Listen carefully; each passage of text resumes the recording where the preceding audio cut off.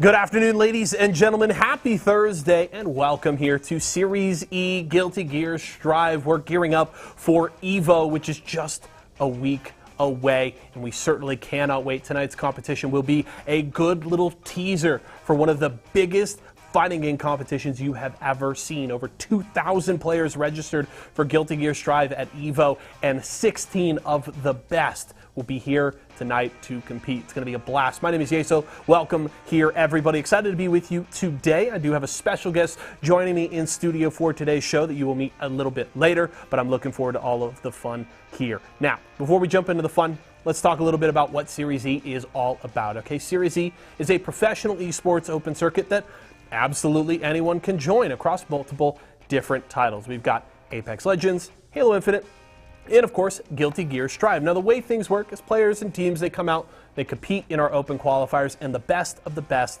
make it into Series E. What does it mean for those players? Well, those players get to sign a contract, they get signed by one of our partner brands, they make a monthly salary, and they get to compete weekly for points and prize money. In Guilty Gear Strive, they'll compete every Wednesday night in the WNF Open Bracket, and then every single Thursday, they're right here in this 16-player double elim gauntlet of a bracket. So if you and your friends want to get in on the fun, head over to matcherino.com/ESA to sign up. And if you have any further questions on how to become a future Series E Pro, esportsarena.com has you covered. Now, before we jump into all of our Guilty Gear action here tonight, we've got a little something fun to play at the top of the show. We've really been enjoying some Jeopardy lately, so let's pull up my rules for the show before I welcome in my wonderful contestants for today. Just a reminder for everybody at home, works much the same as Jeopardy that you've seen on TV. I've got 4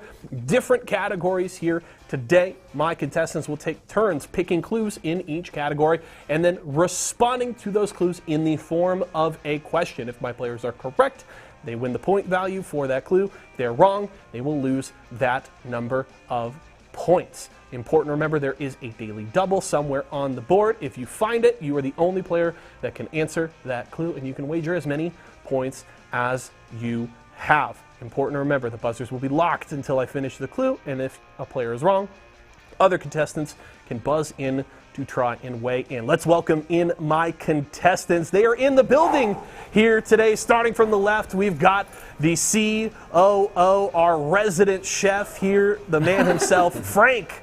In the middle, CEO and founder, the origin here of Esports Arena. It is Tyler, CEO. And then on the right side, it is the Baron of Budgets, DJ Paychecks, our good CFO, Travis. Gentlemen, how are we doing today?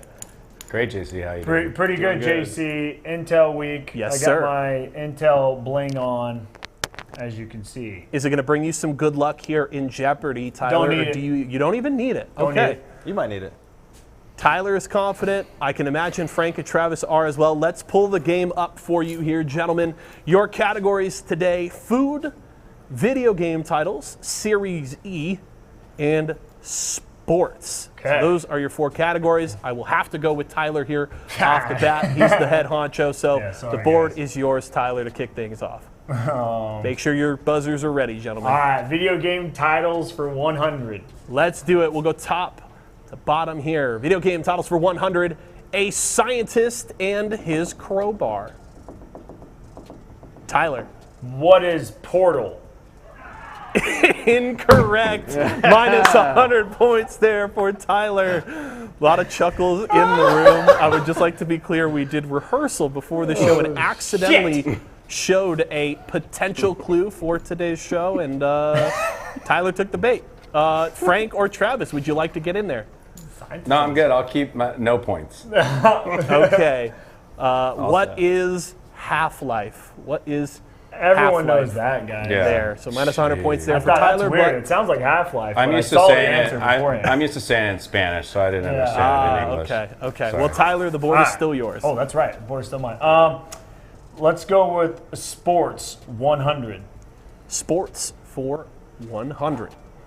Give me back to 0 here. This NFL team won the Super Bowl in 1993, 94, and 96. Tyler, quick on the buzzer.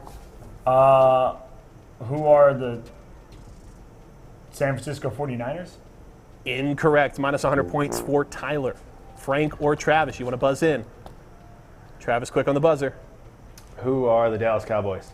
That is correct. That was what I was going between the two. I was going between the two. Total guess. Was it really? Yeah. I'm surprised you didn't buzz in for that. I was late. You know they were like, what? Which game? I was did you at go to? 95 when You're at 95. Dallas Cowboys, San Francisco But 49ers, and Niners won, championship. though. Yeah, they did. Yeah. And they won 95. Yeah. Travis takes the lead and Damn it! takes the board. Let's do food for 400. Going big. Food for 400. And Daily Travis double! found Come our on. daily double there. Bet that. We don't This get is- to. this We don't is get to just answer. bad Only luck. Travis, right? Yes, Yeah. only Travis can answer. a lot to wager here. You got 100 points. How much do you want to wager? There's a number I'm thinking of, but I think I'm going to go with 100 instead. Okay, let's do it. Your clue. In dinner slang, an MD isn't a Mountain Dew, but this soft drink. In diner slang. In diner slang, an MD isn't a Mountain Dew, but this soft drink. What is? I don't understand the clue, and I have no idea. Oh, yeah, I don't think that's it. Minus 100 points. Yeah, I knew it. Man. What is a Dr. Pepper? What? Dr. Pepper. MD, doctor. Kind of a stretch, but I get Okay, all right. All right, Travis, the board is still Who came up yours. with these questions? it. Let's go with video game titles for 400. Video game titles for 400. Let's see. A Tournament of Realms and Gods. Tyler. What is League of Legends? Incorrect. Minus 400 points for Tyler. Travis or Frank? Travis. What is God of War? Incorrect. Minus 400 points for Travis. Nah, I'm good. I'm good right now at 0. Frank gonna win plays the this long shit, dude. game here. He says, I'll stand pat. What is Mortal Kombat? Mortal Okay, Kombat. all right. That makes sense. Okay, we go back to Travis here. Man, I'm just controlling the whole game. Let's go with video game titles for 300. You better start answering, Frank. Okay. Your clue. You mean missing like you guys? Haunted Pellet Hunt. What? Travis. What is Pac-Man? That is correct. Oh, damn. Dang. 300 points there for Travis. catching up to Almost back Frank. to dead even here. And you maintain control. We'll go with food for 200. Food for 200. Let's do it. It's the pina in a pina colada. Travis. What is pineapple? That is correct. 200 points to Travis.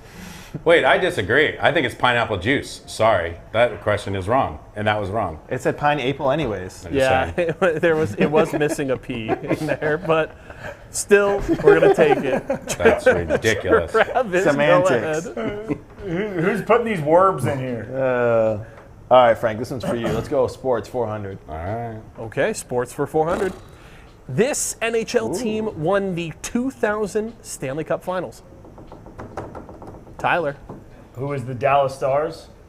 Incorrect. Minus 400 points for Tyler. You see this? Tyler cannot buzz in again. He was already wrong. Travis or reset it. Travis or Frank? Frank is in there. What is the Detroit Red Wings? Incorrect. Frank finally comes know in with 2000? an answer. No, man, I'm and he fake loses hitting the desk here. I'm 400 not actually points trying. there. Is it the Avalanche? I'm good. What are the New Jersey Devils. Devils? Yeah, that was my New next Jersey guess. Devils.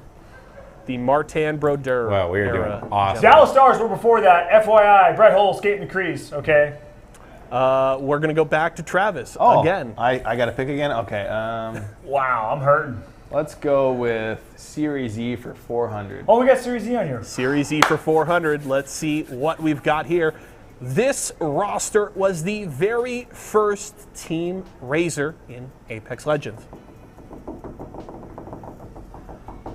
Let's open up that buzzer. God, I can't remember the whole I mean, I don't know them all. I know Yeah. it's. I wouldn't say it out loud. Don't help your other contestants. Can we do a 5, group answer on this one? 4, It's 3, 2, Zara 1. Tricky, Who's that? Who is Zero Tricky, and then Mr. Hacula? Mr. Hacula. Yeah, Hacula, that's it. Mercy only I wouldn't have got. I couldn't have got all three, yeah.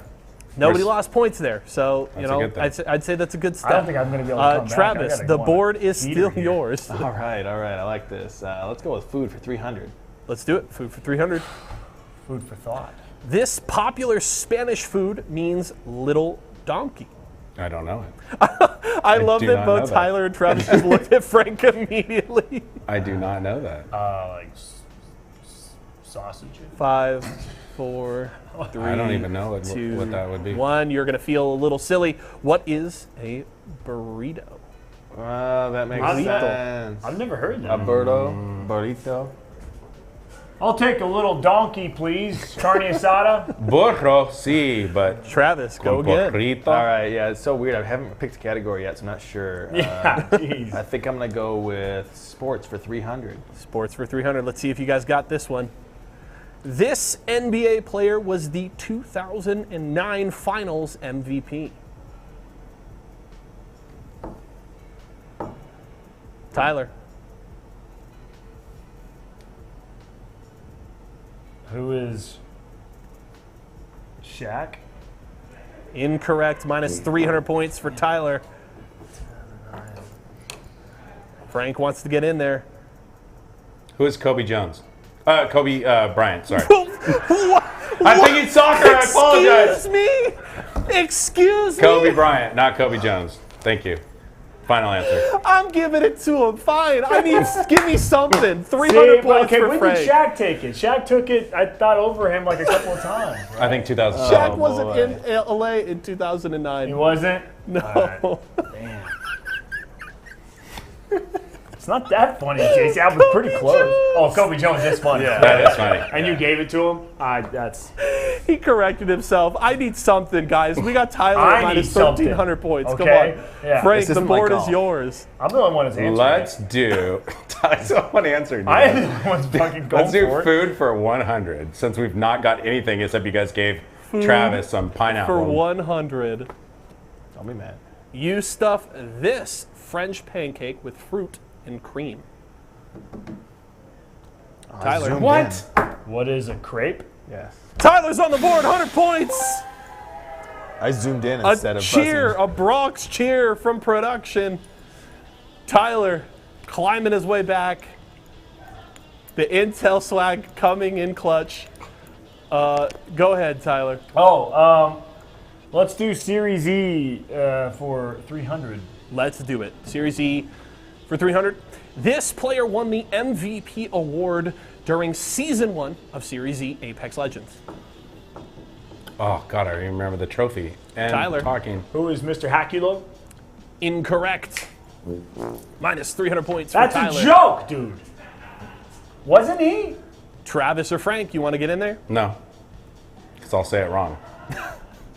You guys are just Who come on. Is Rakanishu. The rack attack. Oh, dang. I thought he won Rat of the Year. You gotta was go Ronnie. back to the archives. Did he win the Rat of the Year, too? No, Ronnie won it. Dang. Yeah, OMG Ronnie. Rat Boy Ronnie. We're going back to Tyler again. Series E 200. I can't. do There's it. no way I can't. I mean, I'm Series E for 200. Kubski was signed to this partner brand in Season 3 of Series E Apex Legends.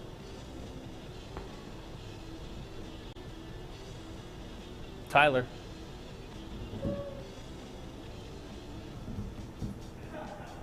Who was 3, 2, Rice Krispie Streets? 1. Incorrect. Minus 200 points for Tyler, Frank, or Travis. Travis? What is Team Cheez-It? Incorrect. Minus 200 points for Travis. We're all in the red here. Frank, why not get in there? Let's do it. Who is Team Intel? Incorrect. Damn Minus it. 200 points for Frank. What is Applejack? I was gonna say, yeah. See, I knew it was one of the Apple ones Jacks. that They were that Kellogg's one of the had. They were I knew it was team. one of those They were Kellogg's ones. team lonely fans. Oh, We're doing real well here. Okay, Tyler. Speak for yourself. Yeah. 3 choices. Take your pick of the litter. This is all negatives. Sports para 200. Let's do it. Sports for 200. This is not the correct clue. Let's try sports for 200. Dallas Cowboys. Dallas Cowboys. Don't give them any points. I should. Yes, we already got it. Good job, guys. Give us the points, put us all back to 0. Do we not have the clue for 200? You're working on it. Okay, fine then. Let's go. We'll go back to that later. I can like try and make up one. Right, let's do another one, Tyler. Let's do video games for 200. Let's do it. Video games for 200. Puzzles and testing for science.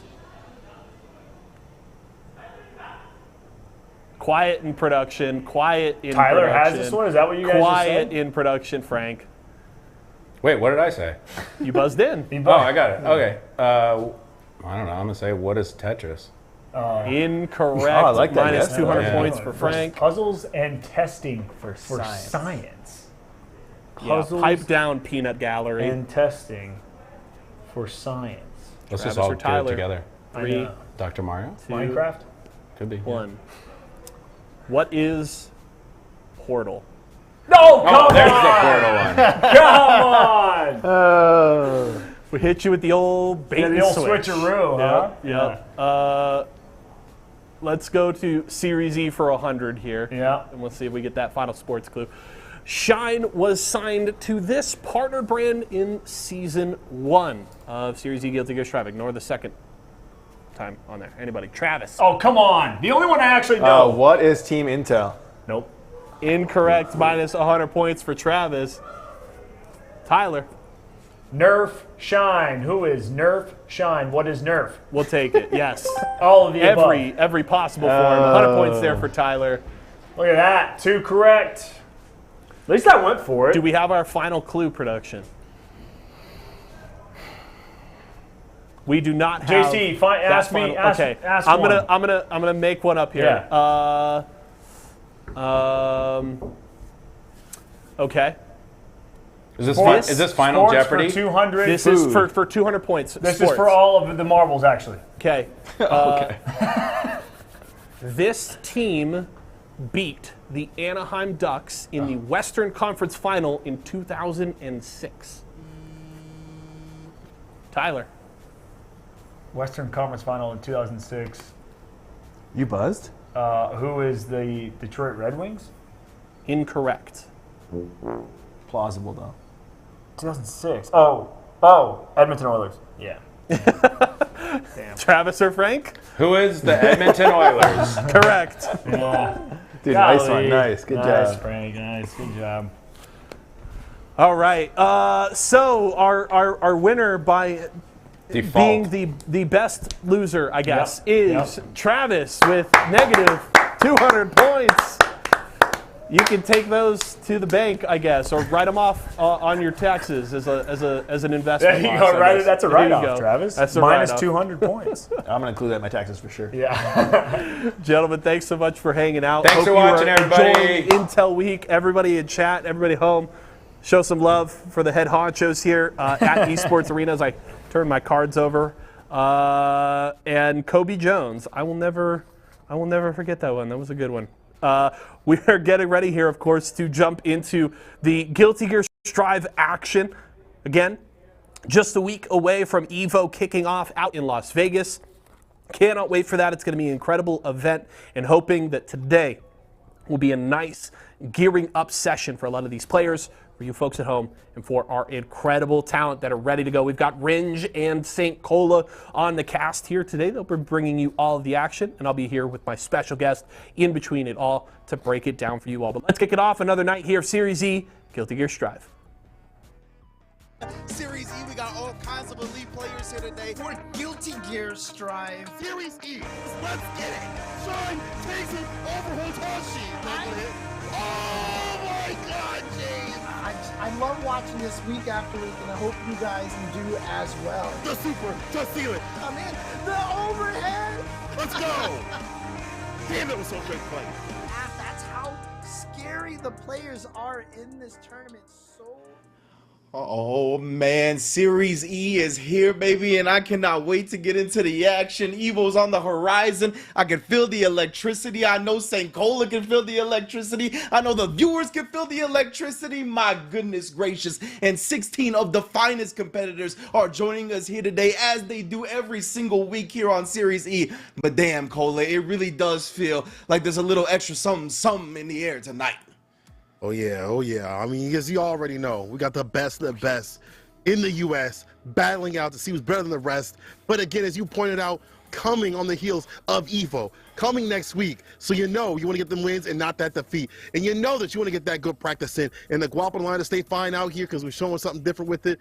Series E, got to give love to them. And, you know, let's take a look at why things are so different. We got a typical tournament, but they are playing for something a little bit special. Obviously, the double limb, you know, default settings and stuff like that, first to threes and things like that. They get to keep their character, all that good stuff. But they are playing for a pretty decent prize pot, as well as, if you are a sponsor player, to keep your sponsorship. Ooh, we got sponsorship carryovers on the line tonight.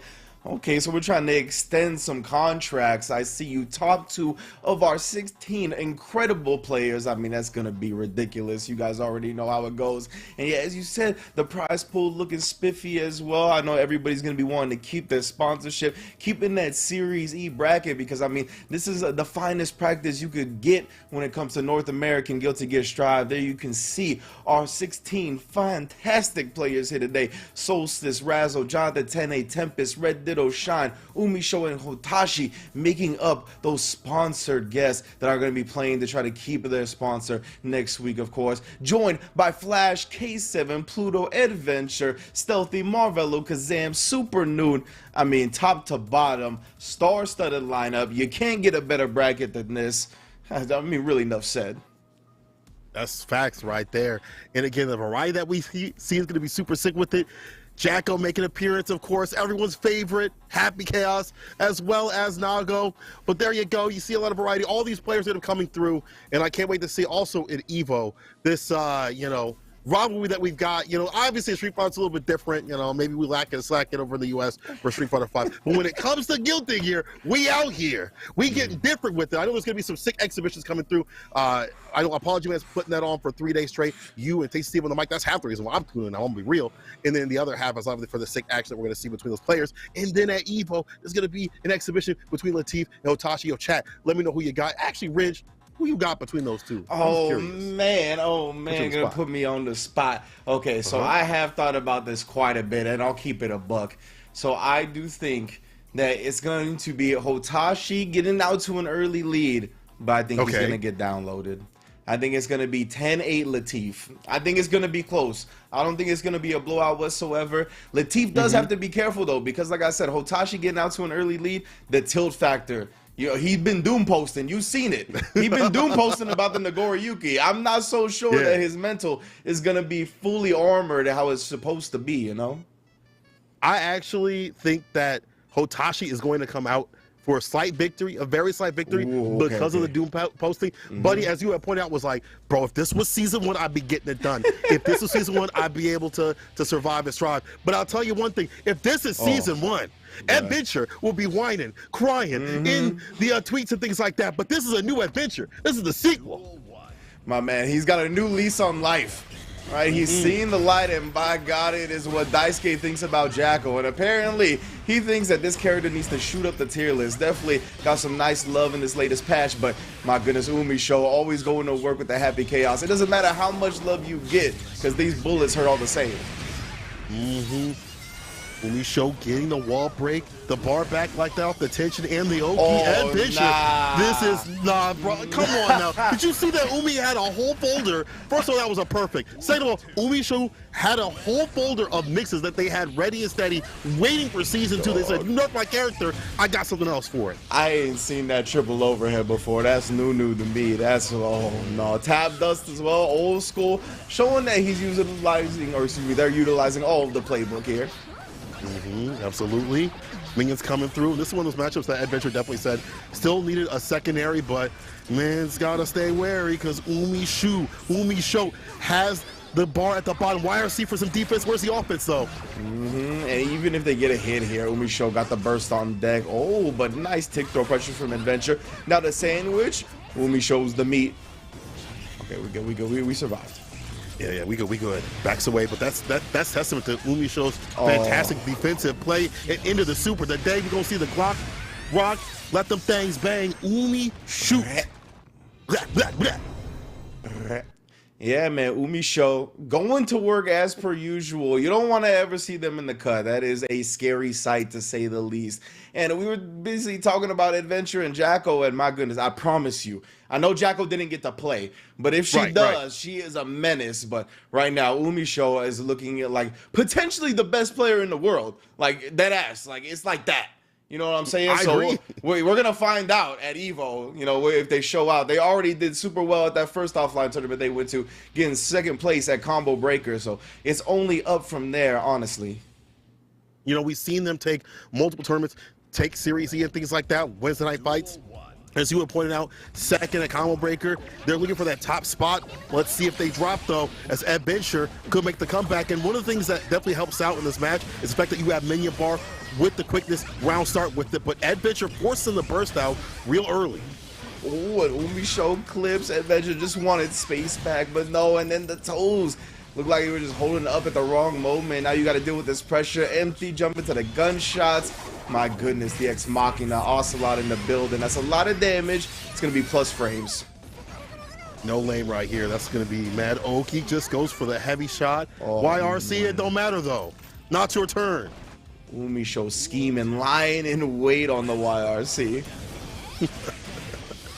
So nasty with her. They're going to jump and thinking about it. Concentration. Empty angle save you, dog. Side switch, the roll, no butter, though. In the corner carry. Into the super. The combat rolls straight through. Now Umisho again. That plus frame scenario, oh so familiar. Oh, only two overheads this time. And then the low. Good blocks from Adventure. But if I'm Umisho, I'm going back to the triple overhead next time. Oh, yeah. Oh, the low is fine. Bruh, the empty low is plaguing this man. 2D, though. Here we go. The sub shop has a minion from behind. So don't open the door. It's not Domino's. Red RC.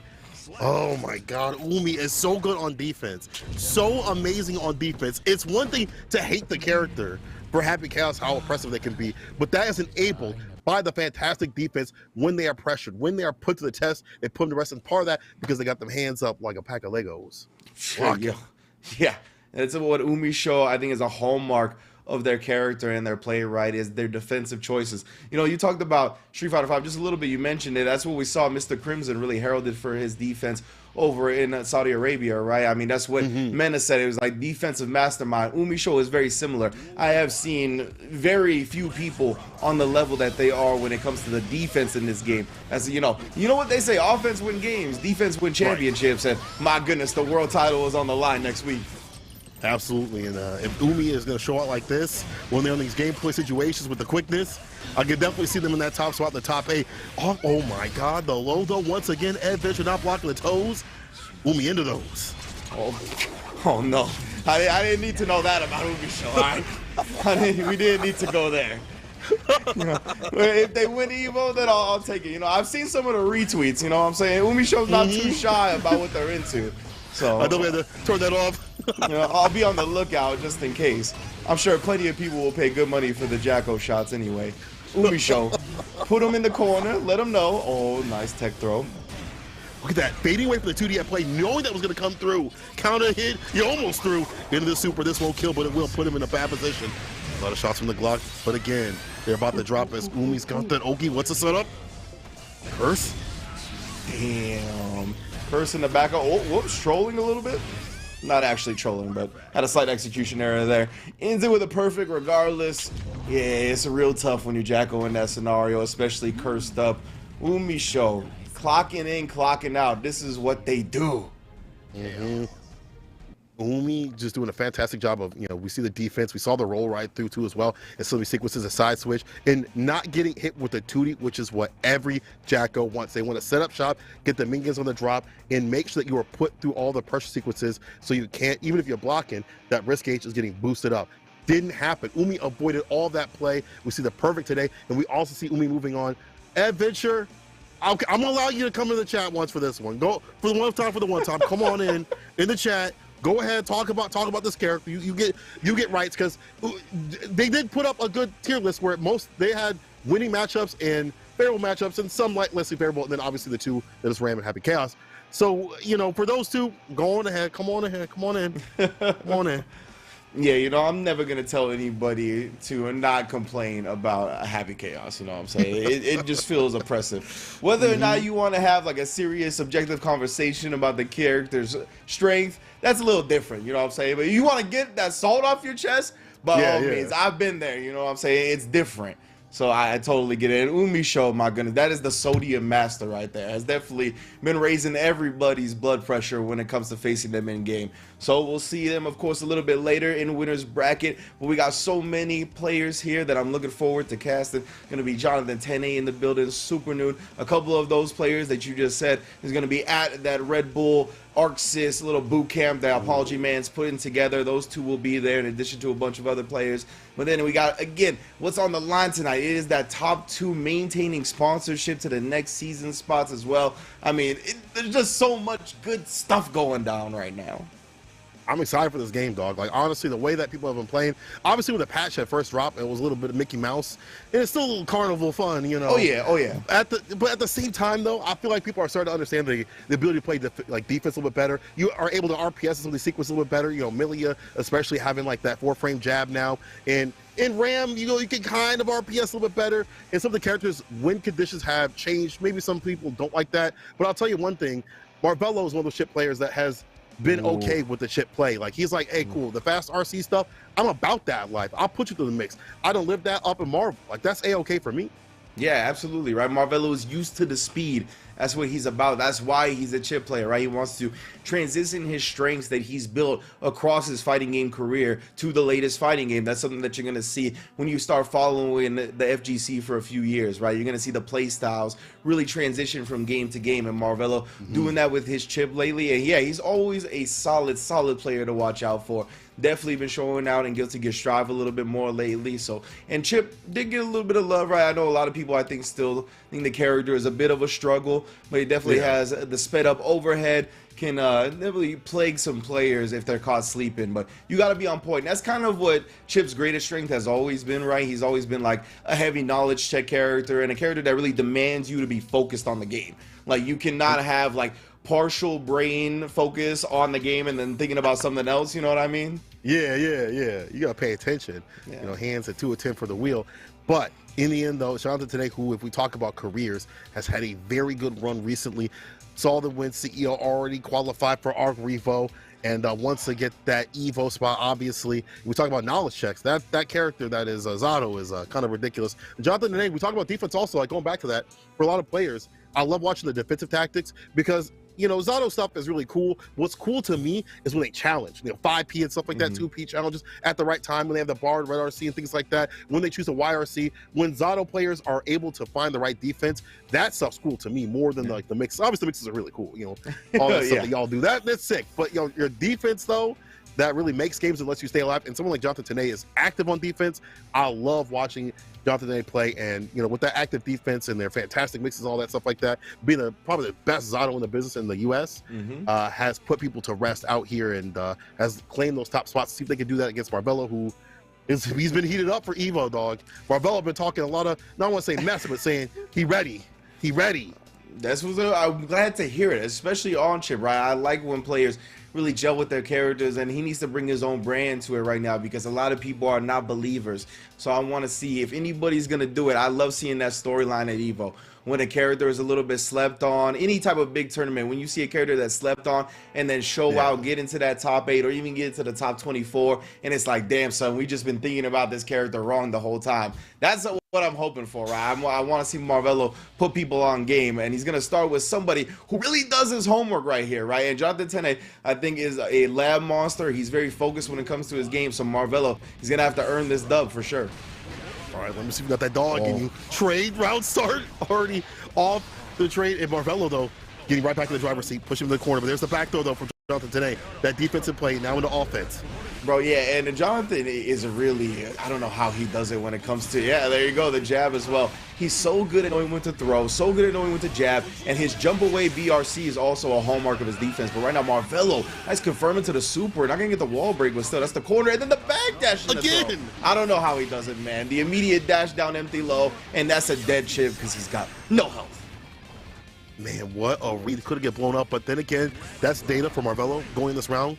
Like, okay, you want to go for these back throws? No go bozo. Maybe y'all, you know, go for a neutral jump or something like that, or a delay. But right now, it's Jonathan today with the bites. 5P again. The challenge is on the dash against someone like Chip. Look at these 5Ps. Look at, yeah, he's like, nah, bro, you're really going to have to keep the pressure real. Like we said, this character definitely requires some knowledge checking, and Jonathan, again, has all that on deck already. Marvello, he's getting caught trying to press buttons on little Eddie a lot of the time, and he's been counter hit by this 5H a whole bunch. Jonathan already wrapping up the first game. No, that was quick with, and I get it, because Chip ain't got no health. But then again, the defensive decisions, and then just being able to challenge Marvello before they can come in with the 5Ps. I've not seen people 5P Chip like that in a long time. Dash challenging somebody in Guilty Gear takes a lot of effort, and someone like Jonathan Tene on play today, looking fantastic. Marvello has to switch things up, maybe take a more aerial approach, but then again, you try to get aerial with it, the leapfrog drops you down to the ground.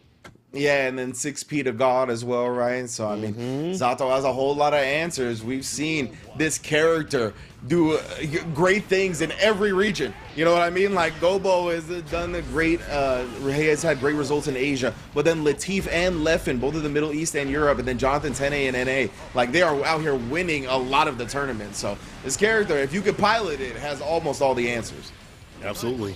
All about that pressure. The minute you left the gas, let them pass, and Marvello's hoping for that, but Jonathan Tene always got something in play. Even when Eddie's off the table, fighting back like that, yo! Oh my! We sinking, baby!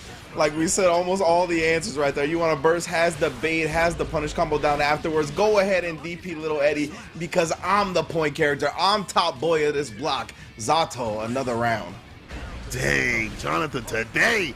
As you said before, people just, they've run a different, call him Stranger right now, because they're getting ready for EVO, and you definitely see the practice from Jonathan today. However, yeah. I feel like Marvello's just looking for, like, 2S, stuff like that for the whip punish. That whip punish kind of style isn't always working out. We do see the 5K and play 2D knockdown. Gotta see some more pressure. Oh yeah, but then the BRC back, we talked a little bit about that earlier. Good block on the dash down low. Ooh, just trying to get in his face, but dashing away, giving him that space, and Marvello taking full advantage of it. Great conversion, corner to corner, wall to wall. About to make this man fall. 2D, records of the super. My friends and me, it's a party. And this gets right into that win condition that Marvello is looking for. Gets the bar back and then some fast RC, get nasty with it. Why RC immediately though? Yeah, Jonathan had that 50% meter. I'm surprised he so liberally spent it, and right there got caught trying to reach in, hand in the cookie jar, no sir. You want to diet. Oh yeah, you see the fuzzy jump timing from Jonathan right there. He was even a fuzzy jump forward, and he blocked. That was a really good defense until then. Burst completely gone. Marvello mixing his shit. Oh my God, with the super to do it. Oh. Hey, yo. Yeah. Marvello. Buddy running different today. He said, I got that dog in me too. Yeah. Yeah, most definitely. That was a hell of a way to bounce back. I honestly thought after that first game, JT looking like he was going to run away with it. And honestly, that's what I thought. But Marvello holding strong, and that was a tremendous burst bait right there. We saw Jonathan have a sick burst bait as well. Both of these players really prioritizing taking away each other's bursts, right? Both very low health characters, both bottom 3 health characters in the game. So if you can kind of take that off the table, you're going to be able to run amok and do it very quickly. Yeah, looking for those defensive options, blowing it out, and then, smoking it for the decisions. Jump in, burst situation for Jonathan today. Now into offense. Gets the applause. In the corner you go. Leapfrog. Don't press a damn button. Oh, you see the hezzy right there with the 5P and then the 2P. Catch him coming through. That all cancels it, but he was just in that sweet spot where Frog completely whiffed.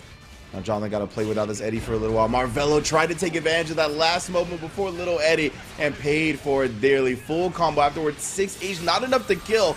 Magic Pixel. How much magic you got, fam? I don't know. One touch to drop, and there it is. He had defensive. The 5P from the back door. Jonathan Tene routes it back like that. Let's see if Marvello can just get, like, he's looking for those, like, whip punishes, get the hit, the 2D knockdowns, things like that, put the mix on him, and get that win condition again. But Jonathan Tene is not going to let that happen. 5K 2D knockdown, at least Eddie up the table. Yeah, this is good. A good start from Marvello, but another backdash, Jonathan. Oh, he got that space, but 2S, boy, he stayed out there for a long time. He had the whiff punisher. We have the corner. We've seen how dangerous Marvello is here. Has the RC to keep the overhead safe, and oh, you got caught reaching. This is going to be a painful lesson to learn. Jonathan now, the one on life support. BRC right back at him. Gonna FD and wait and bait a little bit. The low, though. Marvello keeping it nice and solid. Skate stepping through the frog, and we're game to game, round to round. Let's see what's going down. Yeah, got the backdash at the very end. Ooh, Jonathan, yeah, now able to move the Eddie far back enough to maintain that pressure. Nice rising jump kick. That is a chip staple. Definitely a way to control the neutral. Jonathan not gonna maintain anything in the air, and this is really good Eddie challenge from Marvello consistently. Try to get that off the table as much as possible. The 2S coming through, burst, puts him in the corner. Offensive style, stay here a while, start paying rent. Bar at the bottom two, Marvello looking for a chance to operate with it. YRC for the turn back. Just like that, Eddie sandwich to maximize damage. Marvello's blocking. Oh, and he blocked for so long, so well, but the second low actually did catch him. But Jonathan, he has to buy his time before Eddie comes back, and he is here now. He doesn't want Marvello to play, and oh, reliable. I don't even remember him doing that previously in the set, but boy, that is definitely the security blanket for Zato's in this game, and he gets the frog follow-up to squeak out that game. Now we see Jonathan Tene right back in the driver's seat. It's been such a seesaw back and forth. But again, Marvello's like style where I feel like he's less wild than other chip players, which is actually good, which is what you want to be. Like you're looking for whiff punch and stuff like that. Is not, you know, happening in a good sort of way against Jonathan Tene. Like he's not whiffing like far slash and stuff like that. Nothing to capitalize on. We see also defensive tactics getting switched up for Jonathan Tene, rotating the defensive options with the backdash and things like that. But now Marvello with a fantastic round start. Burst puts him in the corner. Yeah, that was a nasty cross-up, and Jonathan was like, all right, I'll trade getting hit by this and burst to get him in the corner, but Marvello already pulling Jonathan Tene back towards there. Oh, we're going to take the wall break. Indeed, he does. It's going to be a lot of meter from Marvello. He's already got 50% intention to spin it on the first bit of sequence, but gets snuffed out by the 5H. And the Sun Void, lock him down with the super, plus frames on lane, YRC, makes a turn back, no go, Bozo, you thought? They suck a free leapfrog again. What situation opposed? Don't press a damn button. Marvello not able to do anything, but does find the 5P counter it. Finally has bar at the bottom. Yeah, this is going to be big for Marvello. He's got 100% tension, yeah, so you know the pressure was going to keep coming. And with another 50% tension, that is a prime time to do the overhead because you can see the follow-up would kill. And you don't really expect them to do RC into another RC that quickly. A lot of times they don't have 100% tension like that. He literally built it with that sequence. He is an RC master. I love his bar usage. Like compared to other chip players and even other players in general, so mindful of his bar, and I think that's so necessary for chip this season. Not far enough to get the 2D, unfortunately. We'll get the 2S though. Jonathan Tene pushes Marvello back in the corner. Let's see Marvello's defense. Backdash away. The shimmy in play. Who do you see doing that as a Zato player? Yeah, that was ridiculous right there from Jonathan, pulling out in a clutch moment and backdashing the DP perfectly. He's going to get the kill here with the RC, I believe so. Oh my goodness. Jonathan with a couple of clutch backdashes to force a set point for himself. Bro, I have not seen Zato players run that backdash. Slower character, but Jonathan Tene using that backdash in play and is on set point, putting Marvello back in the corner. These round starts have been perfect for Jonathan. Wasting that bar that Marvello would love to use for offense and for defense, and it's off the table. Yeah, Jonathan, we try to stay extra safe and spin the meter, and he got the burst, not baited, but spent that as well. So Marvello, he gets some offense going. This is going to be rough. And he does so. Caught Jonathan trying to 5P mash right there, finally catching onto the rhythm a little bit. And this is maybe what Marvello's looking for. You know, some of these sequences don't go your way, but that good play, if you get that bar, just that one bar for the super, the wall break, and to finish it, able to seal it and steal it, and take us a 2-2. Let's see what it do, dog.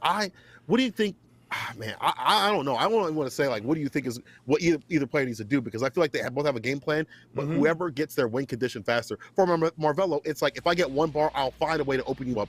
For Jonathan Tene, it's if I can have that defense on the deck, with the backdash, everything rotated perfectly, I won't get opened up for free. So one thing that I'm really impressed with what Marvello's doing is that he's challenging Pierce way more than a lot of players are challenging Pierce right now.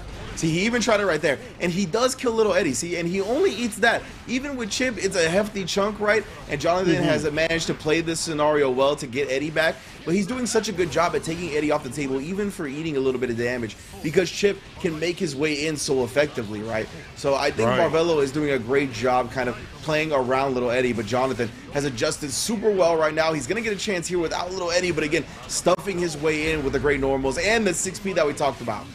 6P the game, 2H, lands that final hit to do it, and I definitely agree with that game plan, but as you said, Jonathan Tene is so good at rounding it back. Like, cool, you kill Eddie, I have some other buttons ready.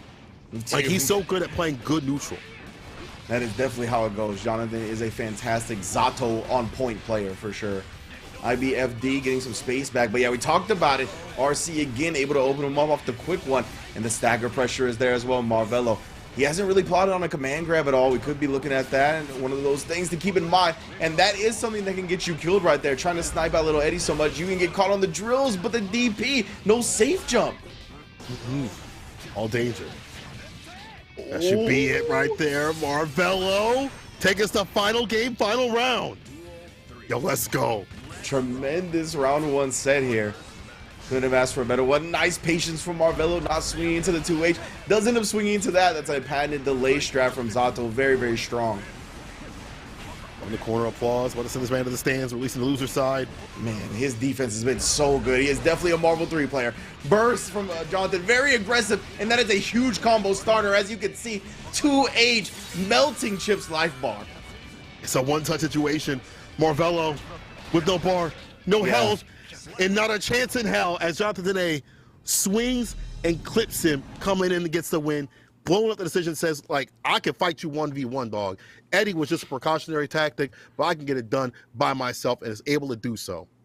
So, and it was a pretty poetic ending too, because we just talked about how he's been challenging Eddie so well, and he's been eating a little bit of damage for it, right? But he's been getting Eddie off the table.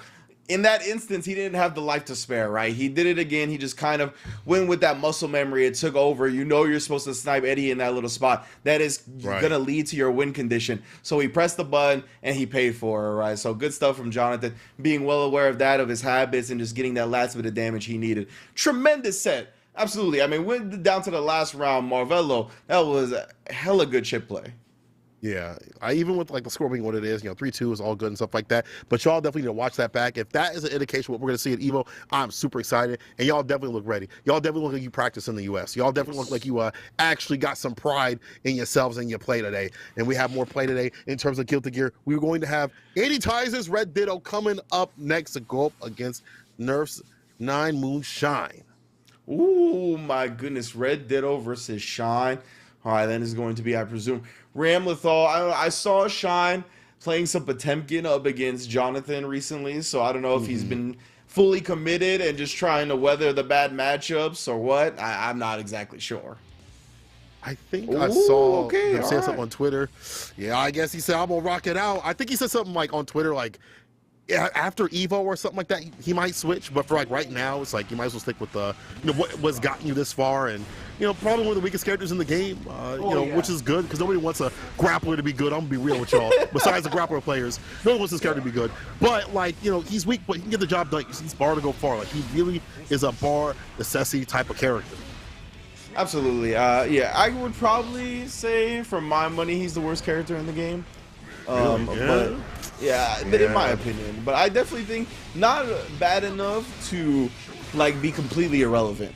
I definitely think when you're on with Potemkin, you can make your opponent pay real quick, right? You're only 2 command grabs away from a dub. So it is tough to find those 2 command grabs on Ram, though. I won't hold you. Already got the pressure in the corner, and a beautiful coverage right there from Red Ditto. Saw the combo, went the wrong way, and just RC'd to cover that space up. Veteran move, but however, Potemkin, big boy, still surviving. Yup. Make the comeback, but not like that. Interruption right there with the heavy. Red Ditto already showing you why this matchup is absolutely terrible. I think that's definitely the case in most matchups where for Potemkin, he can definitely make the comeback, especially with that one bar. He just needs one good or a few good guesses, but it's so hard to do that when you have a character with far slash, heavy slash, and then puts you in the corner. You can't last, even with the RPS being better. Super or a bot though, looking like a damn murder. Yeah, how are you supposed to get on Ram as Potemkin, bro? What are you supposed to do? Like Mega Fist, these jumps, even a hammer fall, like all these things, they're just not that effective against her. Like she's got ways to blow up the armor. The Mega Fist, like she's never really in that range to where even when you hit, you get a powerful follow-up. It's just not a good look. And as we saw, Red Ditto playing the matchup how you're supposed to. Now, from the Ramlethal perspective, it's all about not really looking past the Potemkin, right? Make sure you execute your game plan because on paper, you're supposed to win, right? As long as you don't get hard red or anything like that, it should go fine. And I mean, the caliber of player that Red Ditto is, yeah, it's definitely a tough mission for Shine. It's so difficult because, like, you know, at the same time, Shine he usually has a protagonist power up. Maybe he lost that because he, you know, went to the dark side with Geo for a bit. Let's hope the theme song's playing, but as you pointed out, so hard to get in to get the win in these knockout situations. I don't know if they're trying to acclimate the roll back in frames like that with the 5Ps, but we'll see as Red Ditto gets right back in, puts Shine in the same position that we saw before. This is the same. It's the same episode. We don't saw this episode before. Change the channel. Shine got caught by Clark Gable on cheaters. Cheating on Potemkin. Like, look at that, bro. You win Giovanna, now you're caught red-handed. The protagonist power ain't there anymore. Your stuff's out in front of the house, and Red Ditto coming to collect. Oh, no. Yeah, this is looking dire, dog. The sword staircase to send them to heaven. Red Ditto getting closer and closer to game point with the quickness expeditiously. They're on the Grizzly. They are mauling Shine. Let them play. I almost feel bad for a grappler today. Damn. That's how you know you're being abusive, honestly. When you make people feel bad for grapplers, that is definitely some oppression that is going down right now. Red Ditto, plus frames on deck, positive bonus on deck. Shine finds his way out, gets a chance to play for a moment, and then, you know, right back on the defensive. Trying to out-neutral Red Ditto's Ramlethal. Yeah, not going to happen, fam. Nah, not with that Gundam Wing super to send through the wall, make a fall, meet your neighbors. One more touch. Red Ditto has so many ways to play, and the jump in for the win. Unfortunate situation for Shine. And this, you know, for this murder right here, we got to play a little CSI. One thing I really like that Red Ditto is doing is defeating this character before they get the bar to go far. Continuously putting under pressure and ending him in super sequences. There's no gap like that. Just immediate Oki, continuous pressure, continuously flowing and going. One of the things that you don't want to do is let Potemkin get that bar. That minute that he's got that bar, it's a RC cancel into you might have to guess for your damn life. Yeah, exactly. And Red Ditto has really not given Shine that opportunity whatsoever, right? Shine would beg, please, sir, a wee bit of positive bonus, a crumb of meter, just something to get the game going. But, I mean, when you're not on offense in this game, your meter build is quite slow. You can see, right? Shine just taking these block strings, and my man is barely building anything. I know, it's an avalanche right here. Red Ditto with that Ram 2 lethal to deal with. Now Shine getting a few hits into it. 6P, slightly whip punish, but some of this bar back like that. If he can get that one bar, I want to see him get some bar, some sort of usage, some sort of butter in the pan. Let me be a fan again. Come on, Shine. All right, he's got the 50% tension, but oh no, he might have to use it defensively here for Red Ditto. Oh, the quick RC low right after the tap dust. You're so worried about the dome. The toes get exposed, and Red Ditto set point. Quick RC off of Ram players. I didn't even know Ram players knew what a quick RC was because they just be doing the same strings over and over again. But Red Ditto studying and studious. Oh no, off the sword explosion. This is not looking so good for Shine once again. Bad situation. Morobato for the super, for the Oki, the bar back like that, the tension. Oh, this is back to the next dimension. Yeah, it's looking like he's gonna find the Shadow Realm, a Void Planet. So maybe Planet Null, something where he's gonna have to go and disappear because Red Ditto right now deleting his existence. But Shine is getting a chance to play. Oh, he's trying to shimmy him a little bit, trying to wait for Red Ditto to respond with something, but he's just looking at him, staring him in the face. Oh no. I'll put myself in the corner, just to tempt you into trying to finally do something, only to wake up with the overdrive. That was rude. That was absolutely rude. Like, my man actually put himself in the corner and was like, oh yeah, he'll do something now. He's got me in the corner. There's no way he doesn't do something now. Oh, man. What a jackass. Bro, the theme music's playing, man. Now you feel like number. You know, Isaac just stopped it with a sword. Once again, the villains win. Yes, that's facts. Oh my God. Y'all different. Y'all different out here. Y'all ready for EVO. Yeah, apparently. Like, we're getting real violent with EVO around the corner. Everybody's trying to step their game up. make sure that messages are sent. Mental damage trying to be done before EVO. You run into me in the bracket, you already know I got your soul on my mantle. That's some wild stuff for sure. It's not gonna stop in terms of the wild, not mild out here. We got more good action at Guilty Gear. We have Mike and Ike Tempest going up against Kazam, who is a sick millie, has been doing a lot of work. Have been doing so even last year. I feel like I saw Kazam in a lot of tournaments in the Bad Blue Battles and stuff like that. Some top spots. I believe they won a few of those. But man, oh man, am I a fan of Kazam? Like with a million players that is just so active and so aggressive. But I feel like it's so hard to play that character at a high level. You only have what? You have Kazam, you have Lord Knight, and a few other ones. You know, we have Yipes, and then you know, K-Brad when he wants to play, things like that. But Kazam coming through. Can they survive against Tempest? The storm that is Tempest against Leo. I thought this character was nerfed. Why am I still seeing Leo? Yeah, right. Tempest, I saw on that day one was like, damn, son, they kind of kneecapped him a little bit, but it seems like he's got maybe like the Wolverine healing powers, because he's right back here making sure everyone knows that this character is still a force to be reckoned with. And ooh, yeah, that Iron Maiden, I think he got buffed in the patch, but not buffed enough to save him from that punish. Still can't use it recklessly, but oh, Kazam's gonna get a chance to play. Charge does punish to start off too. That's mad damage. What's the follow-up? Tim's gonna take that. Dash up, yeah, caught the FD with a throw. Put some mix on him, stays in front. Bad Moon, good kid, corner carry, stay wary. Oh my God, Kazam coming back with a break. Yo, Kazam, if you do this, you an absolute god. You an absolute god. Oh my God, that was almost so sick. Trying to bait out all the anti-airs possible, stay up there for a while, but Tempest saying it with his whole chest. 6 speed to put him to rest. Gets the first one on the board. Ooh, the guard point lets it loose. Ground pound, make the bedrock, try to get the overhead. No, you might be dead. As Kazam actually gets a punish and a side switch. Oh yeah, we interrupt. Kazam able to go through and get the big counter here. You can see the type of damage Millie gets. People talk about this character not doing damage. Yeah, okay, fam. Maybe step your combos up. Well, she gets a lot more this season and baits up that DP. You got a DP addiction. I'm the intervention. Kazam gonna punch you every damn time and stay fine. Finishes it. Damn, come back next week. Get your 7-day token, asshole. Kazam, though, already getting the start up. Oh, the close S as well. We get early knockdowns. Wow, that was even safe from the DP and punish because the disc stays there. Kazam aware. 2D, American Eagle, side switch. Close slash, very plus. We have to empty this season. Oh, yeah. We're trying to bait out those 6Ps, being careful with them. I mean, yeah, covered that time, and Tempest staying strong. I like that switch up into the sweep. Knowing Kazam's been baiting out those DPs, and they're rising, but even adjust. Can't quite get the corner carry, but still, the corner situation is his. Yeah. Finish it. Good stuff for Tempest. Run it back like that. Ground game looking a lot better. And as you point out, switching up to the 2D, which is risky this season. You get easier punish and a sure throw, if not anything. But I like that Tempest doesn't pull that off the table, though, because, like, I feel like when things get nerfed for a lot of characters, people are like, well, I'll never use that again.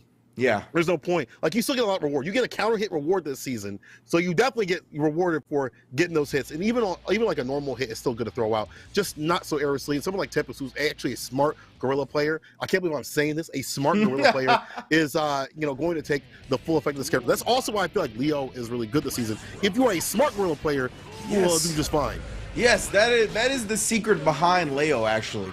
Is that, like, everybody wants to play him all unga bunga and whatnot, but if you get your guile on a little bit, this character is a menace, bro. Like, when you blend the two styles, this character is so tough to overcome. Kazam gonna get the knockdown, cross up is blocked for now. Tempest, oh, you see the backdash just putting him in danger. He just wanted that optimal footsie space. Now we're in the corner. Footsies be damned. Here, you gotta hold this mix. Now we go with the Unga and the Bugger. The side switch through this season. Overhead, Chrissy, the Cranium Plus in the dome. Peace be with you, also with you out of this bracket. Bro, if you parry this, you a god. Yeah, you can't do that. My back. I almost said the rest of it. My neck, my back. I'm gonna hit you with my attack. That's it. Tempest with the dust. Oh, man, yeah. All of Kazam in pain right now. See? Ooh, I like that delay right there. It just came down and dropped in front. Mixed up Tempest. He had definitely been looking for the protect the neck cross up. Jump pinch up slash corner carry off the 5K. Set a step a little bit with the back turn, but it don't matter. Counter hit from Kazam in the super. Gonna let that land. Get that wall splat like that. Get that bar back. Yes, sir. Crown him. Actually, don't even need it. King's dead. He died. I don't know. I really hope there's not people still out there saying this character don't do damage. Like, please. I really hope there's not those people that still exist. Like Kazam, Yipes, Lord Knight, all these fellas, they got combos, son. It is ridiculous. Mm-hmm. Hard knockdown, though, off the DP. Speaking about damage, this dog, Leo, definitely puts you in so many sequences that your health gets depleted and deleted. RC, oh, but the Capel, though. Yo, I was going to say I was so smart, but Kazam got clipped leaving. Yeah, the guard point stance, right, just absorbed any and everything. He was like, nah, fam, you better bust out with a low. That time, actually, Tempest was looking for the reversal super from Kazam, gave him some space. The meaty, baiting it out once again. Kazam's reads on these wake-up flash kicks have been very on point. Has 100% tension. He's going to be good damage here with the broken wings. We got 50% as well. What's the guess going to be? Wake up for the, no wake up decision like that from Tempest. Not going to bust out just yet. YRC for the defense out, takes his turn back, and then some. You're almost done. 5K, of course. I knew it was coming. Scub up the Yeezys. They ain't even real. What you get those at? Not Shop X, Shop Y. Why you not blocking? That's not good. That's not good whatsoever. My goodness. The Shop Y, the Shopify didn't check out at the right spot. Ended up having to go to the bodega to get some bootleg stuff, and it's not looking good. But man, Kazam was so close to taking that dub, bro. Oh, it was the clutch YRC at the end from Tempest, right? YRC is always a risk. It's a very scary to do. He did it very early in the sequence. It wasn't like some move that had a lot of frames to it where it was going to be guaranteed YRC block. So that was a risk Tempest took. It paid off. Up 2-0 now. This again, not something you typically see from a lot of Leo players. Like, a lot of them are not going to go for a YRC, right? Like I even like people like Razzo don't typically run that. They usually go for DP, Red RC, and things like that to keep it safe and solid. Yeah. But someone like Tempest is so smart with it, studying and studious in the art of the Unga and the Bunga. Yeah, and Kazam, he had been really reading those flashes, so he adjusted. That's gonna be death. I was gonna say a lot of damage, but there's no point when she's just gonna go directly to the grave. Tempest now cleaning up right now. That is the fragile type. She might get packed up softly. Tempest on that set point situation. The burst. Stay away from the worst. Does not want to be put in the mix. The 2D coming through. Ground pound. No hard knockdown. No big deal, though. You have the back turn where he is shining while in profiling. My goodness, bro. Kazam does escape the corner for now. I don't know, though. I don't know how long they're going to last. Yeah, any decision right here. Anything. The helicopter, North Carolina. The throw, though, on the RC. DP, baits it out. Ooh, okay. Kazam not going quietly into the night. Is going to be good damage. Enough to kill. All right, we still alive. So able to throw. Not doing too bad. Not doing too bad. Kazam coming back from the break-in. Trying to acclimate not only just around the DP wake-up decisions, but other ones too as well. But here's the grip. Stays in front with it, the 5K. Pressing at it. Get that burst off the table. That's good for Tempest. Even though get the distance, it doesn't matter. Kazam's defense is done. Dusted. Gotta do it raw. Oh, the capo catching Tempest, trying to commit something early. It's really keeping him locked down right now. Backdashing into it. Oh, was the air block. Good block right there. Instantly into the low. And a challenge on the flashing. Tremendous defense. Does jump out of the throw. And contests him trying to chase down afterwards. But in that 5, people love to have a counter hit. Guard point, lets it loose. Yo, Kazam running for damn dear life. Bro, Kazam's capo usage is so OD. It's actually wild. Like, it's so good when TK stuff like that to catch the guard point and play. One more touch. DP, though, they get the hard knockdown. But the area right there, Kazam. Goddamn. He ain't done. That was a scary, scary moment. I was having flashbacks to the previous game where we saw Kazam get Tempest on a pixel and then it just slipped out of his hands, right? But this time able to clutch it out with that jump S. That button has been broken since day one, by the way. That's nothing new. That's not part of the buffs that she got. That button has been one of the best air-to-air buttons in the game since launch. It's nasty. It's like you try to jump slash into like a 5 to 6 piece combo right there, plus more in store, characters hella nasty, and then pins you to the wall. So you have to get preempted with it. As you see right there from Tempest with the jump slash. Yo, hair car on the way down? You gonna do it like that, Kazam, with no bar? Oh, showed you the corner. Thought you would be able to keep me there, but just gets right out. PRC to cover, but Kazam showing some patience, and just as I think that, ends up getting caught pressing buttons. Tempest set point. Right back with that momentum like that. Throwing that 2S every so often. 2K2D knockdown. No go. Has the burst. This time Lush Shaker is fine. Kazam finally to confirm off the hair card. You see the cancel right there with the 5P frame kill. Side switch with it. Close slash. Air to air. Down to the ground you go. Kazam able to get the wall break. Got a lot of tension to play with as well. A very dangerous character Millie is.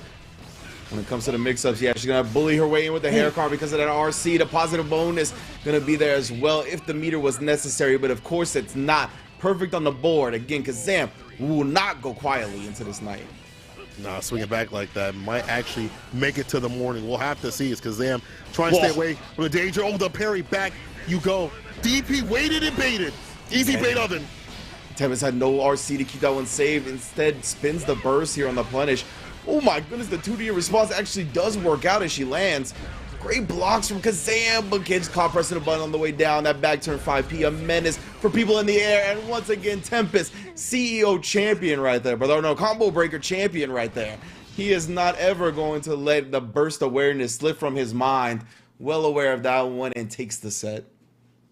Man, Tempest is, again, like, if you try to look at like a Leo player that is like smart with it, that knows how to cook the right way, knows how to play the right way, it's definitely Tempest. This dog knows how to stay solid with that character, but every so often put that wild, not mild in it, so you don't know what he's going to do. Is he going to DP? Is he going to 2D at these points? And that actually makes you really pensive, as we saw multiple times from Kazam. However, Kazam had some really good moments. We definitely saw some good knockdowns, a lot of that fast RC usage. I have never seen someone fast RC go for low like that, mid-screen into the corner like that. That was really nasty. Good stuff from Kazam, but you know what? Good stuff for the Tempest. Good stuff for these players. Good stuff for Yeso too as well. I think it's joined by a cool guest. Who is that? Let's take a look. You know, Ringe opened the show saying that there was something electrifying in the air, but it wasn't only electrifying, it was explosive with that first set of matches that we had. My God, Yeso, what a way to open up Series E the week before EVO. Yeah, I mean, it's awesome. We get this nice little appetizer with some of the top talent in the scene. Everybody is ready for EVO. Of course, we've been ready, considering over 2,000 entrants for Guilty Gear alone, which is insane. I mean, it's literally just the Guilty Gear bracket is going to be one of the biggest fighting game tournaments you've ever seen. That's before you even consider Dragon Ball, Tekken, Mortal Kombat, you know, everything else that is going to be there. So it's awesome, of course, that we get to come out tonight and see these players compete. And yeah, we did start off with an absolute banger. Umisho coming out, taking care of business, keeping the momentum from last week's win. Of course, took Tampa Never Sleeps earlier this week with the bike and pick. My immediate tweet after that was, man, you were all trying to clown on Umisho saying they only win because of Happy Chaos. What do you got to say now? Yeah, anybody who says that Umisho is getting carried by Happy Chaos, you're wrong, because they are just... And you were wrong before. Yeah, you were wrong. Definitive clear proof. Now we have, like, okay, I want to tournament with this character, I want to tournament with this character. They are not to be slept on, and, like, convincing 3-0 over Adventure, and then Adventure ended up losing in the losers bracket to Stealthy. We didn't get to see Stealthy versus Flash, but Flash was able to take down Stealthy. You know, Kai Master showing up again, going to EVO. And most of these players that you're going to be seeing in the bracket are in that top 48 seeding in a 2,000+ man bracket. Yeah. So some of the best competition in the world right here. The talent is stacked every Thursday. So we started with that 3-0. We followed it up with a full 5-game set. Yeah. Jonathan Tene and Marvello. Jonathan using that terrible white Zato skin. Please go back to the classics. Please. I don't know. But Jonathan takes care of business. They go deep in that one, but ends up winning 3-2. So moves on there. Then you get Shine. And I feel so bad because Shine was going into Season 1, my pick to win Season 1, came up just short, right? Second place, and was so much fun to watch. And I know people love to clown on grapplers a lot. I know James Chen has to fight that uphill battle with whoever he's casting with every week when he wants to show some love for his grapplers. But I really enjoyed watching Shine all last season. He is such a talented player, and you can feel and see just how rough it is for Potemkin players when you watch him play against Red Ditto in that set, because it really feels like you're just trying to swim upstream the whole time. Yeah, it's just Ram has so many options that allow you to circumvent what Potemkin wants to do, and you know, was able to bust out in a lot of really key situations. I know the game ended when it was the Morabato, when it was just Shine trying to go for a meaty, and in that situation, like, it's just it's literally a top tier versus one of the weaker characters in the game. Yep. Like, you have to work so much harder to get it done, and no matter how good Shine is, Red Ditto is also on that level, and like piloting Ram to excellence. And we're talking about piloting to excellence. In the next match, we actually saw Tempest do the same versus Kazam. It got really close there, a little dicey at the end, but Tempest closed it out clean in that 4th game, and showing why, you know, that's a combo breaker champion right there. So that's what, and we'll kind of, there's a lot of different angles to attack this because, of course, a lot of what we'll be doing today is, of course, talking about today's bracket, but also trying to set the stage for what we are looking forward to at EVO. Oh, yeah. I think it's an interesting question when you talk about 2 of the best players right now in Guilty Gear, which are Tempest and Umisho. Of course, as you mentioned, Tempest coming off of a combo breaker championship, and that was, of course, an event that, you know, they met in grand finals. Umisho finishes in 2nd. Where are your expectations at for Tempest going into this event? I think Tempest can make top 8. I do highly expect that. The big wild cards is, how is Japan going to do, how is Korea going to show up, and how is Europe going to show up. All of those factors are going to be a main key, because I have like a clear top 8 of what I could expect, but you have to look at Dark Necro, you have to look at Latif, you have to look at Daru Ino, you have to look at Jiro, you have to look at Hotashi. Like, there's so many names that are in that like top 8 caliber. Not all of them are gonna make it. Yeah. And like, we haven't, this is the first like true international clash of everybody. Like, the closest we got, I would say, is Red Bull Kumite, where we got to see a little bit of JP, a little bit of Europe, a little bit of US. But this is the true sign, because, you know, Latif is coming to collect everybody's money, and so is Japan. And like, you can't sleep on anybody in this tournament. Like, it's so hard to call. So would you say not making top 8 is a disappointment for Tempest? Is that kind of where your expectation at? Yes. Or do you, okay. I would say for, it's funny, because for like half of this, actually no, for this entire top 16 bracket, top 8 is their goal. Yeah. And not everybody can make it. Like, out of that entire top 16, anything that's not top 8, like, nobody remembers who got 9. Nobody remembers top 48. People remember top 8, first, and if you got 2nd. I mean, you can pretty easily lay out Razzo, Jonathan Tene, Umisho, Tempest, Hotashi. It's very unlikely that all 5 of those players, who a lot of people would consider maybe the best 5 players in the US, it's highly likely that not all of them make it in, and maybe even multiple, maybe even 2 or 3 of them can't make top 8, because that's how stacked it's going to be, and you're going to have all this international talent coming in. Yeah, it is just such an uphill battle, and that's what's so amazing, because the talent pool for this game is so high. And I think the ultimate goal here is just to show how strong the US Guilty Gear scene is overall, because if we're able to shut out Japan, if we're able to shut out Korea, if we're able to shut out Europe, like if we're able to shut out Saudi Arabia, like, that is the ultimate test, because that was the goal. It's not only about, oh, well, I want to be able to beat this player, I'm going to hide all my tech. It's, no, how do we as a US unit show up and be like, nah, dominate top 8? That would be the best case scenario. If we get a whole US top 8, that means, dang, we're the best at Guilty Gear.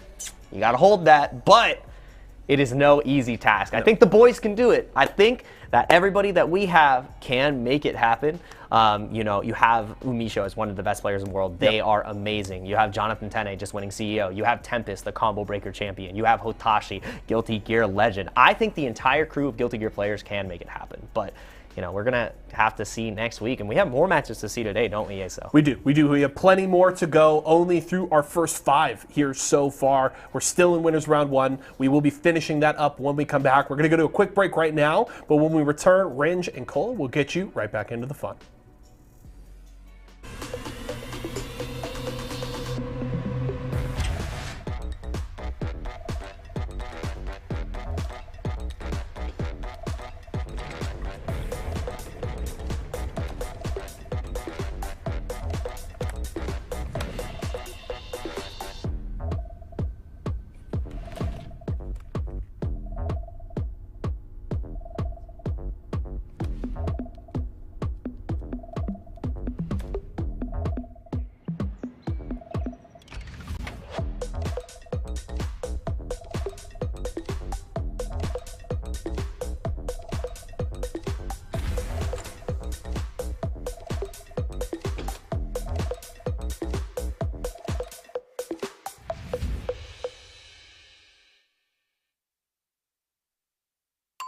Tyson boneless buffalo bites have that tasty kick of flavor, so they're perfect for any get-together. If there are any left when your guests arrive. Tyson Anytizers Chicken. More kicks of flavor, more smiling snackers, more to love. Tyson.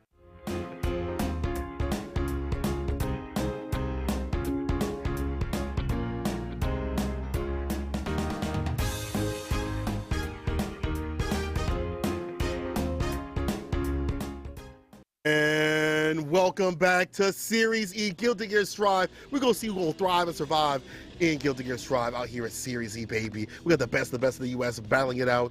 And you got your boy St. Cola and more importantly, Ringe on the mic tonight, dog. How are you feeling with the fights that we had just witnessed? I mean, we've already had some tremendous sets. That Jonathan Tene Marvello set was ridiculous. We've seen some experts go to work as per usual with Umisho and Red Ditto. But man, we still got so many heavy hitters to go. I know you're looking forward to the action. We're getting it right into it. K7 Showoff versus Solstice. And you know, we've seen K7 on that Nagoriyuki very frequently and very often. But right now, the king is back. King Tings right here.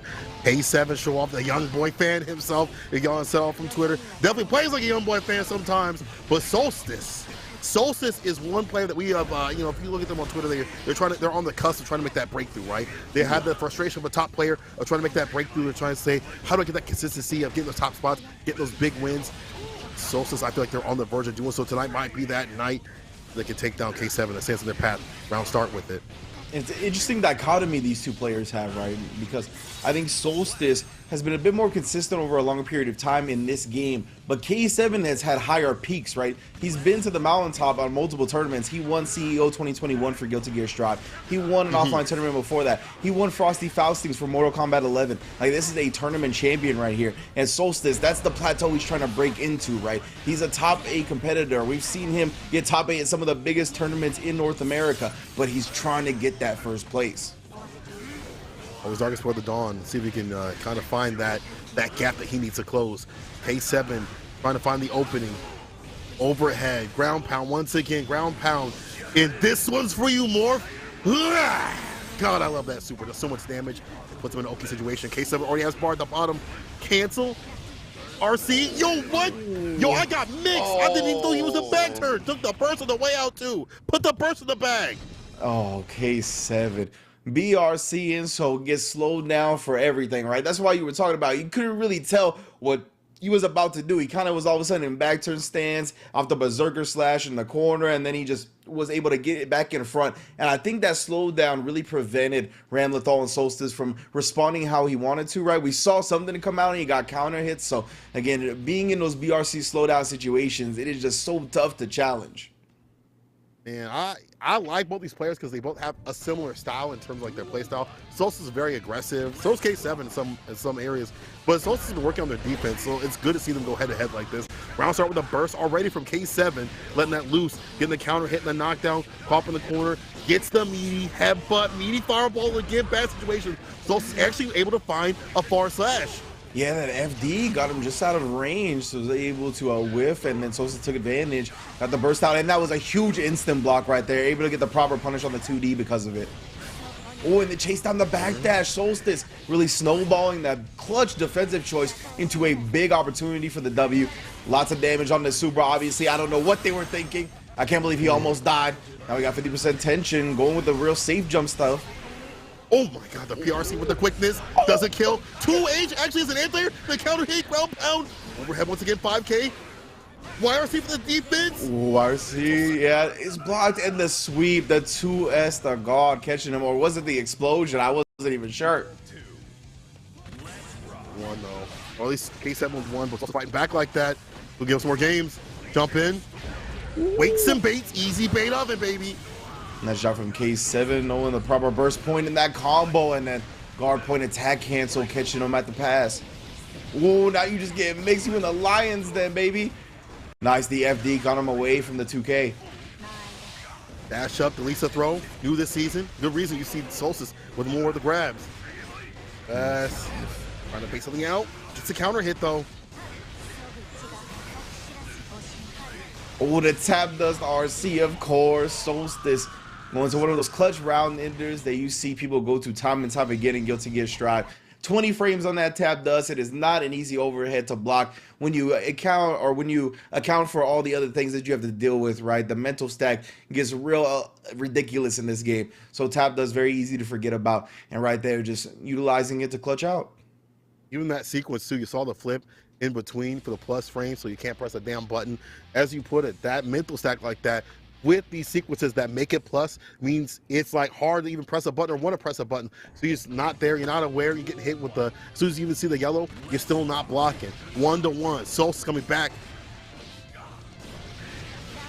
Yeah, and Solstice already going to be able to take advantage of this next round.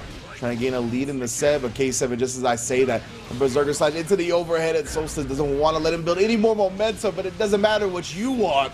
Doesn't matter what your name is. K7 turning these crosses sideways and sticking them where the sun don't shine. This, unfortunately, waking up with violence, actually gets a super. That's good. That pressure would have been going and flowing. Had to stop K7 and run it back like that. Force out the burst from K7. They believe they can make the comeback. They believe they get that last hit to do it, or last sequence to do it. Solstice backing up with a 2S. Might actually put them to the rest. Red RC. Yeah, that's the victory. The ground pound for the extension and the win. The Ultra Academy Showoff right there. I will be my hero. My man's not backing down in the face of that. I'll use this burst with low health. Ooh, Solstice though doesn't convert off that counter hit. It's gonna give K7 another chance to run the gambit. You already seen how effective he is at it. Solstice not sticking his hand in that guard point stance. A big instant block off of a very scrambly hit and a throw to punish. Dortson, bad situation for K7. The wall break, actually going for the super. I like this. Get that Oki going and flowing. Do not let them press a damn button. 100 tension on K7's side though. I love the way he approached that, just keeping the meter holstered, not waking up with a super, not throwing it away. Smart investment, and of course you can't just super him when he's got the back turn like that. Oh my goodness, but Ramlethal living through it. Got another chance and throws the Berserker slash for the kill. Solstice, what composure. This is what I want to see from Solstice. Like, always has had great offense with that defense. He's defensive tactics. Look at that. Minute walk-up throw. Micro one, getting in. DP situation, hard knockdown though from K7. Side switch with it. Overhead, getting the counter hit. Yeah, Solstice got to, slow down. Kind of getting caught in K7's momentum right now. Oh, but that was a big break. The 2H taking it back the wrong way, and then the flash kick panic ends up costing them big. And we know about Ramlethal's BNBs. They're usually burst safe, but Solstice dropping it at the end. Still in, trying to get that win burst situation though from K7. Trying to come back with the break and not give Solstice that momentum back like that. Didn't even get the plus frame, just caught him immediately with it. As soon as he woke up, put him back to sleep. The flip misses, but still had the close slash to get the hit. Solstice, dang. Nah, man, that was a very scrambly game. If I'm them, I'm trying to go back. I'm trying to take my time before getting into this next match. Right, I believe we go back to the lobby regardless, so we make sure we don't miss any action. So they're going to have a little bit of time. But yeah, I would take an extra moment because they got kind of caught up in a very mudslinging match, right? They were down in the depths in the dirt, not really caring about what the other was trying to do. They were swinging, and Solstice ended up coming out on top. Usually that's Leo's game, but K7 coming up short this time. Nice cut off with the guard point attack. Watch the 2S, the dash up throw though from K7, putting more of the grips to do it on him. 2H burst from Solstice. Caught him coming and can't do it with the dash situations. And into the super, get the wall break and the tension back like that. K7 with bar is a dangerous cat. Most definitely not one you want to see in the cut. That is most definitely true. And you can see how he's going to take advantage of having that burst, or excuse me, that meter. Going to let the flash kicks fly. He had meter to make it safe if it was blocked and to convert for the kill. Now you see K7 just kind of get a little more deliberate with it. He does have the burst and he can spin it right there as he has the lead. 2K2D knockdown. Artisan knockdowns, gets the side switch off the 5K. The starter in play. OTG, guard break. He's in. Solstice, how's that defense? Still plus frames even after this. Never escaping. Trying to bait him into pressing a button. That 5K cutting off the far S.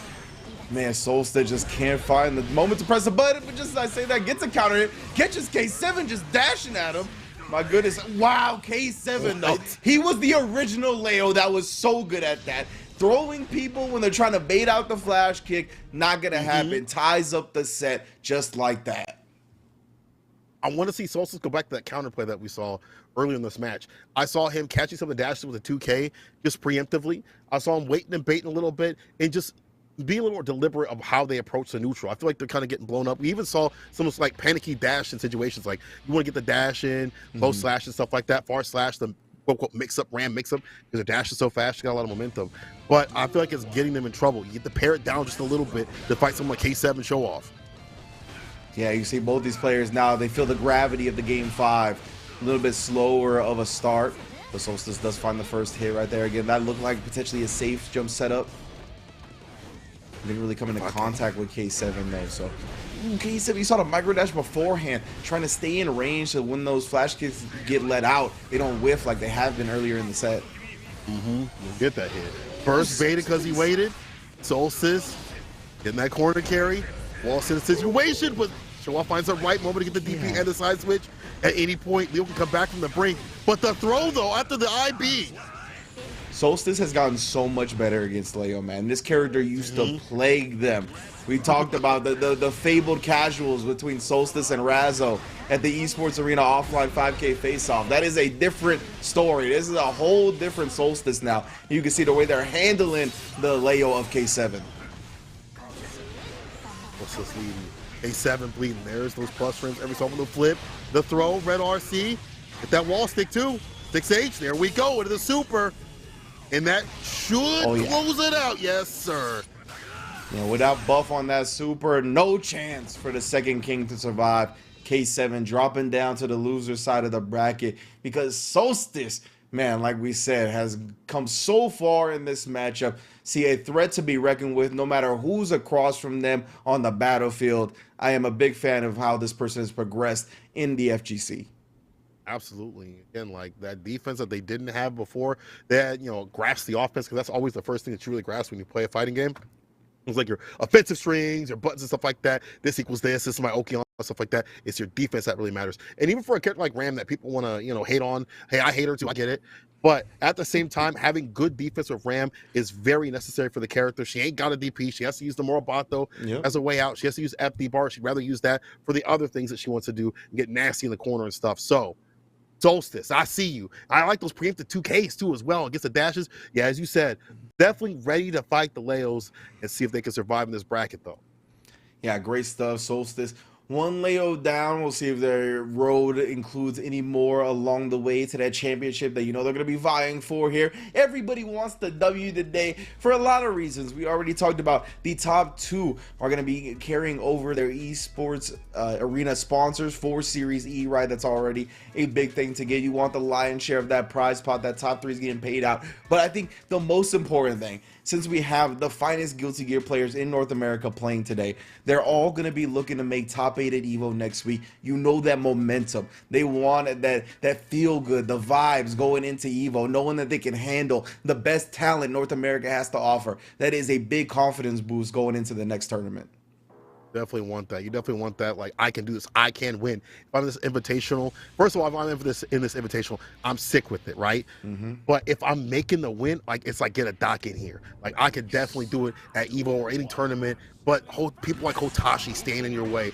Pluto, good luck. Fukio with the throw, dying on some dirt.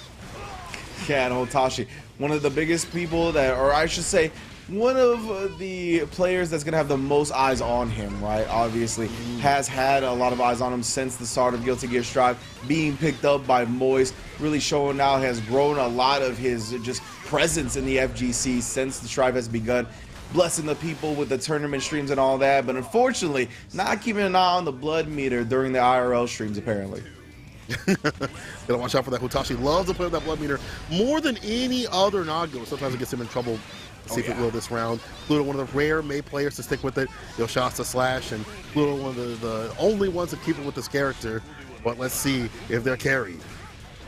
Yeah, most definitely right. I know a lot of the time people felt that way about May before this patch. Oh, and I know she's gotten some of her autopilot dumb stuff toned down, but when you talk to the May players that really put in the work, they think this character is still a problem.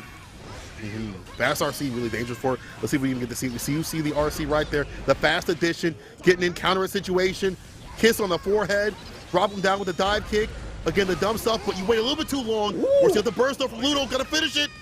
Damn. Yeah, Pluto also trying to go to Ultra Academy and fortunately failing the exams, and Hotashi able to close out that one. I couldn't really see what Pluto was trying to do, but she got thrown in the process. Now another command throw. This is rough. Fadeaway though in play. The neutral jump, burst him, or keep him in the corner. Auto zone with the clone, the plus frames. Fighting back with the Dolphin. The Fukyo in bad situation. Hotashi with the quicker buttons because of the extended blood bar. The Red RC after that midnight sack and Count Black means it's a wrap with the super and the wave check. I don't know what it was about that Fukyo specifically. Like, that one felt extra deceptive. Like, I couldn't even tell that it was a forward Fukyo until he was already throwing Mei. Like, I thought I couldn't tell if he was going back or forward, and all of a sudden Mei was just getting thrown. That is a tough place to find yourself in. Hotashi, though, a master of Nagoriyuki. We've seen it since the beginning. I mean, he's only grown exponentially with the character. His strategies, just stuff he's continued to develop and grow as a player. He's become more and more of a threat. And everybody wants to peak right now. It is the time to do so. Right. I feel like the Fukyo cancels have definitely helped him out in terms of, you know, making that deceptive play. Every so often, like, even with the auto zone with the clone, like, that even looks like it's a little bit, maybe not faster, behind the normals and stuff like that, it gets a little bit more dangerous. Yeah, absolutely. It just opens up a world and allows Nagoriyuki to kind of get in and get better situational pressure than he would have beforehand, or beforehand he would have spin meter to do so, like the Zoom Beyblades, right? Oh, nah! You ain't have to be that disrespectful, fam. The old school, the classics right there, the air throw. BP lets it loose. Pluto with the 5P, the challenge, but Hotashi striking back with the 6K, bump roach, and this extension in play. Jump age lets it bust, but that's a punish. So yeah, taking a back throw punish. Lock Nagoriyuki down in this corner. Mass up. Oh no, both trying to get hugs, but sorry, social distancing still in effect. 2S burst, unfortunately did not reach. The healthy will reach. Immediate check on the Fukyo though from Pluto. BP lets it rock. Oh, the backdash here, both last. You can't get past if you're doing the things like that against a far slash. Hotashi. That was like such a stressful situation for Pluto, for both sides really. But the fact that Pluto had to kind of guess at the end right there, right? You knew that the blood was going up. So it was like you really had at the forefront of your mind, all right, well, since he dies, if blood gauge goes off, he's obviously going to command throw me, right? But that's the thing about Hotashi, bro. He'll do it. He'll die for the blood gauge. He don't care. He was one step ahead. He was like, you know that I know that you know. And then ended up getting the jump punish with the far S sequence. That was ridiculous. Now he's sitting on that game situation. Get the 2H, no big deal. Blaze spin, try to Fukyo back like that. Pluto getting knocked down. And look at where he peppers in the far slash, the heavy slashes, just to manage that blood bar. He wasn't the tip to do it. So well managed, but Pluto now getting a fat jump and counter hit. But even getting in close against his character, the 5H and the far slash is so difficult, especially at this blood gauge. Most definitely, Hotashi trying to swipe across. Ooh, the BRC didn't keep him safe though. I don't know what he was doing. You could definitely block after that. Maybe he tried to sneak out a throw, but it was too active. Oh, the burst bait. That was tough. Honestly, I think Nagoriyuki would have lived through the combo on the overhead because of the proration. Well, I guess RC, they removed that, so maybe he would have died anyway. So I like really utilizing that to get the overhead, to open up Hotashi full effect. You can see more of that, but again, it takes bar to get in. Another bite. Hotashi also with the clone. Don't press that damn button. Plus frames, no lane. Look at this. After I have that bite, you can spin all the specials over and over again. Hotashi. Yeah, they nerfed the lower hitbox on 2H, but not the upper. Oh, and that was unfortunate. Oh, Pluto had a backdash right beforehand, and that actually put them in an unoptimal spot to punish the blood max.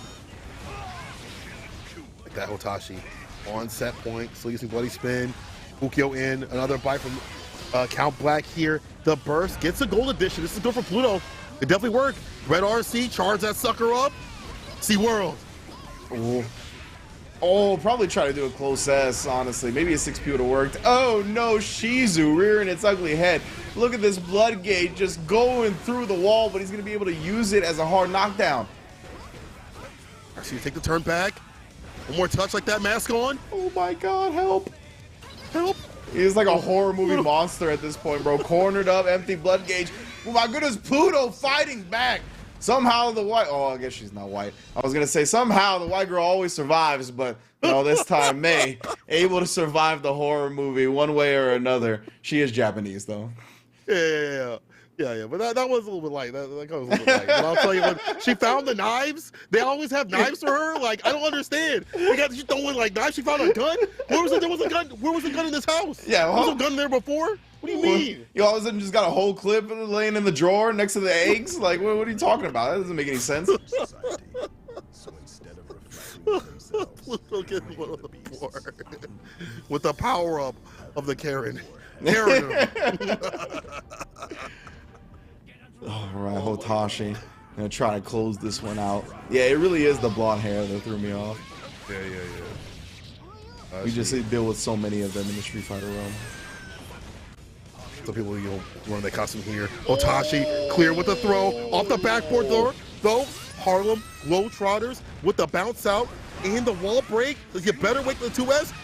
My God, put him to rest. Hotashi with the 6H. Try to get ahead of me. That's decapitation. Oh, apparently, my man says, you don't need your head anymore. I'll take that. Old samurai style. Put it on a pike. Well, now we got the pressure Goldberg stuff from Pluto, though. Let's go. Survive.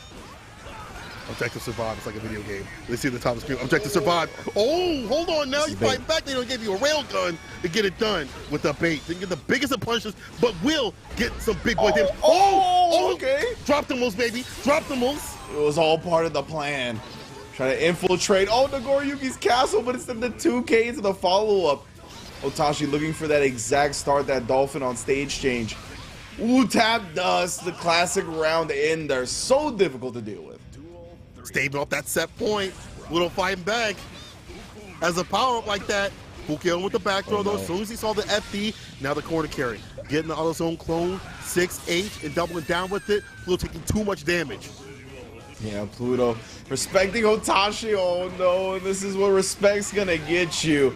Deaded in the ground. Actually, Hotashi took his space back a little bit. I don't know if he thought the second hit of Shizu was gonna kill or if he just wanted to play with his food a little bit. But 3-1 to the god. Hotashi, one of the best in the business. Arc Revo champion. Probably top 3 in the world, I would say. Like, coming through today. And we see Hotashi, one of the things that maybe I'm starting to notice more of Nago players, maybe I just have not noticed it, is that 2K stoppage tool.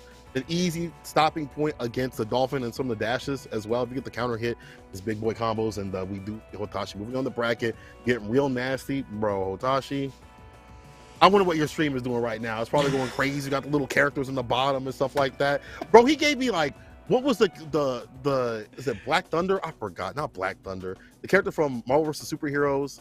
Blackheart. He turned my character into Blackheart, bro. That's sick, but that's not the one I wanted, Hotashi. Who you want? Who do you want as the little character? You know, I wanted the Charmander. I was like, I just want to be Charmander today. I ain't trying to be Blackheart. I'm trying to be Charmander. I'm trying to be something, calmer. But Hotashi's not calm with that play. No. He gets a 3-1 on the deck. No, yeah, Hotashi is definitely not a Charmander type vibe. I don't know what I would. Yeah, I don't know what Pokemon Hotashi would be. It's a good question. I feel like, yeah, I don't know. I'm gonna come back to that one. I definitely, he's got a couple of potentials. Maybe a Slowbro or something like that on an off day. But either way, Hotashi definitely looking on point today. He's gonna be moving on in the winner's side of things, as he's one to do. You know, that's something where it's a place where he finds himself very frequently. Oh, and we're gonna get our first round match next. Is going to be Razzo versus Super Noon. Another hard-hitting matchup. Another Ramlethal versus Leo matchup, I presume. I'm not sure what characters Razzo's been working on besides Leo. I know they had an affinity for biking for a little while, but I don't think that's been pursued. We still see the second king on the field. I think Leo's absolutely fine. We've seen this character time and time again in top 8 positions, winning tournaments, and that's been done by Razzo. So I don't know why we would see a switch. I don't know if there's matchups that maybe they feel uncomfortable in. And even uncomfortable matchups, I still feel like Leo has a chance to run it back. If they get one good knockdown, get a guessing game, no matter who you are. But Super Noon, Super Noon. That's my goat for real, powered up by the new Chainsaw manga. I had to say it. I'm a big weeb. I've been reading. I know Super Noon has been powered up by that too as well. Let's see if he can stay solid against Razzo. You know, we shall see, right? I don't know. Maybe Razzo's a One Piece reader, you know? Maybe they got some power up themselves. We shall see who is the champion of anime today. But that is how Super Noon be, though. Like, when something in real life is going dope, like when there's a new, like, who does he listen to? What's the Keshi or something like that? Keshi? When there's a new Keshi album out, when there's a new Chainsaw Man chapter, that's when he's at his best. So Razzo should definitely be afraid. Oh, yeah. The Super Noon feeling different with the super. About to seal it. We get back from the brink. The fadeaway play trying to paint on DP. No go, but does get the throw. Just Super Noon. Through. I was like, no, I know. I can see how close you are. And yeah, a lot of those buttons aren't as good, right? That 5K especially. I'm not sure if that was the button that was before the throw or if it was close-ass, but either way. Nice instant block right there. And again, Leos have to commit to the backdash to escape that throw if they get their berserker / instant blocked. It is +1, but you can't do anything to a throw response. True. Pound. Surprised to not see 6P from some of these jumpers from Razzo on the side of Super Noon. The trade not in favor of Super Noon. He is bleeding right now. Red RC trying to find an opening. That's the victory off the tap dust to turn him to mush. On a frame overhead, definitely. And not reactable a lot of the time. You got to be in the zone all the way. 2D counter hit. Doesn't get a full combo. Instead, Super Noon has a forced out burst because of it. I love watching Razzo play, just in general. Such an active Leo, consistently position themselves in the right spots, gets the throw. Yeah, waiting for anything that would have came from Super Noon, the Red RC extension, baiting out the burst. Put the burst in the bag. Put the burst in the bag. Take it all. Yeah, they're legitimately holding him at gunpoint. Put the burst in the bag. Nobody gets hurt. But unfortunately, Super Noon did still get hurt. That's all lying from Razzo. There's violence left and right, no matter what, even if the burst gets put in the bag. But yeah, the way they just stood outside of the mash range, right? The way they had the back turn S ready for that 2K challenge from Super Noon. Chef's kiss right there. That's exactly what you want to do when you're Leo in that position. Great stuff. I will say I do like Super Noon using that bar in the middle of the sequence. I feel like a lot of, we see a lot of close-ups with Ram with the super situation. Super Noon every so often putting that in the middle of the round, like, about half health and stuff like that, to run it back like that for defense is really cool. He's one of the more emotional players. Definitely wears his heart on his sleeve, and he will be wearing his heart on his sleeve if he loses. Let's see if he can stay in the game. Blocks it out. He's out of the corner. I like these blocks against that 5P. That was a counter that would have been bad, but now in the corner. That one was on you. You were like, I like these blocks, and he got hit. It'd be like that. My bad. That's how we get down here. Razzo, oh no. Maybe confident that the pillar would kill, but instead have to earn one more hit on Super Noon. Yeah, and the guard break gonna do it. Noonster gets caught flinching. Come on, Noon. They're going to have another chapter. Ain't no break week next week. Come on now. Oh, my God. The shimmy, the finesse, and left from Razzo. Hey, yo. That was the perfect time to do it overhead. I would have hit everyone. Nice block this time from Noon. Not letting him run it back. Go ahead right there from Noon.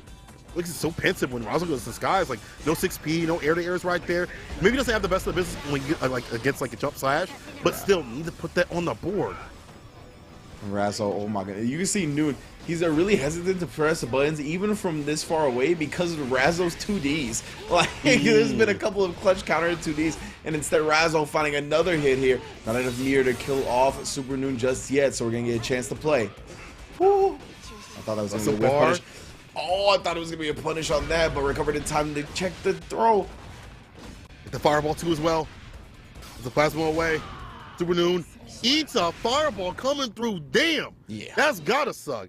You thought you could come through a mount to come back like that? You eat a full fireball to the face? Yeah. S fireball. So damn good. We talked about it.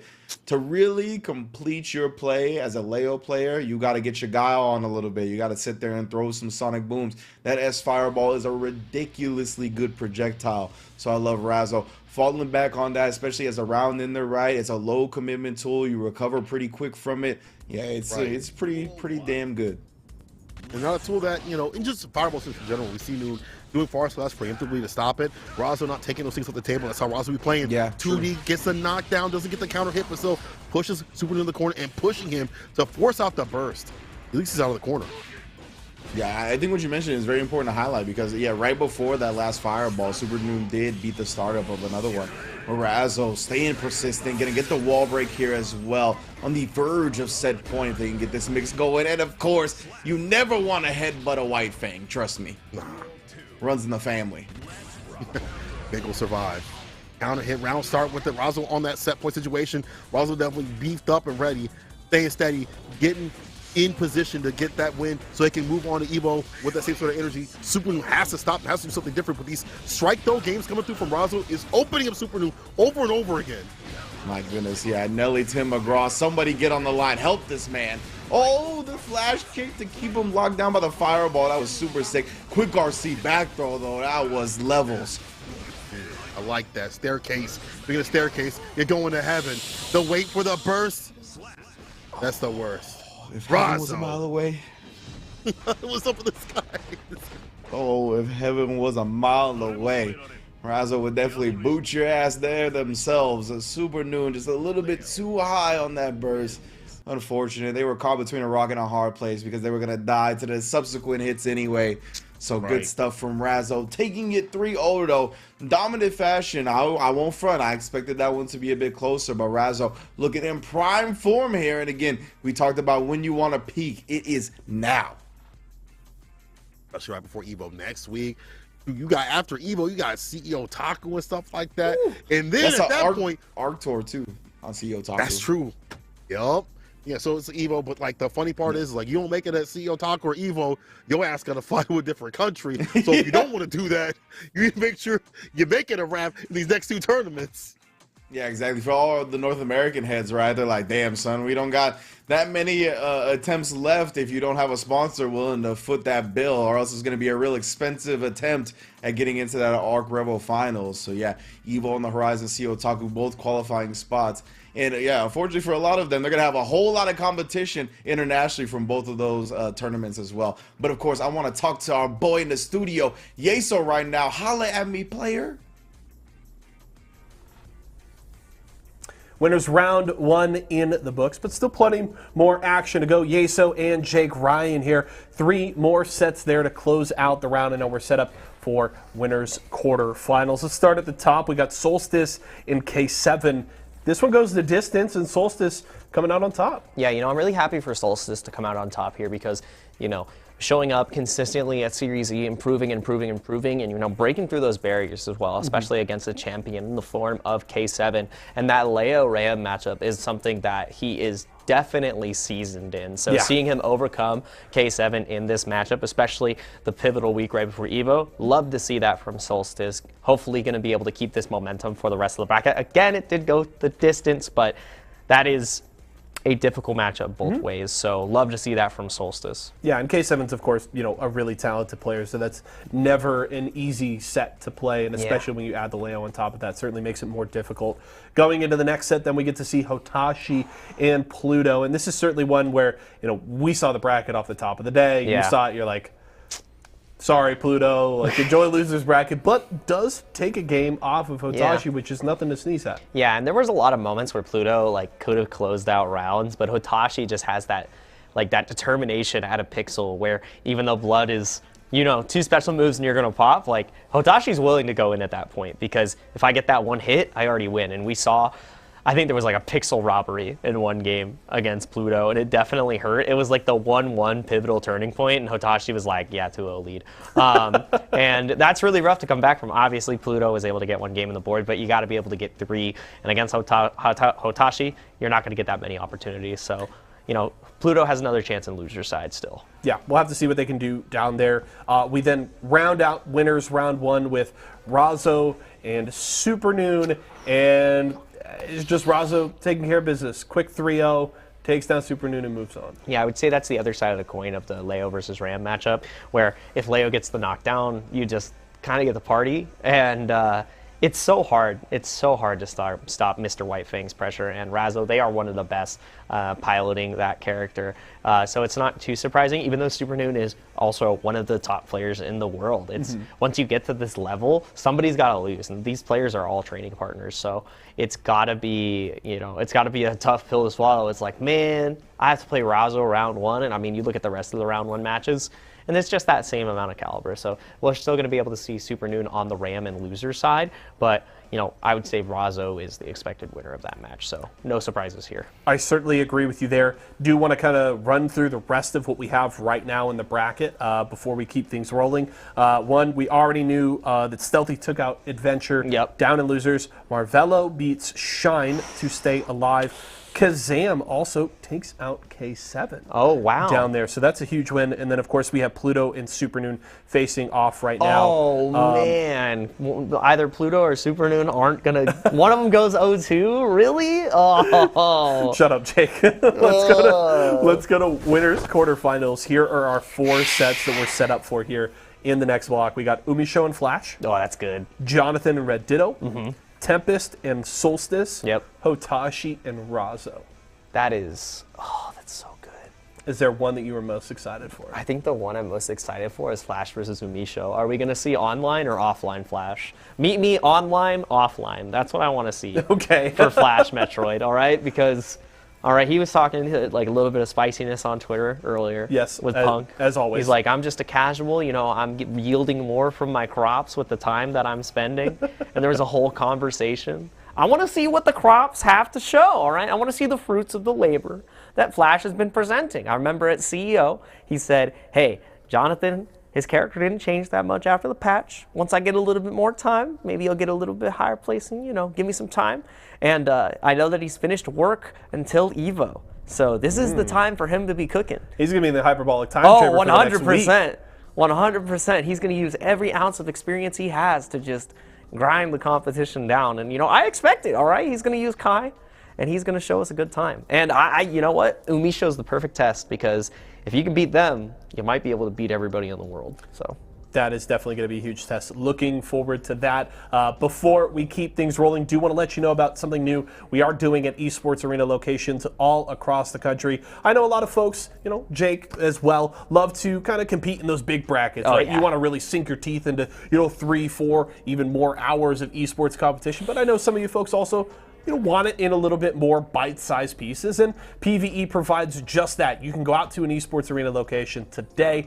All you need to do is purchase some tokens and enter in one of our different leaderboards. We host different ones across multiple games and modes every single week, and each one has its own individual prize pool. We've got thousands of dollars of prize pool on the line every single week, and you can go out and compete today. So use exclamation point locations in Twitch chat, and you can go out and find your local esports arena and compete in things like Super Smash Bros., Ultimate Home Run Derby, Mario Kart, Valorant, Guilty Gear, Aim Labs, and more. We're mixing things up every single week, so make sure to go out to your local esports arena and compete, just like my good friend Connie Kins is here today. You can show us your best home run derby action on Smash Ultimate. Let's see, can he beat his first try? No, he can't. No chance. He jumped the gun.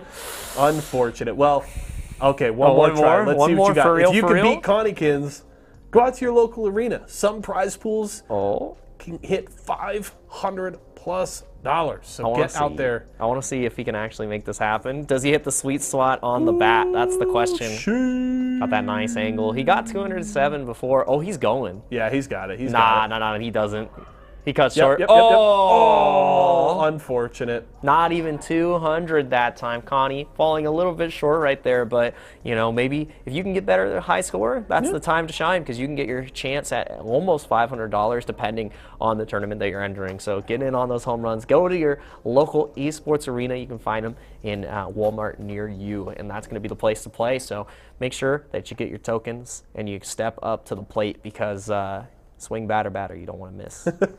Definitely. And you can also keep track of all the scores and leaderboards 24/7 over on our YouTube channel. We will see you at an Esports Arena location very soon. We are going to go to a quick break right now. When we come back, it's winners quarterfinals. We're right in the thick of it, folks. We'll have more Guilty Gear when we return.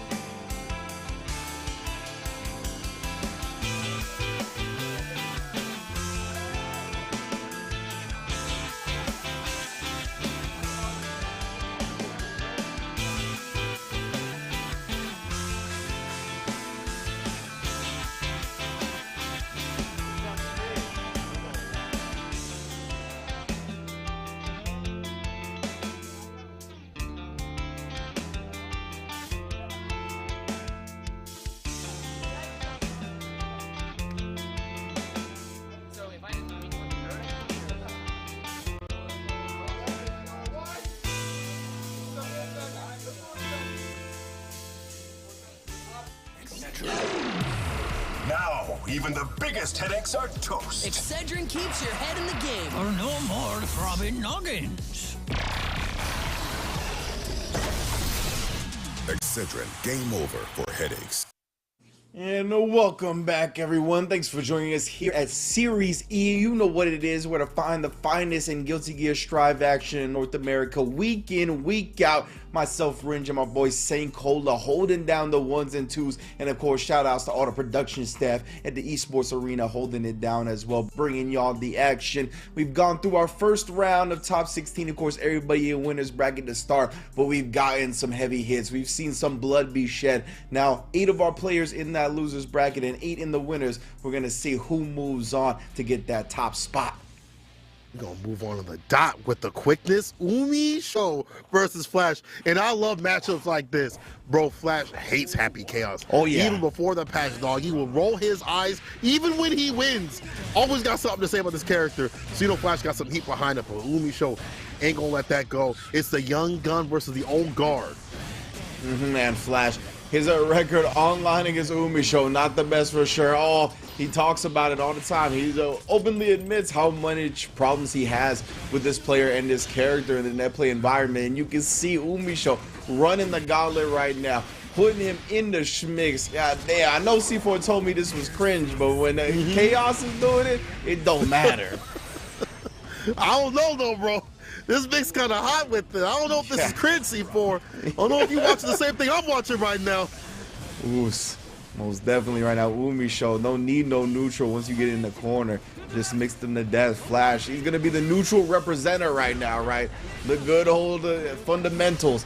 Gets the knockdown here. Tries to get the throw bait, but we talked about Umisho's defense, a hallmark of their characteristic play. But there you go, the stun dipper, the great equalizer, and now the burst to try to survive, but not for long. Flash getting in, actually cutting through the flesh of Umisho and getting a lot more aggressive, not letting them go and flow. No mixes, but there we go, off the 6P, and now get some corner carry.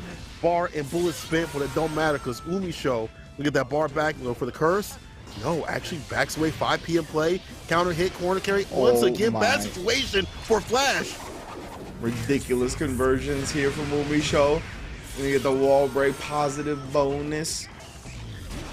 Oh yeah, just stood up the shot. We got the, I'm not sure what Flash or what it was supposed to be honest. That's looking kind of dicey, Flash. I know, I can feel him rolling his eyes like they nerfed this character. They nerfed this character, but for good reason, right? Because that character, even though it's been nerfed, like more in the mid range to close range danger. That's where Umisho wants to play. That's where a lot of the top level Happy Chaos players want to play, is that close range, mid range gameplay, which is like the Lost Soul sort of style. And it's hard because you don't see Flash being able to fight back with that great neutral that we saw. Even that first round or that second round that he had gotten, it wasn't enough to do it. Yeah, Flash had some moments that maybe could have made something big happen, but they were few and far between, and usually they were snuffed out quickly as well. Umisho getting the cross. Maybe Flash was trying to wake up with a vapor thrust and got his inputs crossed, but either way, he finds himself again on the back foot. And we see like Flash going for these anti-airs, the 2 HP whiffing. These guns be singing right here. Umisho with that Figaro. Now we see the Oki and the flow, trying to find the opening. The side switch the roll, no butter. Picks up with a gun sling. All mean Umi shoot. Oh my goodness, some fat lady singing somewhere for Flash's first life, that's for damn sure. The falsettos and everything. Oh, trying to get the 2D route start. Umi, they'll win their bag. Beating Fireball though. Now it's my turn to party. Okay, they finally got caught flinching. I couldn't believe how long they go without pressing buttons on defense sometimes. Flash recognizing that, starting the scoop game. So step with the 2K. Will they have like a 2D? Yeah, into that conversion of the super. Ride the lightning and ride the L to the corner. One more touch. Oh, nah. How did Umisho get that? Air back throw? Oh my god, this might be over. Oh no. Please, Ringe. Please, Ringe. Do not let this happen. And don't let this happen. So smart from Umisho, right? Flash got the burst, so they're just gonna take this full screen game. Yeah, you only got a little bit of health health left. I don't need, that nerf does not affect me that much when I just need to hit one single shot and Flash gets sniped in the process. I don't know how Umisho does these things they do when it comes to getting rushed down and just overwhelmed and then all of a sudden getting an air back throw in the corner off a situation like that. I mean, real great recognition. I think Flash does kind of like to manipulate their opponent a little bit, like in that corner scenario with the jumps, right? I think that's kind of one of his signature styles. But the fact that Umisho recognized that in that moment and turned it around, I mean, this is why we call them one of the best players in the world. And I mean, honestly, one of the favorites to take EVO.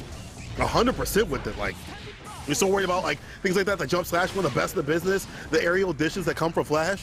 But Umi, with that defense, now is being tested. Flash is trying to get the shock state. And see that Umi avoid the shock state as much as possible. They'll try the plus frames, but you can't delay the inevitable. Red RC up the Sun Dipper and the throw, the pick up, throw the Kai special, dash cancel 5K. Anything more could be dangerous. But they're out of there. Yeah, Flash gave Umisho a gap, and Umisho so good at recognizing it and immediately gets out of the corner, catches them with a falling button as well. Backdash gets clipped by the active knee, the Kinshasa style. The super will be enough as long as it connects. Oh yeah, no issue whatsoever. Set point for Umi. Umi giving more reasons for Flash to hate this character this season. Like, dog, I'm definitely feeling it for Flash. 2D whips out the pistol, the shots off the Glock, let it rock once again, the pistol whip to do it, and the fadeaway play to not give Flash any room to try to escape. Oh, you thought you have to go for the burst to stay away from the worst, but Umi still has shots in the Glock in the barn to make him drop. That was ridiculous. Like backdash gunshots for whiff punishing. Umisho like just developing, pushing this character constantly. Damn, the fuzzy stuff. They tried a perfectly spaced combo look like right there, but ran out of focus. Flash gets the cross under. Hold on a second. Oh yeah, gonna get thrown. BRC forward with the throw. Nah, who doing it like Umi? Who doing it like Umi right now? Tell me who doing it like Umi right now. Someone tell me. Answers. I do not have the answers. I feel very swayish right now. I wish I had something for you, Cola, but when I see Umisho and when they're playing at peak form, I mean, it reminds me of Wawa and Dragon Ball, honestly. It just looks like they're on a different level than everybody else, truly. And Umisho, again, the way they've been running roughshod here in this bracket, the way they've been running roughshod all over Guilty Gear Strive, period, has been an incredible sight to see. Seeing one of the best runs of all time, potentially, if they could follow through with it at EVO. Just so dominant. The defense, like, I feel like if you're trying to study how to be defensive in this game, there's like a few players that you study. I think Hotashi's up there. I definitely think, as we saw right here, Umisho with their defense, where they choose to pick their spots and how they force you to like open up too as well. We saw Flash try to leave the corner, Umi backing up just to pick the jump shot and things like that, and not afraid until shown that you will hit with a jump slash, not afraid of these buttons. Then moving on the bracket too as well. Jonathan Tene going up against Anytizer's Red Ditto. Anytizer's Red Ditto, I always get real hungry every time I see those boneless wings. That's all I can think about whenever I see his sponsor. I'm not even a boneless wings guy, but I've come around to the chicken nuggets life, you know. As long as we all have an understanding that they're chicken nuggets and not wings, you know? Right. It's still chicken, but it's a different sort of way. Exactly. Red Ditto looking at clean up shot, turn this man Jonathan Tene into a chicken nugget. Oh, nice. That's against the wall, make a fall. Dice K's vision, the windshield wipers gets the win. Red Ditto definitely squishing him and squeezing him. And I feel like Red Ditto doing a fantastic job of, backing up, finding these little sight whip punches. Dash into a 2D knockdown for the sword sin. Bad situation. Jonathan Tene showing the not great play because my man has not been able to press any buttons. Yeah, really hasn't been able to do anything so far in these first two rounds. Finally finds an opportunity here off the stage change and gets a big command throw. Oh, it just waits out the super. Of course, 100 meter on deck, so Red Ditto still gets to take their turn, but doesn't make the most out of it, actually. Gonna have to deal with Jonathan Tene's pressure again.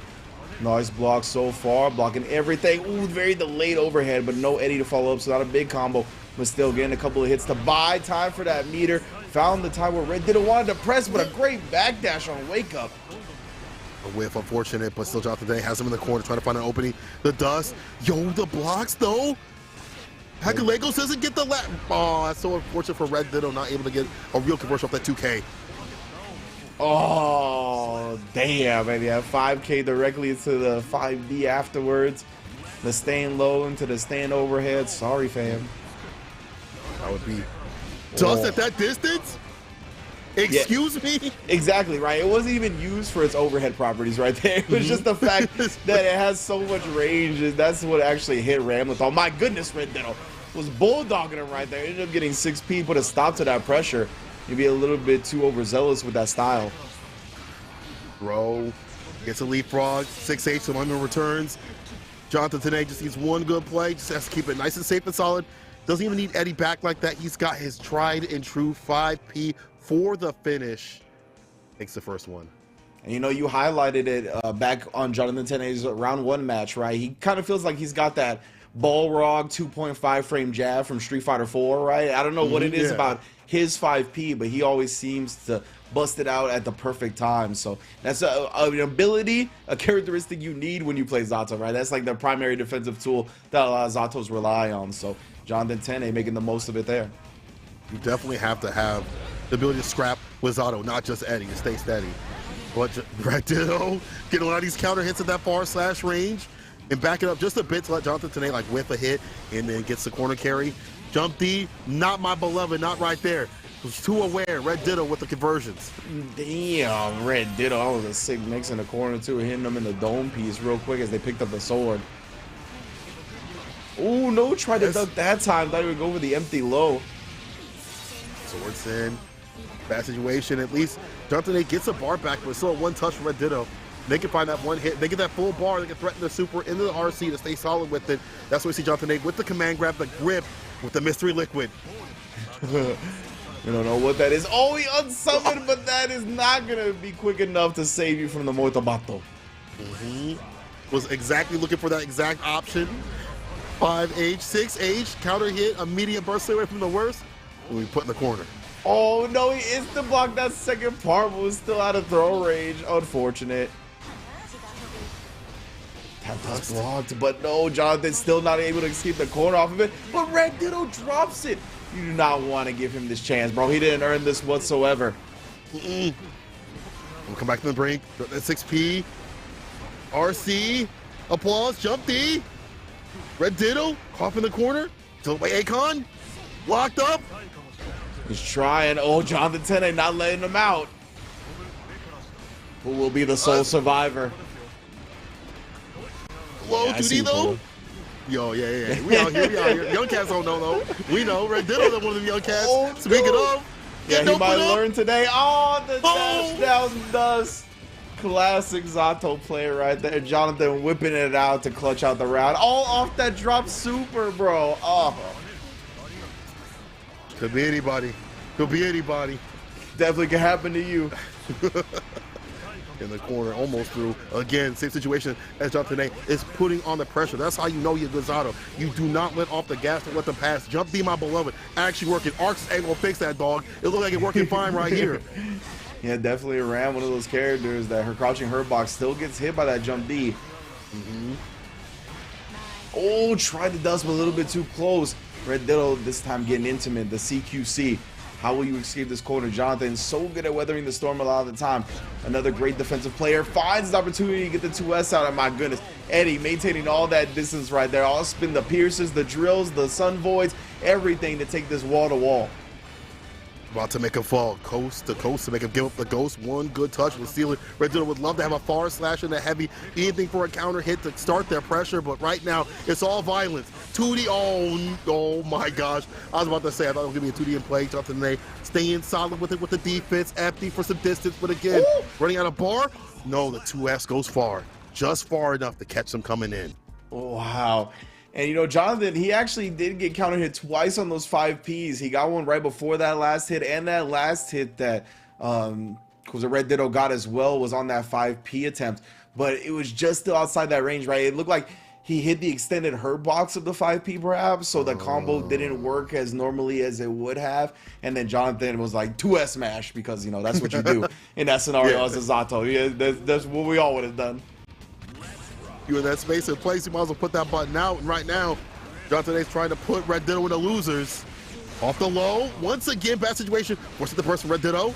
6P coming through. We haven't seen too much of the 6P. There's so many aerial moves, and it kind of makes sense. You know, we've seen Tene lock down the ground game too as well. Red Ditto putting on some violence. Yeah, and this is one of those 2-0 sets that really doesn't feel like a set where Jonathan Tene is in control. Red Ditto has been very close every round. We saw a round, I think potentially a game dropped because of that combo not executing properly. But Jonathan going to be able to kill here with command throw RC. And he's going to put himself on set point off that, really taking all this momentum for himself. Back doubling down to 6-8 shot today.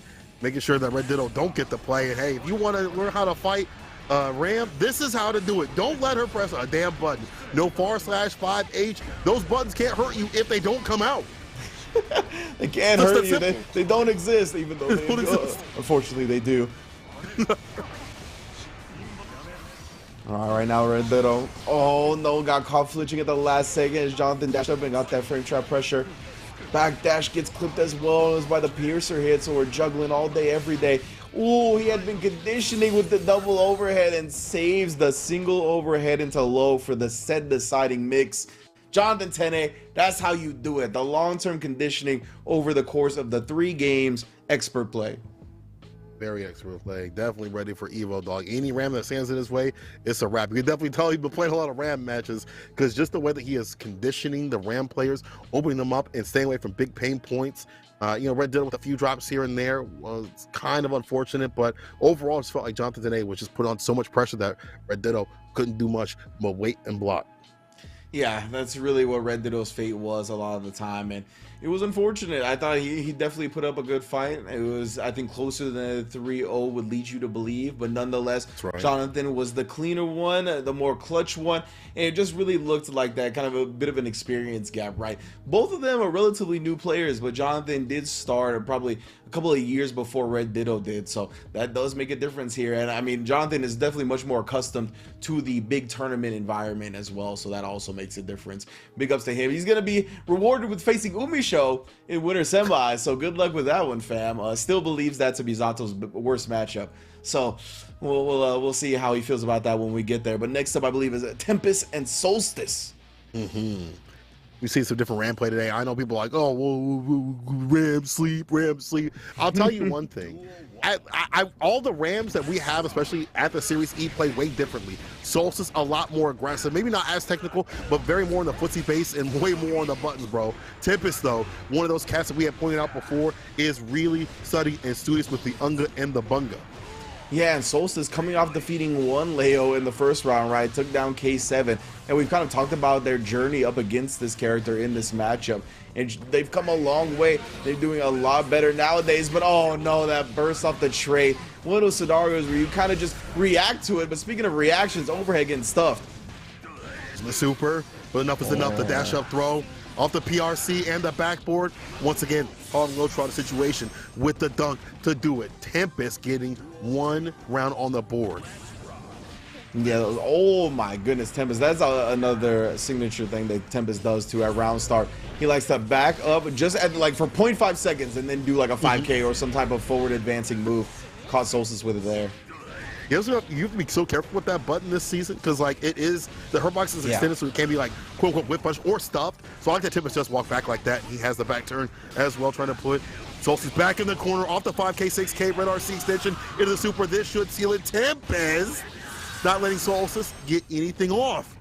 Yeah, no, I felt like we had just started that match really, and all of a sudden we're back here. The camera's on us again because it's 1-0. Just like that from Tempest. My goodness, combo breaker champion. Over 1,000-man bracket at that tournament, by the way. So don't forget the endurance that he displayed. He's going to need all of that next week at EVO with another 1,000+ man bracket that he's going to have to go through. However, right now it's all invitational all day.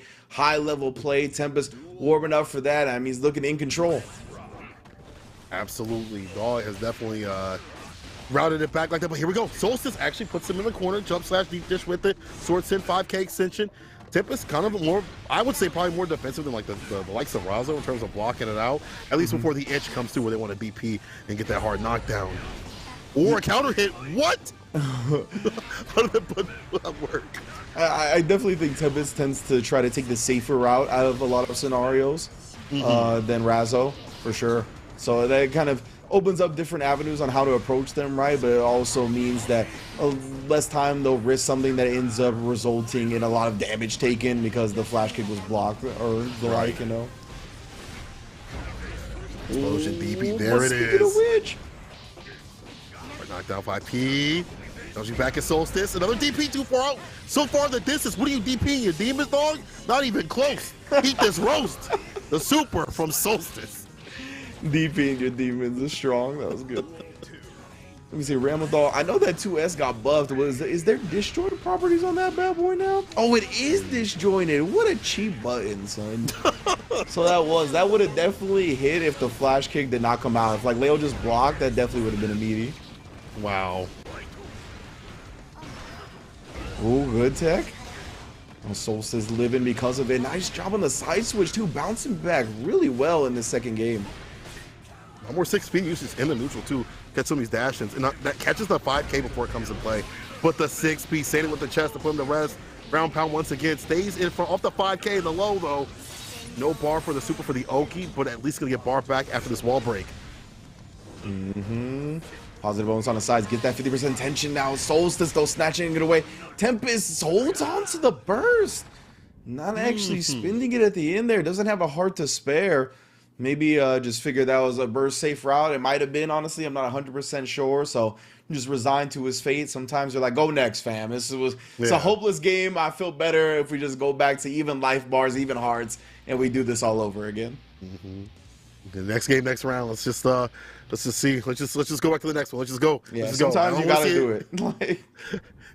I saw a player recently, they were playing somebody online. It was like the last round, they had like no health left. They just walked forward, they were like, you know what, just end it. I'm not gonna make it come back like that. And maybe that's happened in Tempest's mind, but I do think that pensiveness every so often does get him in trouble, because someone like that's aggressive like Solstice will not let the gaps like that in the mental stack evaporate. They're going to get in, they're going to get that oppression going. So now we see Tempest turn up like volume even more.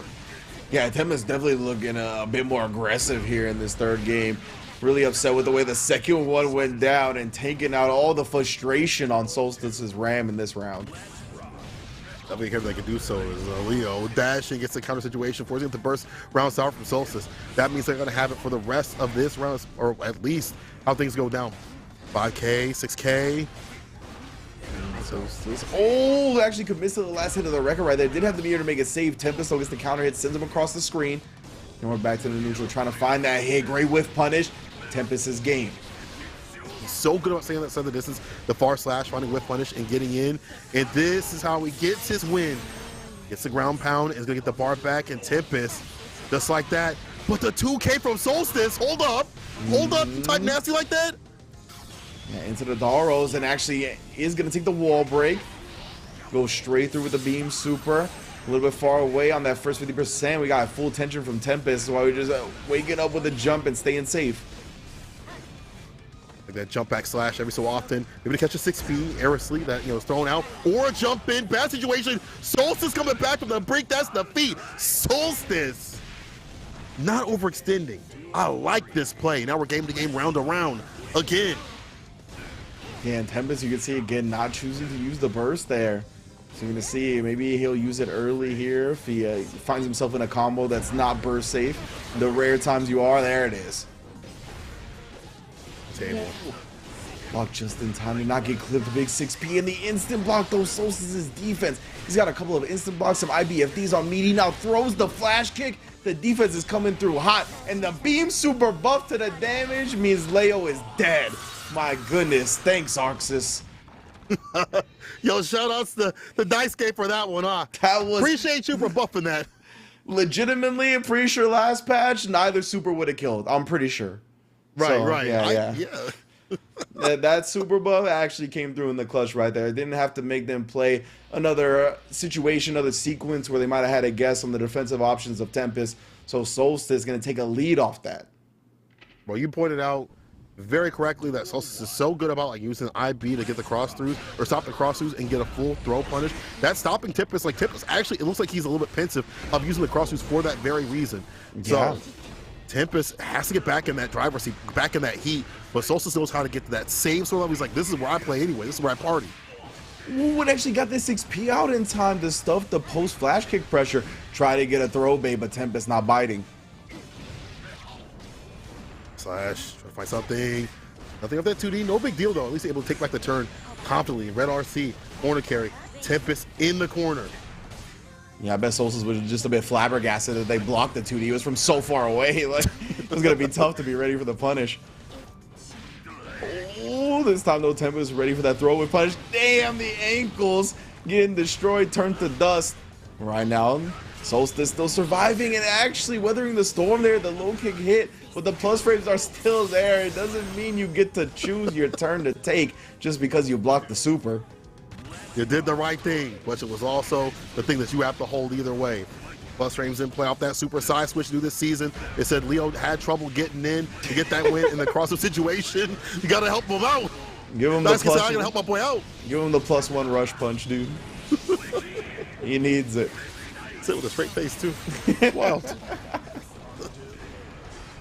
Well, now Solstice, yeah, I mean, this is a very disadvantageous scenario to find themselves in. That was a real cute backdash right there. That was like right outside the range of the hitbox, but still not enough to take advantage of it. And all tied up here, both games, or like I should say, both games for both sides have been dominant. Like the 2 wins for Solstice, the 2 wins for Tempest, they've just been running each other over. Right. But now you see Tempest get into that win condition. The back turn, we deny a lot of the approach of the buttons, put the mix on it. Solstice is getting opened up. Now Solstice has to play around not only the cross throughs, but the other buttons too. And that's not so easy. We've seen all your favorite players get hit with the overhands. You ain't reacting to all of those. In the 5K and play every so often to open them up, yeesh. Absolutely, man. Everybody, that's what's so sick about the Series E, right? Is that all these players are so elite. Like, you can see the adjustments back and forth, and nobody is getting any free games right now. Having to earn every single hit that they get, and Solstice is taking full advantage of that Aaron burst. Maybe able to get the plus frame stage change. You have safe jump stuff. Yup. Take the solid. Yo, the North Carolina helicopter gets the side switch with it. I like this. This is the win condition that Tempest is looking for. As long as he gets his back turn, this is where Solstice breaks down. Yo, the slump though. Oh my god, and that was nasty timing. I cannot believe, like, that Berserker Slash was a new combo. Like, that was a ridiculous timed Berserker Slash on the wall slump. I don't know how you blocked that. Just like that, Solstice. Down around, he's to stay up these set points. He's to take us to the final game run around, get the Sword Set situation, prevent him from getting the back turn as much as possible. But this is Ram. You know, gets the wall break, the bar back, when she's got that bar, she's cooking too. Ooh, Tempest showing no fear right there. You want to break the wall on me? That's okay. 5K still in your face. 100 tension to his name, too. Gotta be very careful. Gets the side switch block. With about to, the PRC! Knew that the parry was gonna come out. Gets the safe jump afterwards, too. But Tempest still finds the hit. Still gonna put him in a guess for game scenario. Defense, weathering the storm right now. FD to try to keep him at bay. We're in neutral. Only one sword, though. That's it? Only one sword? Solstice? Yo, caught that dash with that throw? You gotta save up the set point. Give us more games. Come on, Solstice. Fight back. Red RC, extension. Watch out for the DP. Yeah, that's why they're backing off, right? They're showing the respect. Oh, say it with your whole chest. The astral projection. We've seen the Wakanda Forever trailer. We know the power in the astral plane. Leo calling upon his ancestors right there to get the set victory. Well done from Tempest. Yo, Tempest. I like that. Bringing it back from the brink, but using some of that aggression, and then making Solstice fear on their wake up. Even though you can get that throw, though, even though you can meet him with a throw, it don't matter, bro. I might still wake up with buttons. I might still wake up with a throw. You were afraid of me to make them back off. And I feel like that was the biggest pain point, is like all these wake up decisions and the back turn decisions too, just made Solstice back down a bit where they're not in their bag, where they're not feeling comfortable at all. Like, and Tempest made a fall down to losers, but that's not the end of Solstice. But Tempest is moving on the bracket though. And again, yeah, I always want to give credit to Solstice, man. Taking the Leos to the brink like that, they've come so far as a player in that matchup. So not going to see the last of them, most definitely. But Tempest, again, that's your combo breaker champion right there. Don't get it twisted. I've talked to top players that believe him to be the best in North America. So you got to put some big respect on that man's name. Yeah, I've talked to some highly respected Guilty Gear Strive players that put a lot of respect on Tempest's name. So don't get it twisted right there. That is also one of the favorites to make top 8 at EVO and one of the favorites to take the whole tournament today. I agree. Yo, I actually agree. When we talk about top 8 placements, I think Tempest is up there free. But also, we also got to talk about Hotashi and Razzo, who ran it at Oh my goodness. That set was so sick, and Razzo was able to take it, where I feel like Razzo maybe they go even-ish in the bracket. Maybe a little bit more in Hotashi's favor, but Razzo able to take down Hotashi and just showing that they can be in the top spot too as well. Yeah, it really felt like towards the beginning of the game's lifespan, it was very Hotashi favored when it came to tournament. But Razzo has definitely been getting the better of them lately. Definitely has evened up the set count overall since the start of the game. And yeah, these two, I mean, they've traveled together. They were traveling at Red Bull Kumite. They've been sparring partners since launch. I mean, both of these players have progressed to such an elite level. Razzo right there, able to run him over in the first round. Yeah, progressing to a beat down. Razzo getting down with the DP round start. Yeah. Just to lean that 2K. We see a lot of 2Ks from not only like Hotashi, but a lot of other Nagos. But Razzo getting in. Razzo edition. I like that. Yeah, Razzo definitely brings their own brand of Leo to the table, and I love seeing it. Ooh, you trying to burst? Nah, I got these reactions too. Don't get it twisted. Let's drop the combo a little bit early, and now Hotashi getting aggressive, feeling froggy. Oh no. He waited and baited. Easy bait oven, eat him up. Burst though from Razzo.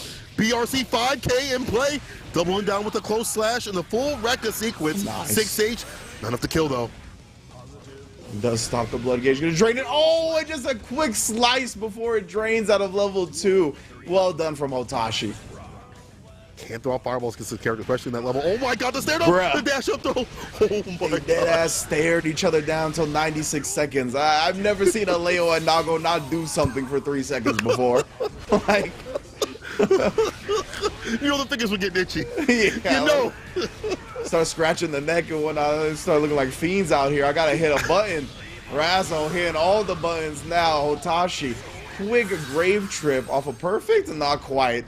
Look like a hood variation. We're going to take it. Still counts in the minds. And Razzo staying fine and doing the most against Hotashi, putting him on the back seat quite a bit with it. And it just shows you the layers, because we are not steps.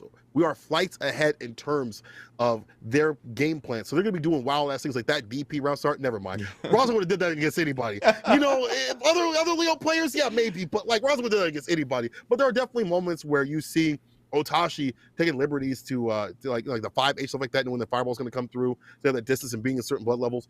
Some of that is because it's like, I know what you want to do, what I want to do, because we done played like a million sets together. Yeah. But this is Series E. This is tournament time. No longer casuals. It's time to get serious. Yeah, that's what's always interesting about watching two players like this, right, that play each other all the time. It's like, how does it differ from their casual sets? It's a different environment.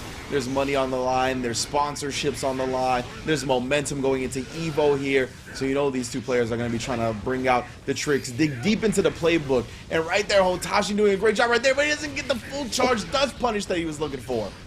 Unfortunate 2K reset the situation. Razzo has him in the corner, 2K, 5K, 6K I should say, but that 2S doing the most, and again, in that higher blood situation, a better button. But 5P, the god as an anti, not just 6P, but 5P from Razzo. You just hit the punch button with Leo. The back turn punch, crouch punch, stand punch, jump punch. It's fine. It's going to work out. It's going to work. It's better anti than 6P sometimes. Yeah. That's wild. Oh, yeah, there you forward punch. How could I forget? That's another one.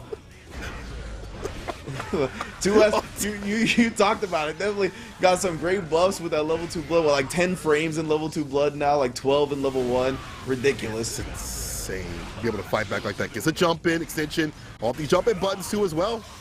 Makes them better. RC5P, we talk about anti-airs. Yo, gets a full conversion and the Rekkas. They get to stomp the Roach. But some one touch, turn the Fukio in. Back to yo, Razzo. The whiff throw. Hotashi doesn't have any meter to escape either. He might have to spin his burst here. You know he don't want to. Oh, does challenge with the 5K, gets back.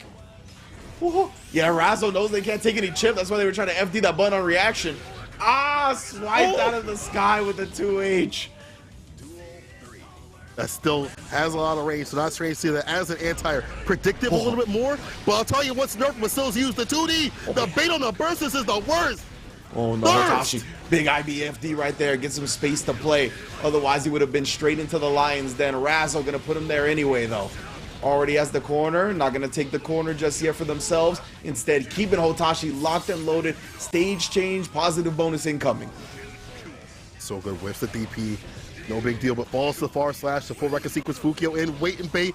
RC though from Razzo, switching it up. That's why Razzo's so hard to play. Send it back at him. Send it back at him. No! Oh yeah, doesn't get the OTG coming too. Ooh, big throw, taking a 2S, cutting off the 2D that time. Try to close the distance, gonna RC to make it safe. Double blocks the overhead, does instant block the closest, but doesn't do anything afterwards. Oh my goodness, these instant blocks from Hotashi. When is he gonna pick his spot? Finds it, Fukio's back to make it safe and catches Razzo's challenge. No, he can't get in with the Fukio situation because the blood bar is spit up. Just to Finn, doesn't matter. RC back like that. Bloody spin in. Oh my God, the 6H. I'm sorry, I can't do nothing but scream with Sankola because I cannot believe the scrambles and how that played out, bro. Hotashi somehow gets the W. Both of these players, like, there's like really cool interactions happening right now. Like the close S sequence, the close S, or not the close S, the far S sequence from Nagori Yugi, the second one got instant blocked, and you saw the immediate PRC from Hotashi, knowing that Razzo is gonna punish. That's how much they play each other. That's how much respect they have for one another, right? Hotashi knew that they would reliably instant block that second close S, and they were going to be punished unless they did PRC back. So just seeing the game evolve like that, seeing the players kind of dig deep into the meta, it's a beautiful thing. And utilizing or keeping that bar for those instances, right? Like where maybe you like use those for like Red RC extension, stuff like that, or for defense. Keeping the bar for a different sort of defense, that's so smart. That's such high level play. And yo, we're only 1-1, bro. I thought this was almost over. We're only 1-1. Oh, but yo, Razzo DP, that was did it again. Razzo, you need an adult, fam. What's your issue, huh? Like holy smokes. Need a chaperone to pay attention to these DPs. What's going on? Let me see your ID. Let me see your ID. Oh, okay. And then they have these moments too where they're just like staring at each other, showing respect. I don't know how they go from 99-second flash kicks to just staring at Hotashi. This is why I love fighting games. Just that when you get that high level, y'all just doing things. Oh my God. Dude, the PRC drift forward to punish the 6H recovery. That was ridiculous. Did we recover this time? No, we did not. Hotashi slicing and dicing, Chris Nunez style, Japanese traditional tattooing. Folded 1,000 times. Strongest seal. And now Hotashi with a bloody spin DP situation spins it. That's a lot of bar used in terms of blood. But Hotashi's fine with that 2S because of the extra range and the quickness to chop the 6H. Yeah, exactly right. Startup getting better too with that. Hotashi immediately not wanting to surrender this position on screen. Razzo looked like a little bit of a panicky reaction to that command grab, but either way makes their way out of the corner. It's a fireball. Burst to get some distance, but that may be a hero one, and God willing, Hotashi is a damn villain. Oh my goodness, is he gonna run away with it? Is he gonna tell him the master plan and then actually execute it? Oh my, that was almost really evil. With these fireballs, any hit, that 5H gonna do it. 2K in play, RC back away. I like that defense on the deck, but the 2D connects in the knockdown. Close slash, called him reaching. My goodness, Razzo, teach this man, teach him. The super is there. He executes, I believe that will be enough damage. Oh no, the healthy boy, the chunky lad. Most effective health in the game, backdash, still you gotta weather the storm here. Instant block, that means the RC's coming out. Big IBFD to get him away. Oh, and now we're settling back down. Pretty much even on life, pretty much even on meter. Oh my goodness, nobody wants to make a move. You can't even throw a fireball because you can get sliced, but they do it anyway. Ah! Oh, also with the clone! Super smart, they built the meter to stay safe. Bust. He's so close, you can't. Oh, I didn't even see, bro. I didn't even see the bust. Oh! Somehow the 5H catches Razzo flinching at the worst moment possible. Hotashi takes the lead 2-1. Such intense games between these two. And this is Series E. This is online. I can't imagine what it's going to look like if they run into each other next week. They This cannot be an appetizer. This is a main course, y'all. They set that sucker down. It's a full-ass meal. It's a full-ass meal. Let's got all the trimmings. You got the meat and the potatoes. They got the meat and the potatoes. It's one of those appetizers that cost like $120. You're like, what do you mean? How did what? That don't make no sense. They bring you out everything. It's like that. Right. We eating good. We eating good. Hotashi on game point. Right now, Hotashi looking to finish this meal. Razzo, though, still got plenty of appetite left. See if they can get a couple of hearts. Devour some hearts along the way. There they are right there. Jump P instead of jump S, but I guess that's quicker, so better way to put it on the ground. 2D, red RC, my God. At that distance to do it. Gets a conversion, forcing out the burst from Hotashi. Steph Curry would have been jealous of the range that 2D hit on, son. Like, that was ridiculous. Ooh, flash kick challenge immediately from Razzo. Again, trying to steal this momentum for themselves. It's looking good. Super all the way into the corner. Does this give wall stage? Oh, it does. Benefiting right here, Razzo with a bar back like that. Tell me Razzo block. God damn! You can headbutt, you know, a lot of people, but you can't headbutt a katana. That doesn't work a lot of the time. It's not good. It's not a good idea. Oh, but Razzo believing in the 2P. Knew that Hotashi would commit to something that would take a little bit longer off the Fukio and challenge successfully. Something that Hotashi himself has professed that you have to challenge Fukio. Easier said than done, obviously, this season, considering like you can cancel off like damn near everything. Like that Razzo was challenging these situations now is being challenged and caught up in the corner. Yeah, they went stack and count black. They went for a scramble flash kick right there, but no, they felt the bite. The curse of the Nagoriyuki. What a horrible night. Oh, curse. This is the worst. RC dust. BP in the blood burst, not enough to kill. Well, it can't kill, can it? No. If you bust, you can't kill, right? No, yeah, you can't follow up after. Sorry, everyone. Oh, I'm not sorry. Stab! My goodness, it was like King Arthur putting the Excalibur in the stone. He said, this one a fake. Let me put it back like that. Bro, he hit him with his cheek right there, the ass cheek on that 2K. What was that? What is going on? Yo, cross through, though. With the crossfire, Razzo off the backboard. Once again, volleyball situation. Justin ain't going to save you with these overheads. Yeah, he thought it was going to, but the range is still there. Overhead long distance. Oh, BRC. Oh my goodness, which way is he gonna go? The M1 special. Hotashi doesn't want to guess, just presses a close S in the face of that. Oh, right RC back at you. The jabs from Razzo and takes the corner in the middle of it. It's a 2S. Didn't commit to the bloody spin. Now Razzo's in, and this should be the win. Get the pin. Razzo! Counts the 3. Counts the 3. Razzo gets the pin there, but it is a 3 out of 5 falls match, my man. Ooh. We get more. We get more. We actually get more. Bro. I can't wait till next week. But this week already got me feeling unusual. Got me feeling strange. Ooh. Telling you, bro, that electricity, the aura is in the air. The world championships are upon us. The players, it's just that time, right? Where a lot of the time throughout the year, people are always trying to get better. They're always trying to up their game, but you just feel it. You can see it in their play. Like right now is serious time. Every time, every other, tournament of the year is all culminating at EVO. That's where you try to improve to get the best at. So you can really tell these players are trying to reach their peak form, and it's just so sick to watch. In that ultra instinct, but only one's going to get the win in the end. Just Tene going to save you again from that auto zone with the clone and the dust as a punish on the way down. Forcing the burst from Razzo. This is good for Hotashi. That's off the deck. Bro, yeah, most definitely. Hotashi would have been a couple of Shizus right there. Puts himself on the verge of bursting, but no, still going to be able to maintain this blood. However, we'll see how long he lasts up against Razzo. Knockdown wall break. Oh, the Fukio with the bite too. No diet. If he didn't get that bite, he was going to bust too. He was going to definitely blood max burst. Oh, the 2S counter hitting after the fireball. Oh, try to get the punish with that BRC drift forward again, but was too late. It's close slash though. Ground pound once again. Burst situation, get some distance with it. Bloody spin. PRC 2H. Well, I cannot believe it. The way these two react to these situations, they play each other so often. Right. Matchup knowledge, player knowledge, falls to the fireball. She has to be very careful trying to trade with the 5H. Don't go. You can't take a trade. You can't take a trade. What? Oh! Caught him with the throw, the back throw.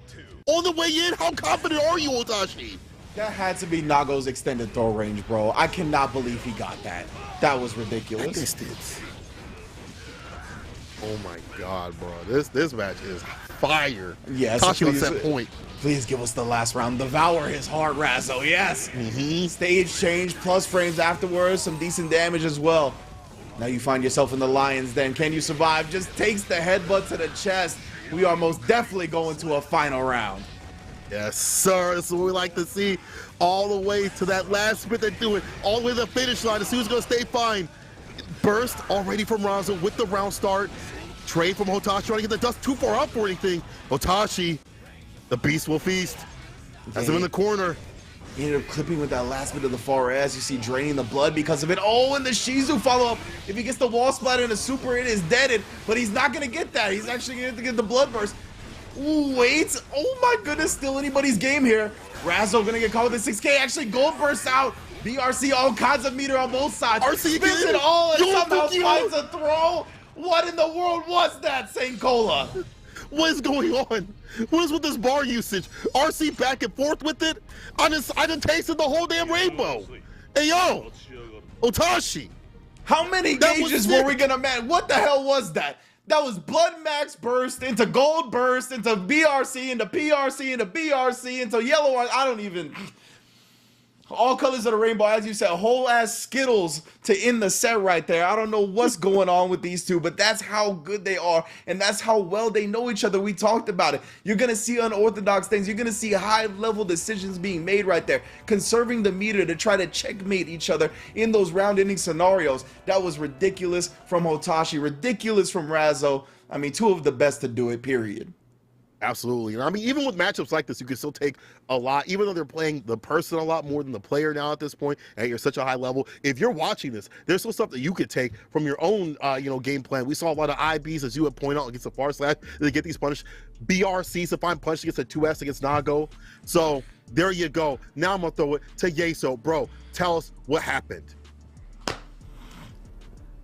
Man, breaking down what happened in that set right there between Hotashi and Razzo, that's always called El Clasico, and that finish, my God, it was neck and neck. There were stare downs, there were RCs left and right, just out the wazoo, and Hotashi able to close it out in the end. My God, a final game, final round that would make James Chen have a chill down his spine. It is exactly what he is always looking for. Really loves to see it go down to the wire. And we saw half of our sets there in winners' quarterfinals due to the other one. Tempest taking down Solstice in a very close set. And that's one where if you're Solstice, you're always going to be disappointed that you can't get the win. But when you look at the caliber of opponent and how tight that set was, start to finish, I think there's a lot of good things you can take away from that one. Yeah, a lot of good things to take away. And again, it's not easy when you're running the Leo Gauntlet, so good stuff to Solstice, going to be fighting it out in the losers bracket. And obviously, we're going to be able to see more of Tempest as well. And then on the other side, we had these incredibly close sets, but then you have the opposite side of the coin. You were gassing up Flash a little bit. I shouldn't have said anything. I commentator cursed him before he even got in. Flash definitely got rolled by Umisho.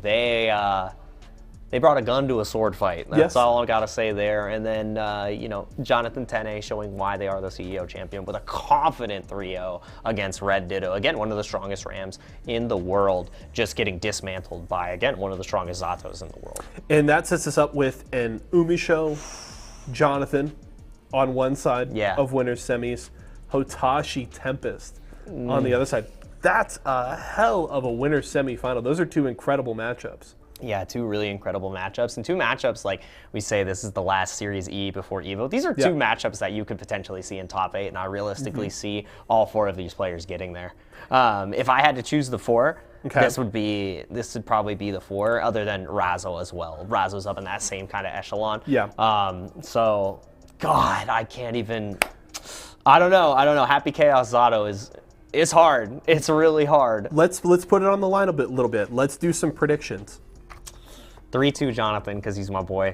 Okay. I have to represent Jonathan. And then on the other side, I don't know. Tempest, Hotashi goes back and forth, but Hotashi's been making a lot of really good decisions, so I think it goes 3-2 Hotashi. I'm taking 3-1 Umisho. Okay.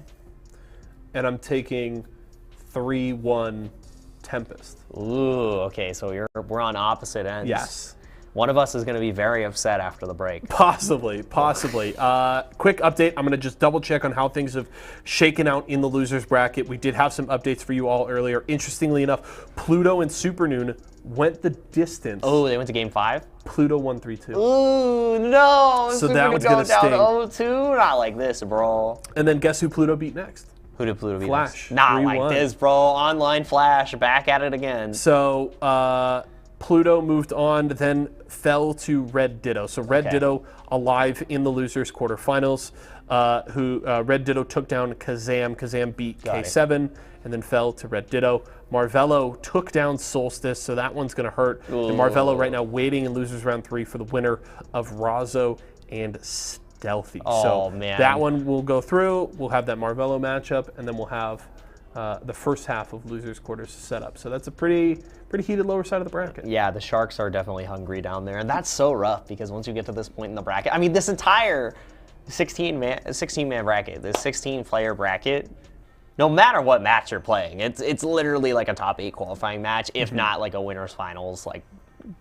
There's no safe space in this bracket, right? Sometimes you look, I got the 16th or the 14th seed, maybe I'll have a couple of matches, but there's you dodge one player, you're running into another bracket demon that is going to make your life hell. It's going to be a tough set, and it's going to be a grind to get through losers. But of course, coming up next, we will have winners semifinals. We already set up the matchups for you all.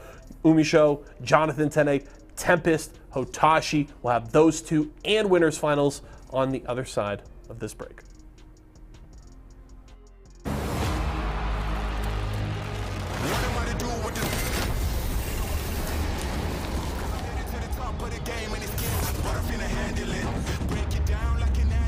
I'll be loading up, they wanna package this. Pray for peace, pacifist, I'm never old enough to give a promise.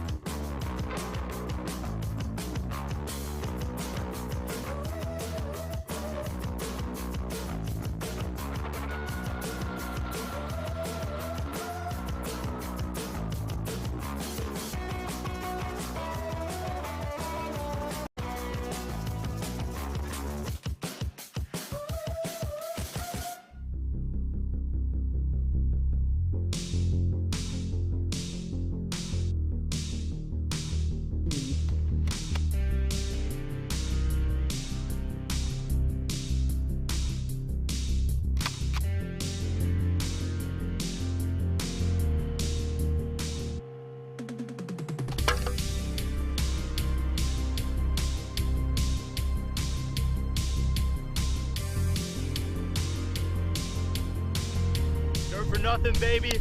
Let's get in there.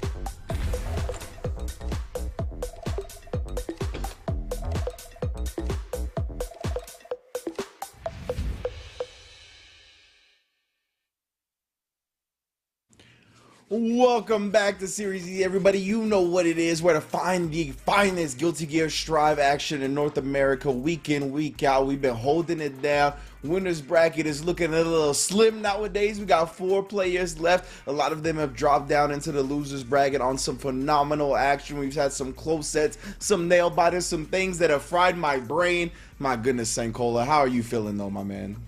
Dog, I don't know how I'm still alive. I don't know how I haven't got a noise complaint, because as we said, this is the sickest action, the best of the US coming through, and we ain't ever lied to you. I put on my moms. It's the best you're gonna see every single Thursday, and to give you some updates. Oh my God, the losers look a little bit different with it. Adventure out of here, beat by Stealthy. Stealthy and Razzo gonna fight, right? Then we got Marvello going up against Shine. Oh wait, Marvello won that 3-0. Then Marvello also took down Solstice in the loser side of things, so Marvello's gonna be fighting the winner of Razzo versus Stealthy. Then Kazam took down K7 Showoff. Goddamn, Kazam moved on to lose to Red Ditto, unfortunately, and then we see Red Ditto gonna be fighting Pluto. But Pluto, on their way out, took down Super Noon and Flash Metroid. So on their way out, took down some big heavy hitters. So shout out to Pluto with that May. You carried. You carried.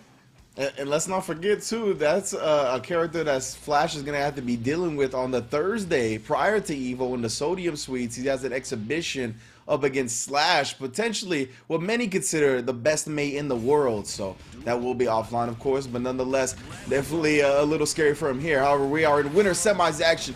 Jonathan Tene versus Umisho. Second place at Combo Breaker versus first place at CEO. Monstrous matchup here. How do you even fight this matchup? As a Zato player, what happens when you see Abba Chaos on the screen? Like, what are you looking for?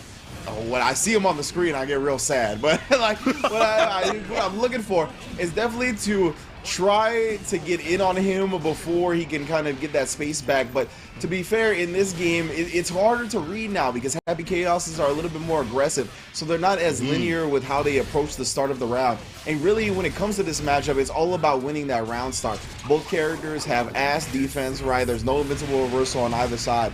So, and their offense is so potent that a lot of the time they can get ran over.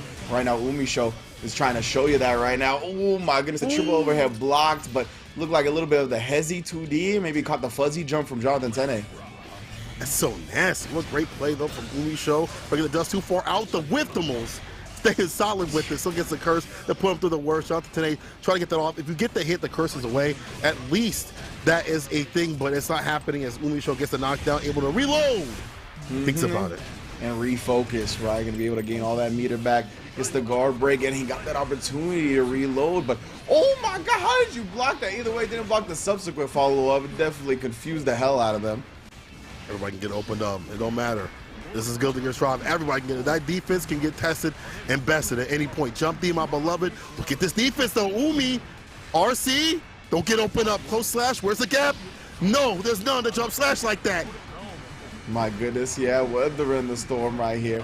Not a lot of risk gauge being built because a lot of it's eddy pressure, but Jonathan will take the down back and get a command grab out of it. Wake up backdash gets clipped as well, but not enough for a kill. And leaving Umisho on anything, even a pixel, is extremely dangerous. The FD gets them out of range and then whip punishes afterwards. This is what I was talking about. And now you have to make your way in all over again, and that's not a good look for Zato. Getting juggled here, doesn't have the bullets to finish it off. Instant blocks to stay close. Anybody's game. Oh, the clone is out! Showed him something, and Jonathan tried to burst in reaction to the animation, but that was easily the worst possible thing to burst right there. Umisho getting the punish. See how things went back to season 1, the shades of season 1 to get it done, back up at that distance where you can't really do much of that full screen side of the situation. Umisho, you so mean, you so nasty, but as you were pointing out, them close range and mid-range gameplay that they want to do all damn day with this character because they changed it up, it's fine. This is like where they want to scrap like that, and it's getting better and better. We saw the mixes with the Luigi jumps or whatever I should say, the jump ins. But like all those equalize, like Jonathan Tene just try to put the pressure on, and then we see not a lot of hits in the quarter situation. We saw some openings every so often for Jonathan Tene trying to get like a few hits here and there. Not enough to kill Umi. As you point out, you leave Umi alive, they will smoke you. They will come back. In that round inning scenario, like. So much so when you're playing Strive and you have like that next hit kills either side situation, you look for that dash in, especially when the opponent has very long buttons like a 2S from Happy Chaos. You look to dash in and burst. Like, you just wait for an animation to happen, and then you burst preemptively so you get the gold burst. And then you could, like, Sun Void and checkmate. That's what Jonathan Tene wanted. But the fact that it was the freaking clone, that was the animation that came out. That takes Umisho away. That makes his hurt box way far away from the burst. That was such a great decision, honestly. Again, just that defense, just utilizing the best parts of the character too. And even though I wouldn't even say worst part, but I mean that is the worst part of the clone because at the low light, it's a ducking one. And so Umi just using that little feint right there to get in. Now we see more of the grips they do. I like that job today. We didn't see many of the command grabs in play in the previous round, and now putting that to take Umi down, backing away the RC in play to get Scoot stepping forward. Very nice indeed. Yeah, buys time for little Eddie to come out in the middle of it. Oh yes, Hezzy frame trap right there. Got the back-to-back 5Ks. Caught Umisho trying to press. Really love the way that this is happening in terms of Jonathan today. As soon as I say that, he get put the rest of that 2S being whip punish, corner carry, off the gat like that, 2D, the clap like that, tag, 2P, back to square one. Ooh, I thought he was trying to break the wall right there, escape the YRC, but a little bit too late. Big back throw though. That is a back throw incident and a half. Jonathan now looking to put the screws to him. Conserving the meter here, not looking for the Sun Void. Oh, with punish with the BRC. Classic Jonathan Tene stuff. But burst out from Umisho. Doesn't want to go through the wall. Doesn't want to give Jonathan access to that meter, honestly. It's going to be tougher now. Full screen has the curse. Puts a stank on him. BRC. Finds an opening. Yeah, Jonathan trying to back up, trying to get that 2S, was put to rest. Unfortunate. At that range, Umi is ruling the neutral, the near of the neutral. Umi just doing the most with 2S and the shots off the Glock. Oh, such good defense here. Oh, fake to the cross under by showing they're breaking the law for a second and hit the same side. This is how how deep you have to dig to open up Umisho, though. It's ridiculous. And we haven't got back to the command grab where Jonathan was able to put that in play. Yeah. Maybe now they get that push to the corner, but that was like the way to do it, like the way to put like Umi on the back foot a bit. But Jump D, my beloved, getting an opening. Could come through with the command grab. So if I open up the low, no go. The blocks are for how long? Oh my goodness. Ray blocks over and over again on the empty lows. Big 6P doesn't get the juggle they were looking for though. Tries to break in the law and mix him up that way, but no. Umisho also insta blocks the drill, staying in optimal range. Speaking of which, Jonathan 2S counter hit. Oh, burst from Umisho. No! Still didn't get the clean punish YRC, and again, this is what we talked about. Even on a pixel, Umisho, the most dangerous person in Guilty Gear Strive. Oh, but survives the round. Jonathan Tene gets the Pierce Summon, takes the game. Still, though, it is a scary, scary set so far. You know Jonathan today's piss is mad sweaty, bro. You know he wiping the sweat off his face. He dripping and stuff, dog. It looked like he just took a shower for an hour. Oh. But I will say that I like this different play. He's a lot more aggressive. He's able to slug it out with this character and keeping a lot more of the Eddie on the deck. And even the threat of the throw, even though it hasn't been like put on the deck again, even the threat of the throw is opening up Umi just a little bit, enough to put him on the back foot. Umi did get out of the corner, but Jonathan is good on the chase down. But now, round start, we go long range, long distance relationship. Yeah, we'll see. Usually those don't work out, but it seems how it always works out for Happy Chaos, right? He just has those communication skills. Maybe it's just the fact that he carries a gun. Yeah, that could be it. Very threatening. Very threatening. But Umi now in at the door. Wait a minute. We're supposed to show up. Why are you showing up like that? Looking like Will Smith and Martin Lawrence and Bad Boy. You here to date my daughter?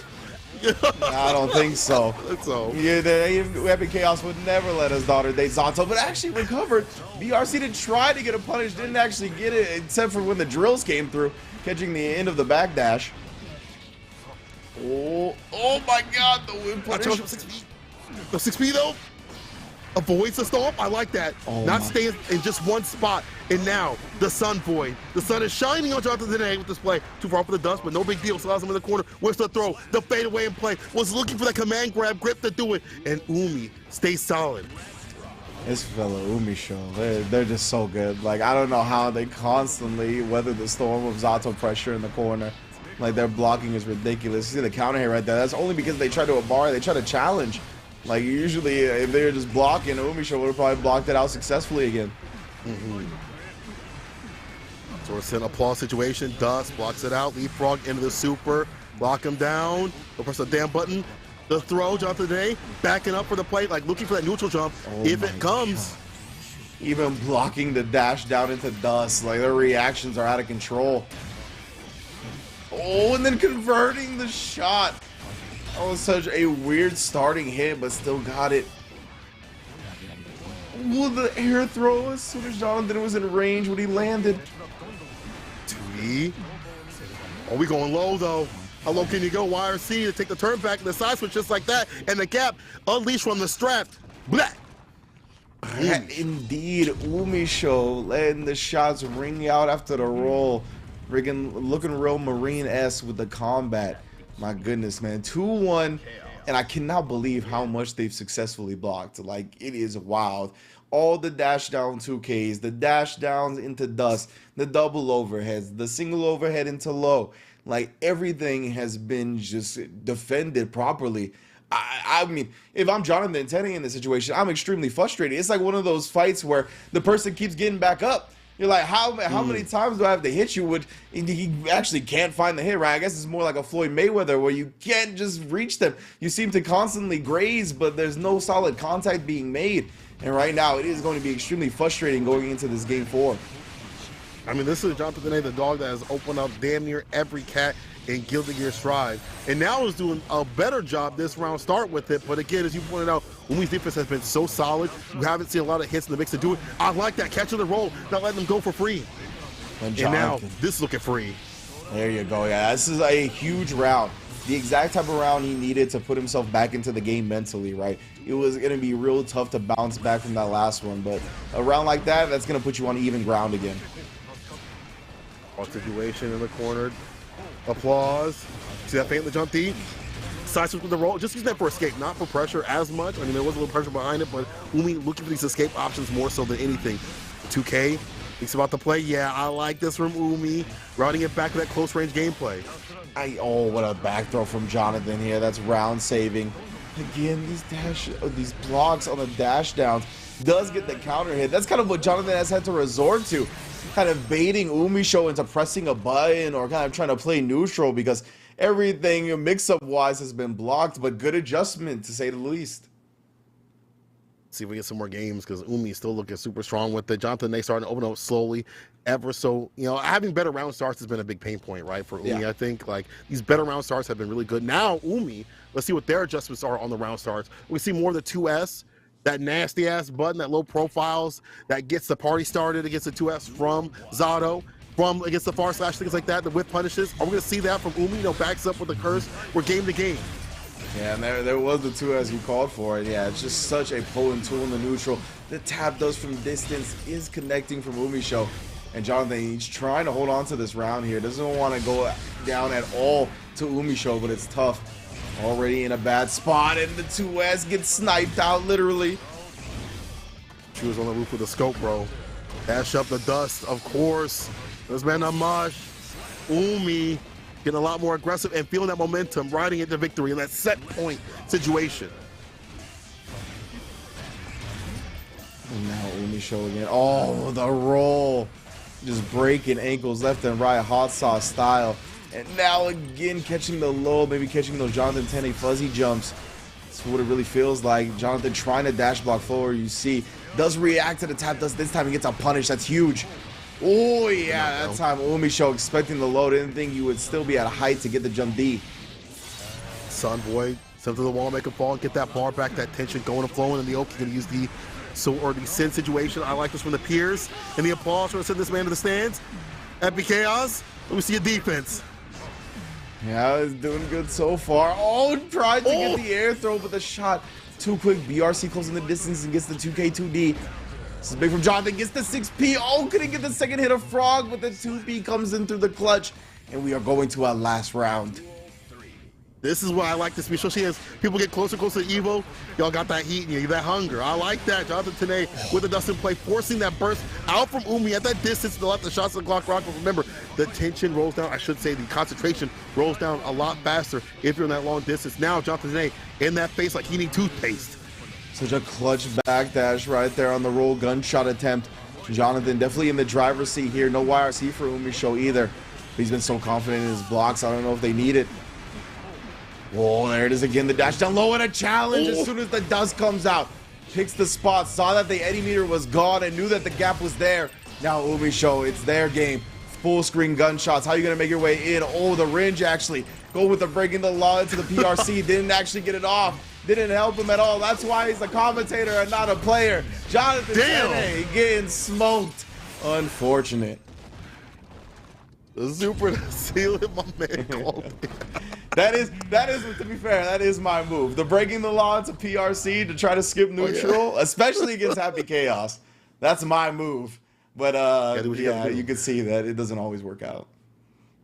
You gotta do what you gotta do against that character. I see the difficulty in that match. Like, Jonathan today had so much good play, but then again, even like beyond just the matchup knowledge, or just like the match in general, the defense from Umisho, the defense to avoid the command grabs, using the rolls of the close slash to get the roll immediately, and even though Jonathan Tene would blow that up with a throw of his own, or just avoid the situation just altogether, I still like the fact that we saw the rotation of options. That defense again, saving Umi and getting that win. But however, it was close though. It was like final round. I like that. Final round. I like that. So close. That's exactly what we want, right? Especially going into EVO, that steel sharpens steel mentality. They're trying to bring each other to the brink to make sure that they level up in time for the biggest tournament in the world. So big ups to both of our players right there. Umisho, winners finals, as per usual, guaranteed a cut of the pot. That's just how they get down. Always coming through to collect. The landlord of Series E.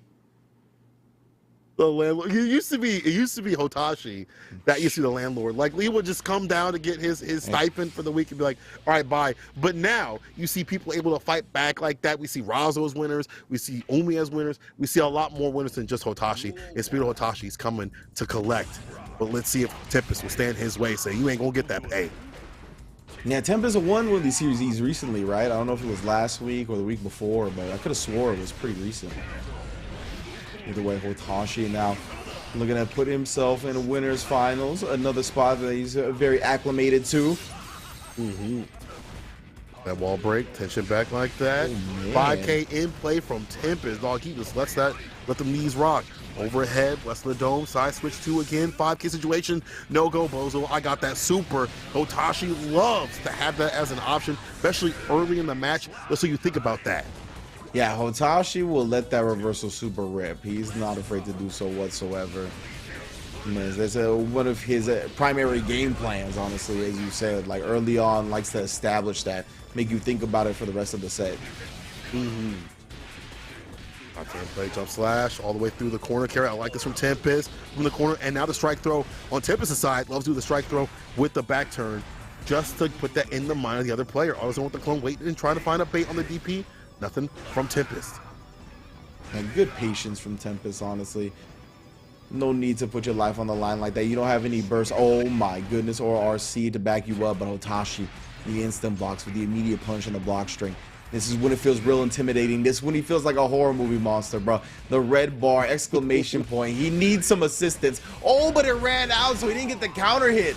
Oh, if only one of those 2Ks would have actually hit, he would have kept him at exclamation point range. That was at the slightest miscalculation, and that's what cost him. Damn, but that 6-speed able to get that last hit to do it. Damn. And usually I feel like that the jumping buttons from Nago are so good, especially in like blood level 2 and 3. Like that everything gets beaten for free. But Tempest using that fantastic 6-speed. Now has Hotashi in the corner. Bloody spin for the win, getting in. DP situation gets a 2S. Knocks him down, hard knockdown. Oh, again, another bloody spin. Well, he don't care. He don't care. He's turning up the aggression. I think he was really frustrated with the way that last round ended. Oh, but Tempest finds the overhead anyway. Super on deck, gonna put him on life support here. Oh, even with the OTG, not enough to kill. Tries to jump in and lands in time to not get clipped by the 6P. Oh, slash. Straight out of the sky, going all the way. Knock him down, that's the blood burst. Poking away. Just stay defensive right here. So one situation, Tempest just one hit to do it. A fireball at this range, oh, never mind. He's fine, but the jump back K kills Hotashi for this match. I was going to say, at this range, when he doesn't have the blood boost up like that, you can throw out a fireball and not have to worry about like 5H at that reach. But still, I like the jump back. And again, you have to deal with Fukios. It is a thing that you have to deal with against this character. I know it's a pain in the ass. And if you guess wrong, you get a DP to the face, body spin or whatever, because now you can Fukio cancel. But you have to be ready for that Fukio in. And that's something Hotashi has professed. And I like that. Tempest is so smart about dealing with it.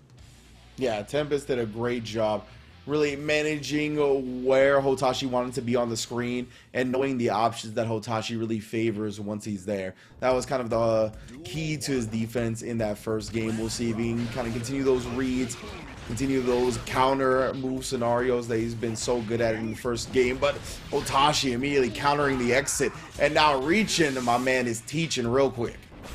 Right into the super off the 2D, wave check, take off the Dewey, break the wall, meet your neighbors, and this is good for Hotashi. Get that bar back and then some. Oki time. You have to back up, bro. Yeah, give me my space. Oh no, felt a little frisky. The 2D counter hit into a 6H OTG. You know how that goes. 2-piece and a biscuit. Delicious.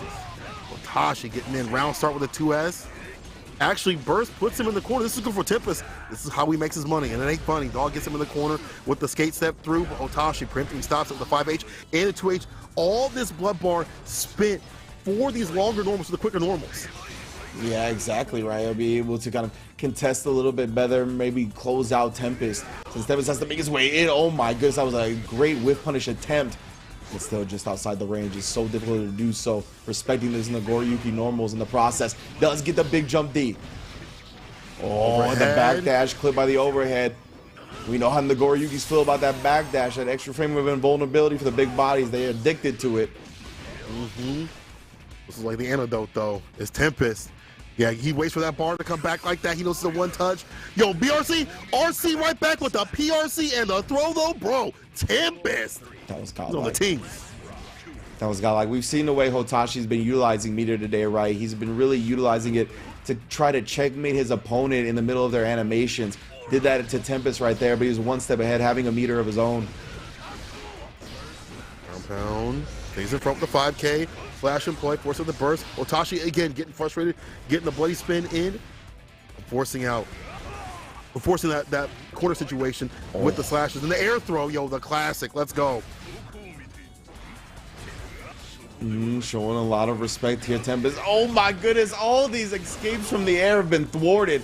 Just tossed back into the corner time and time again. And Hotashi, calm, cool, and collected, jumps the fireball and makes him sniff the feet.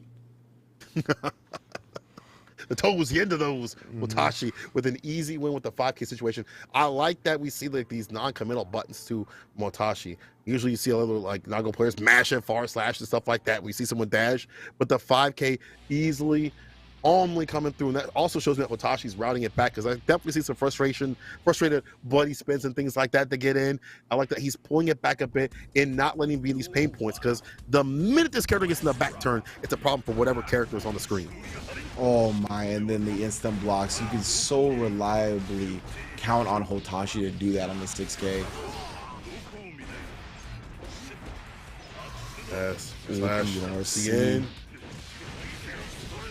Try to catch Tempest in the middle of his response to the far slash sequence.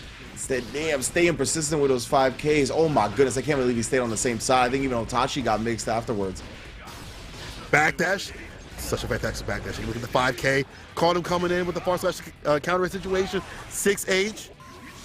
Oh, the double jump there. Oh! Hotashi is so good, bro. You see, he tried to air throw him again. We've seen how many times Tempest has tried to escape the corner with that and how many times he's been air thrown. He double jumped to get out, tried to punish it, but Hotashi stabbed him out of the sky after the RC. Too good. Jump B to God. Hotashi, one of the best of this is about using the aerial dish of this character. Look at the RC, finish it with the far slash, but Tempest forced to spin the burst away from the worst, but again, he ain't gonna get that win, dying on some dirt with the backdoor. Hotashi, we talk about people catching these Fukios, but he catches every damn dash that comes from Tempest. Man, yeah, Tempest, every time he seems to get close, if you don't have an active button out there already, he's getting thrown.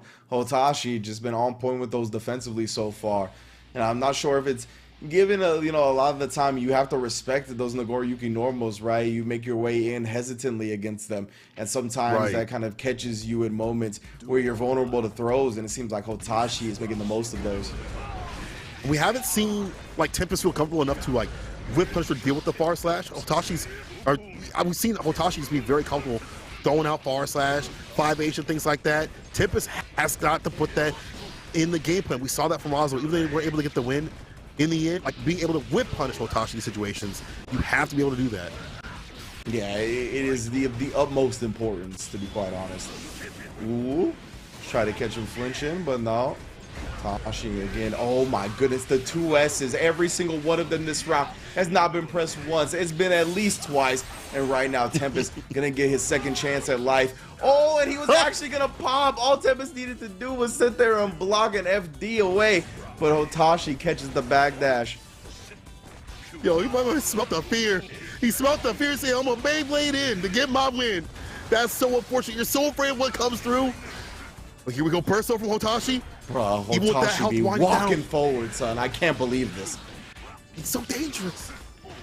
Look at him. He's so scared.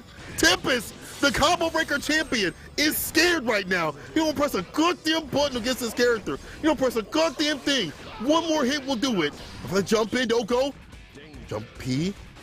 Bro, he's a movie villain monster, bro. What the hell is happening? No, he's a kaiju. Yeah. He's a kaiju. My man panicked like he on the Titanic in Hotashi, taking full effect and sinking Tempest down into losers. Dog, he was awesome. That heartbeat was. That was done. Legitimately, bro. He was just walking him down and he was scared to death. You saw he was able to walk forward for so long. So rare do you see that in Guilty Gear Strive, where someone calmly moves forward just with their walk speed like that.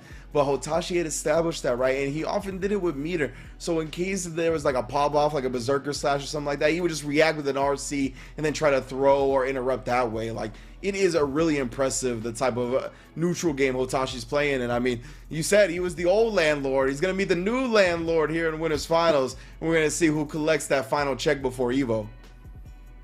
Oh man, these matches are I gotta be careful because I feel like if this is any indication of what we get at EVO, I'm gonna lose my voice up in the crowd day one with it, dog, because we already have the best of the US out here, and if this is any indication of how they're gonna play out there at EVO, which they should be, the match is gonna be fire next week. But right now, take a seat, make sure you are tweeting it out, let people know what's going on at Series E Guilty Gear Strive. We got the best out here, and again, Hotashi might be able to get that win. We have Umi at the top spot. Tempest take it down. I've never seen Tempest like act like that in a match like that, but he could make the run back in loser's side. We've already had a lot of the top players get knocked down and knocked out of losers.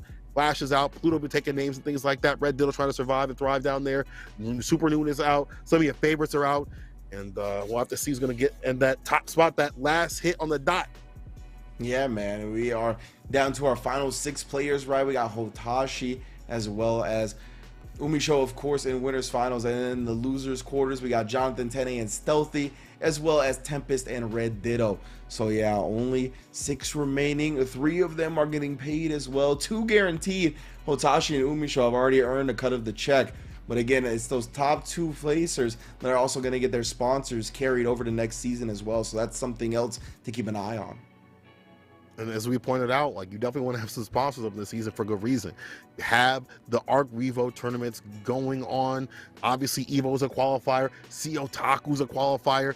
Damn near in other countries going to start flying out. There's some qualifiers too. So you want to keep those sponsors. And even if you are not on the sponsor list, you're a player that's out here, you want to put your best foot forward to showcase your play today or any damn day you come through the Series E. You want to show them why they should send you out, that you were in these top spots, that you can make the same sort of wins and stuff like that. So even if you're not a sponsored player, you still want to do your best out here in the Series E combat or the Series E tournaments. Yeah, I mean, look at Tempest, right? Got picked up by the Mike and Ike sponsor in the middle of the season off of incredible performances at Combo Breaker and the various online tournaments in the Guilty Gear circuit. So yeah, man, we've already seen the proof is in the pudding right there. Excuse me one second, I need a cough. Go ahead. We're gonna go ahead and these matches real soon. We're gonna have Umi coming up against Hotashi for our winners finals. I don't know if my heart can take this one.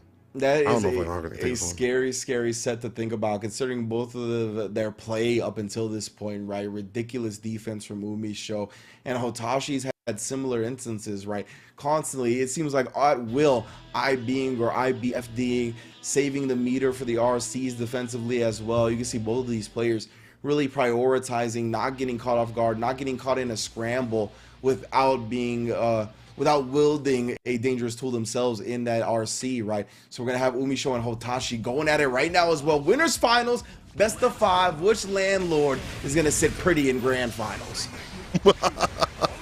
Yo, Umi getting a round start with it, but Hotashi is like, listen, I can fight Happy Chaos now. This character, he said, is fairer. I don't know about fair, but he said it's fairer to fight. Let's see if that's the right way, if this is the right play, as Umi gets the corner carry into the super. Gotta lock in my Rory. Oh my goodness, Hotashi, I know he's not looking good right now. I think he's gonna retract all those statements real quick after fighting that Umisho, I'll tell you what. Oh my god, another super? This one to seal it? Oh, didn't get the wall break. Still shot him afterwards, but no more focus. Yo, the Happy Chaos punches, bro, is like a horror movie villain, like scratching at the windows, fam. Like the way he does it, you know what I mean? Like the nails across the chalkboard. Oh. Yeah. Oh my god, this is massive damage. But no, doesn't actually get the corner with the knockdown. But still, oh, I have to imagine he tried to mash out super. Because you know what I mean? Like that had to be what Hotashi did in that last moment.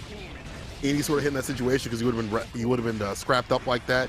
Anything. Unfortunately, Hotashi going down. Burst puts him back in the corner. 6H, drop him down. That was the 2H nerf right there too. You saw him try to use it in the block string, but the lower hitbox being removed prevented him from blocking. The shot right to the wall.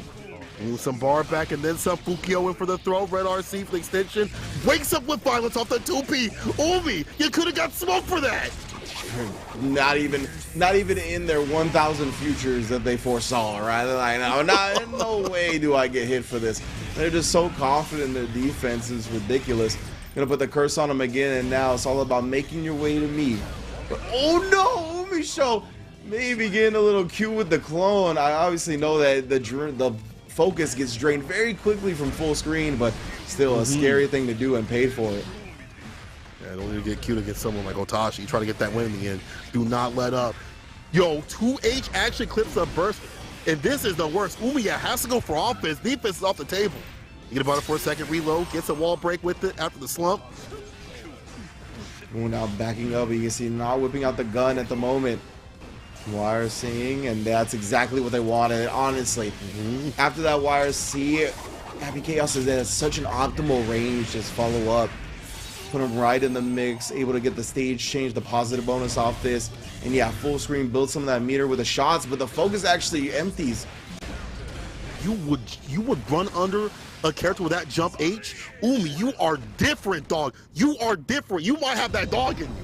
Let me get that x-ray of Umi real quick on the screen. We ain't got that. I'll tell you right now, Umi got that dog in him. To dash under and the low profile a character, if they hit you with that jump H, it's over. It's done.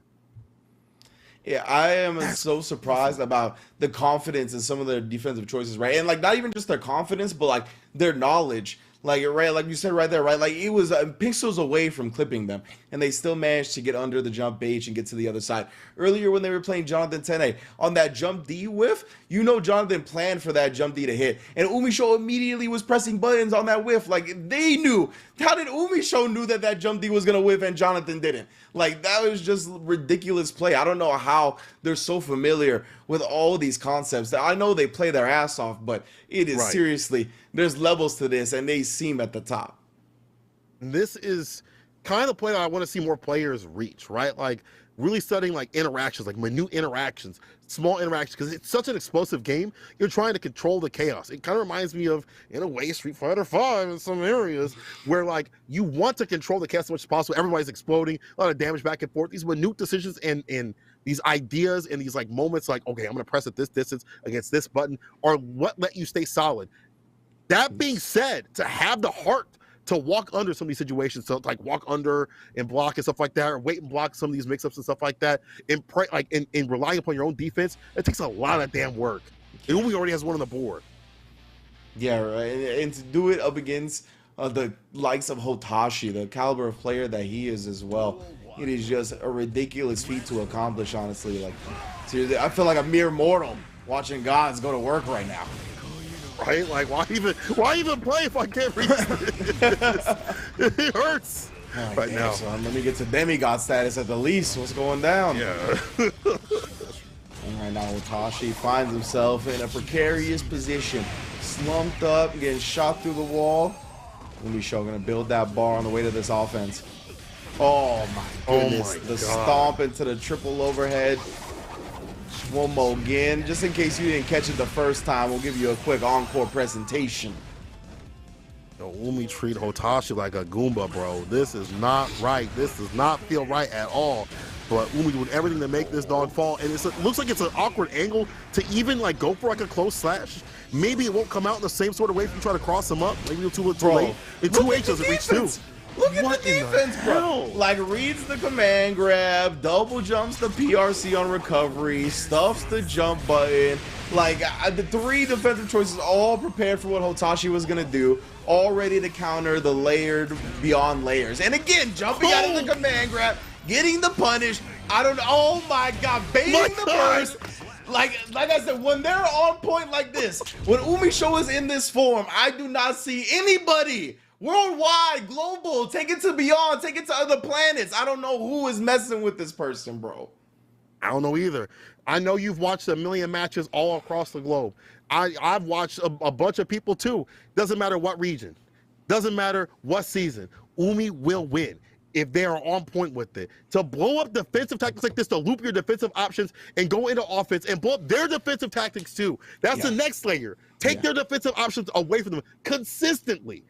Who's doing that in Guilty Gear right now? Who? You know, I don't know, man. And I think one important thing to highlight too is that Happy Chaos really lets you, when you bet on the defensive choices and you're right, they really snowball with that momentum, right? I think that's why the character is so good for Umisho, is because there's such a heavy reward on Happy Chaos' side when they do call out the defensive decisions so hard. Right. Takes a lot of work, but the reward is there, and Umi is on game point, gets a counter hit. Corner carry, burst throw from Hotashi. That was super far out, but Hotashi, I feel like it's just on the back foot. We don't even see Autozone with the clone. The interruption against a 5H, again, Umi getting in against a character that stared down, a person that stared down the combo breaker champion. Yeah, exactly right. Was able to kind of make Tempest look lost by the end of the set. Now Hotashi, the one looking like he needs directions. My goodness, how do I win? Please point me to the direction of a W. Umisho only handing out L's. Them big maps, bro. You're on the wrong site. It's almost good night. Umi doing the most. Ridiculous play, man. Like, seriously. One of the most, I'm telling you, if they carry this into EVO, it's legitimately one of the most impressive stretches I've ever seen in fighting games. Hotashi, though, tired of us talking about Happy Chaos and Umisho, put some respect on the Arc Rebel America champion. There's one person that could take Umi down. It's Hotashi if they stop clowning around, and now we're getting serious. There's an Autozone with the clone every so often. We see that in a lot of the matches. We haven't seen that just yet. Puts it out, but Umi puts him back to square one. The dash up dust, the follow-up, the gun, unleash. This is a beast. Umi, shoot! Straight through the wall, plus frames for days. Oh my goodness, maybe just put out that whiff button to fool him into pressing a button and shot him afterwards. That jump is such a potent tool as well. Oh, didn't even need to pull out the gun this time, all toes. RC, turn back, close slash like that, doesn't get the 2S. Burst from Umi, put back in the distance, and again, even if you're not getting like a gold burst, no big deal. Got the clone out. This is Umi in their element. This is Umi in their element. Straight cooking. Chef Umisho, 3-0. Like they said, this is why they took over the building. This is why the tenants pay them now. Hotashi sent to losers finals by the new landlord, the new person collected the lion's share, the king of the jungle, Umisho. You hear that knock on the door, it's everybody on the floor when it comes to someone like Umi, dog. Umi is, as you have put it, when they are on game, I don't know. I don't know. Like EVO might be theirs. And straight up, if this is a preview of that, we called it. Yeah, straight up. Like honestly, you know, I talked to a lot of top level Strive players before Combo Breaker, and pretty much the consensus was, yeah, Umisho getting top 8 free. Like, you know, I mean, and that was their first offline tournament, and everybody was saying they getting off, you know, first top 8 free. And I mean, to follow it up with EVO, I fully expect them. I expect them to get top 8. I would be shocked if they didn't get top 8. More so now, I'm looking to see if they're gonna win the tournament, because in prime form, I don't know who's touching them. That's 3-0 over Hotashi, who we just saw fight tooth and nail with some of the best sets that we've ever seen, up against Razzo, up against Tempest, and then Umisho did that to them in winners finals. Like, when you're on that level, again, maybe some of the other regions, maybe their top players, maybe a Latif can match Umisho, maybe one of the players from Japan, maybe Daru from Korea, but I don't know who's going to be able to touch them right now, bro. Yay, so Jake, talk to me, man. I don't know what's going down, bro. You know, I was getting a little distracted getting ready for that next home run competition, but I need a little bit more horsepower to keep up with Umisho on that winner's side, because holy hell, that was a set. Hotashi didn't even have an opportunity to play. Umisho, you know what, Ringe? You said it best. I don't see how they're not in top 8 at EVO. I don't see how they're not winning. Do you see how well they play? I'm just still trying to process the horse. bit. I want everybody at home to know that I got a DM from Jake a month ago. We needed a dumbbell with the idea for this bit, and he's been waiting. And I'm very happy he got to do it, and I'm happy. That was great. We were talking Guilty Gear? Yeah, we were talking. Yeah, okay. No. We were talking about the train. So we went 50-50 on predictions. What's true? Umisho and Jonathan. Both sets were incredible. Oh, they were fantastic. By the way, right? I mean, we set it up before. You look at a top 4 winner side like that, and it's just like, I mean, come on. And both sets delivered, and then coming in and Umisho stepping up to the plate. And the thing for me is I feel like Umisho just gets better and better as they get deeper in the bracket. Yeah. Because you would look at a set like that and be like, damn, you're going against Hotashi, right? You just played the really tight set with Jonathan. This is probably going to be another one. But Umisho just has this, like, switch that they're able to flick where it's like the biggest moments. It's like shifting gears, right? Yes. When you get more horsepower. Just hit, yes, more horsepower. But Umisho really just seems to thrive deep in brackets. Oh, yeah. And it's so fun to watch. Yeah, it's one of those things where as Umisho gets against those stronger opponents, it's not like that intimidation factor, because they are playing the game and they're executing on their game plan, and it doesn't matter which player you are. Like, I don't feel like the nerves are that big of an effect. So really love to see that from Umisho, and it's like a ramping effect. As you get to that higher player, Umisho's the type of player that plays to the level of the opponent they're against, which is a amazing skill to have in fighting games, and we got to see that amazing skill on display against Hotashi. And Hotashi's not an easy opponent to beat, and they made it look like it was just another day at the office. And you know why it bodes well is going to EVO. Oh, yeah. You know, and you look back at Combo Breaker, and Umisho said after Combo Breaker, they didn't really feel a lot of nerves. Yep. Felt pretty comfortable in that environment. They were just kind of able to just go in and play their game. Yep. And if you can already do that at Combo Breaker, and you can do that on a weekly basis playing online against some of the best in the world night after night after night, you know, EVO is going, to be clear, to be the biggest stage. Oh, yeah. That basically any of these players have been on. But Umisho just seems to be in such a good mindset and just so comfortable with everything that they can do that it is very unlikely to matter. Yeah. It's going to be just kind of an any given Sunday kind of thing for Umisho, and I think that is incredible. And I just look forward to seeing everybody come out and try and take Umisho down in the rest of this field, because, you know, we already set it up earlier. All of the international talent coming out. Of course, the American talent trying to, you know, defend their home turf and you know, make a statement on an international stage, and it's going to be really fun. And I think, you know, when you talk about it being hard to believe that Umisho will be anywhere outside of top 8 or even higher.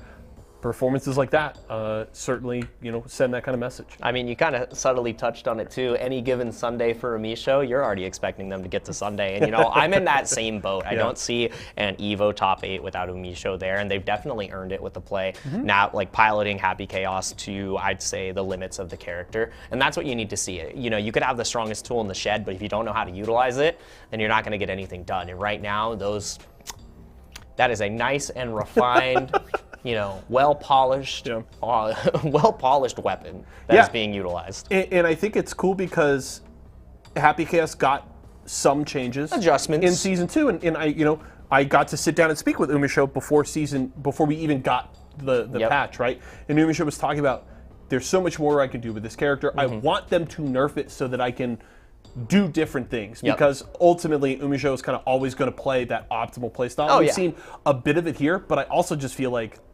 there's still more there. We still haven't unearthed everything that Umisho can do with this character, so I think there's plenty more to look forward to, and we still have plenty more to look forward to here tonight. Of course, the losers bracket is still well underway, and we will have that action here very soon. Of course, Hotashi will try their best to get that rematch with Umisho in grand finals. We'll see how things shake out there. Before we do that, let's talk a little bit more about PvE. A little bit more horsepower for the competition. Of course, Jake over here getting ready for the Home Run Derby in Smash Ultimate, or any of the other competitions that you want to jump in on, because remember, we're doing all kinds of fun stuff every single week. We're mixing and matching all kinds of games and modes for you. All you have to do, go out to your local esports arena today. You can find one using ! Locations in Twitch chat right now. You just go out, purchase your tokens, and enter in the leaderboards you want to compete in.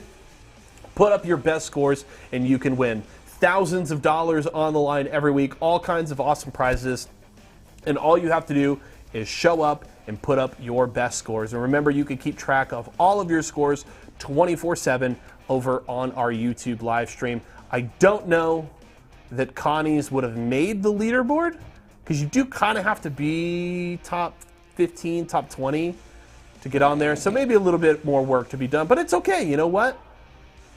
Dang, you Connie. folks at home can go and you can get on that leaderboard. He taunted at the end. Oh my goodness. Connie just not, quite literally striking out right here and not finding the sweet spot on the home runs. You stole all this horsepower, man. I did steal all his horsepower. It's right here, all right? If you put in the effort, you too can become a home run champ and get your hands on the prize pool that is available at an esports arena location near you. So really important that you practice and shape up, because obviously Connie needs to hit the lab a little bit more.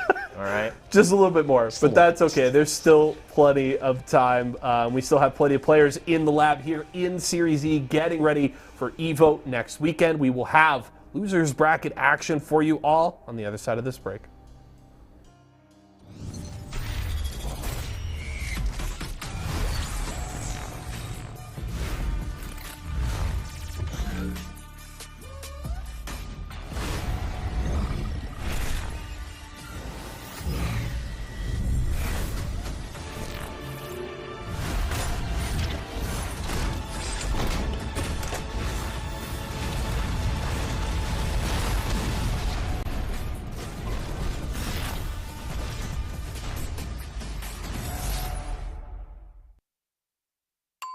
Tyson boneless buffalo bites have that tasty kick of flavor, so they're perfect for any get-together.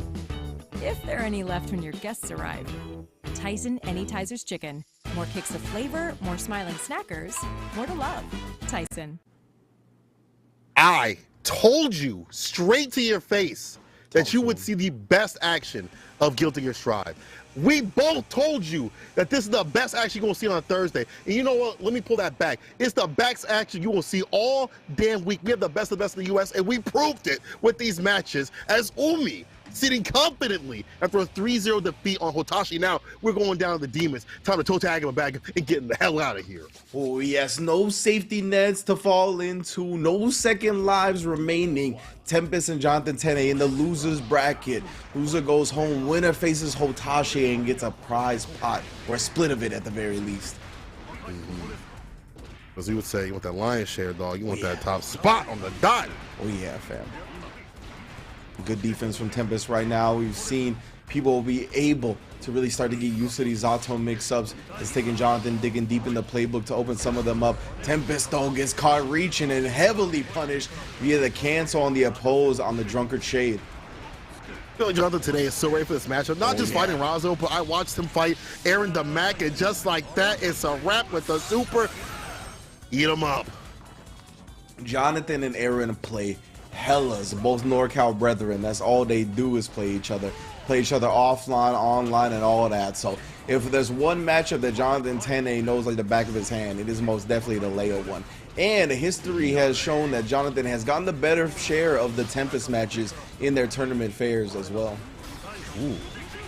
Yeah, most definitely. The numbers don't lie, but we'll see if Tempest, you mentioned demons and toe tagging and bagging them. He's going to need to do that to one of his most rival demons here. Jonathan, though, does get clipped trying to back up.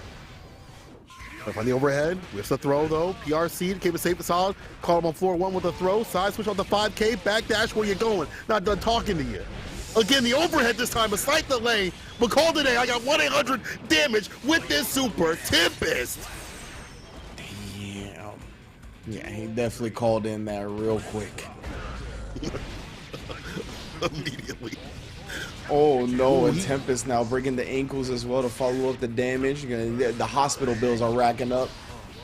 Well, you can't pay for that. That's you in the U.S. You ain't got no, bro. You in the U.S. You can't be bursting like that. You ain't got no insurance. Can't pay for that. Most definite, bro. You're gonna be paying that for the rest of your life now. Oh, the opposed Tempest reading it. You see the scuttle forward with the dash blocks right in the range of the throw. Well done bouncing back after that first round. I gotta wonder if, because Aaron the Mac doesn't go for throws like that. Like, Dog don't definitely hit him with the throws. Tempest is probably the most handsy when it comes to Leos, at least that I've witnessed. Maybe recency bias might get me with that one, but Tempest loves those throws. That's an option that you have to look out for now if you're Jonathan Tene. Yeah, I think you're right about that, honestly. Tempest also loves his, like, he'll do back turn normal into stance cancel 2K and a dash up throw. That's like a Tempest classic, too. That's definitely a throw type setup that he loves. Oh, the 5H coming through in the clutch right there. Counter hit all day. Yeah, not flinching in the face of the opposed. Good stuff. Oh, immediately goes into it. Try to switch up on him and sneak in a throw. But amazing reactions from Tempest. DP burst. Keep in that corner. Offensive style. Stay here for a while. Hands for the stands. The dust. Close slash. And this should be the dash up. 6H to seal it. Yo, Jonathan Tene coming back. And see, when you're facing a regular human, the dash down in the dust is pretty good. But, you know, Umisho ain't no regular human. Seems to block it damn near every time. Jonathan utilizing it successfully here, at least. Pose. There's no damn buttons. See him back it off a bit. Let that Eddie meter come back like that. Just still putting up the 2P with the 5K in play. Knockdown corner carry. Oh, and Tempest catching the Abare right there. You want to try to 5P me to frame trap, shut it down. Oh, but persistence pays off. 5P, bro, that button must be cratered at this point. As many times as Jonathan Tene be using that sucker must be cratered on his stick.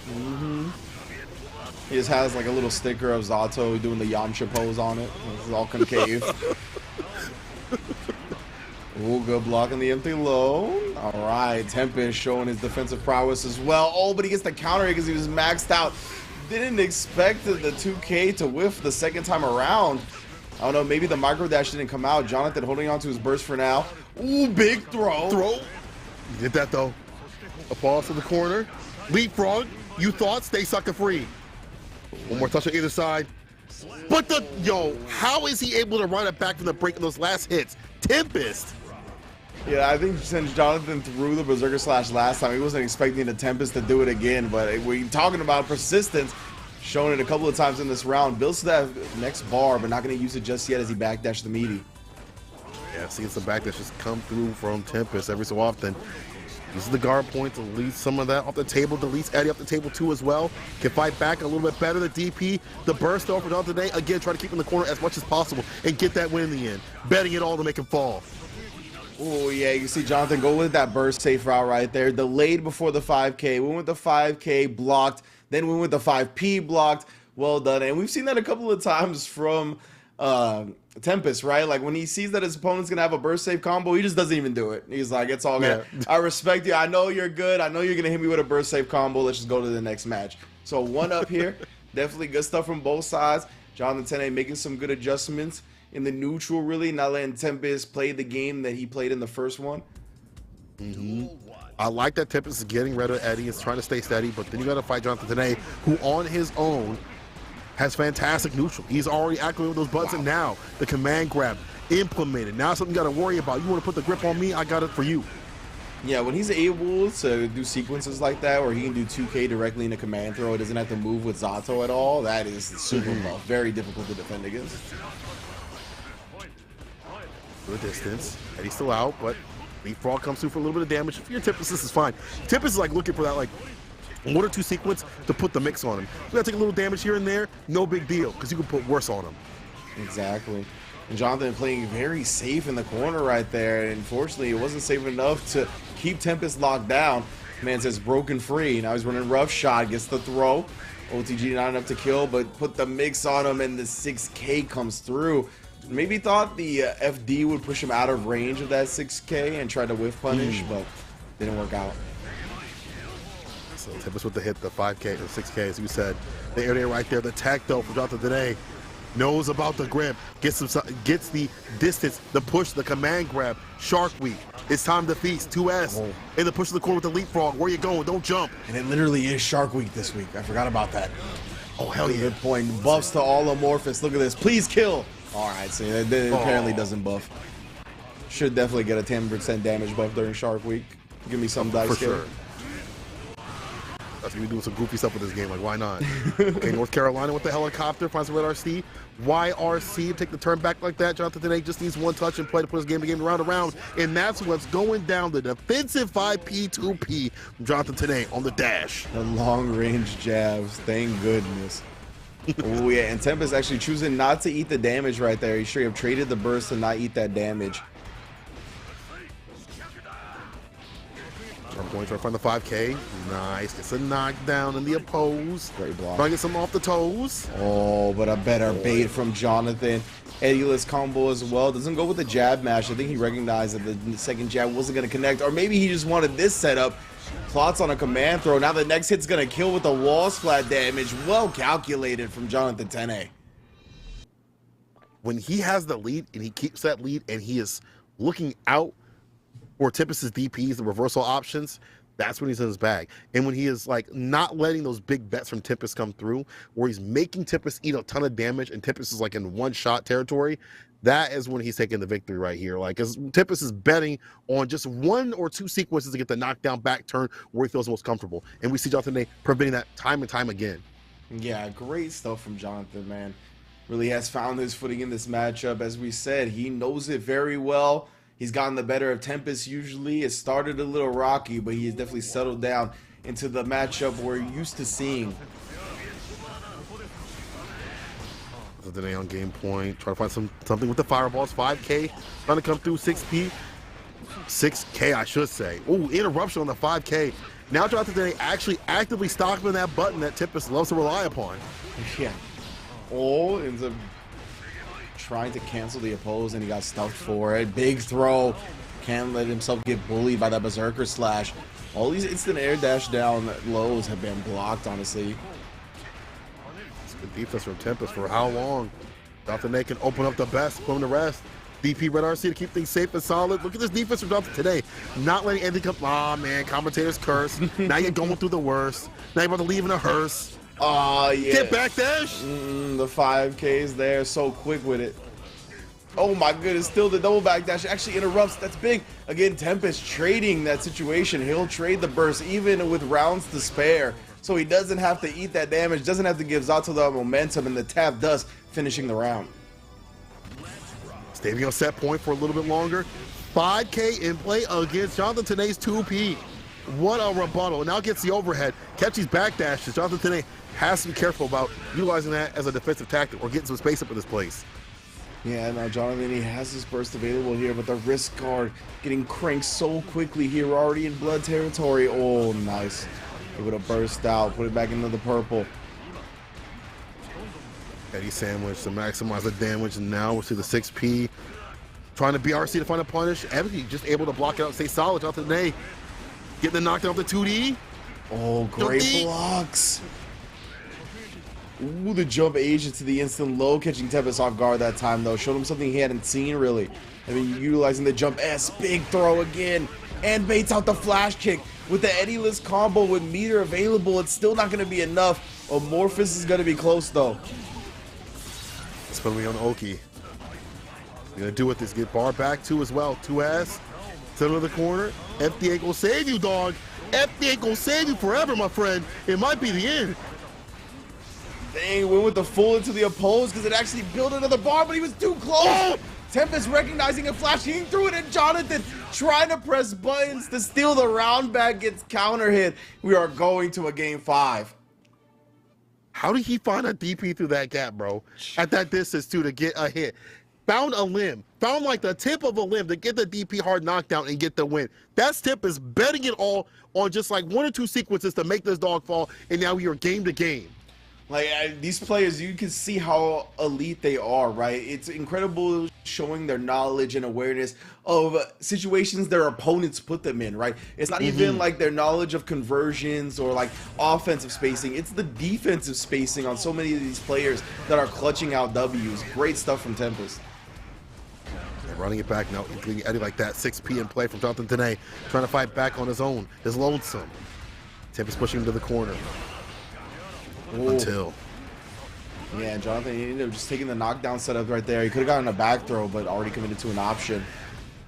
Oh, great cancel into the fireball, catching the opposed cancel with 6P. Say it with your whole chest right here. Trying to put this man to rest. That'll step on the 2S. 5K, 6K, DP, hard knockdown. Time for the mix. And Tempest looking, putting his demon in the lion's den right now, staring them in the face, telling them to go away. It's that Will of the Wise. This is Stranger Things. Tempest on that set point situation. Looking real good. I like that chasing with the 5P. Don't let him leave for free. You don't block. You're right up close from that face. 6K DP, red RC, of course, extension. This time goes for the low. DP again, hard knockdown, ground pound. Get the side switch to the back turn. Burst out to Tene. Hero burst, but again, Tempest might be the villain. Indeed, and Jonathan has to rise. The only heart he's got left. He's got to hold on to it by any means necessary, but Tempest takes it in his fists and squishes it. 3-2. Straight up, bro. Straight up. Oh. Ripped it out of his chest and clenched it in his fist. I thought I left the matchup. Oh. But I mean, like, that's the feeling that you get. Like, I would be tight too. Like, dog, I done spit 100 or 200 matches playing Leo with Aaron the Mac. I should have it down like that. But then you fight someone like Tempest that be throwing something in it different with the strike throw, and then finding the big bets. Like, just looking for these big bets. Aaron the Mac plays a little bit more neutral in a different sort of way, but Tempest, his play is like, I will find 2 to 3 sequences, and that's all I need. That's all I need.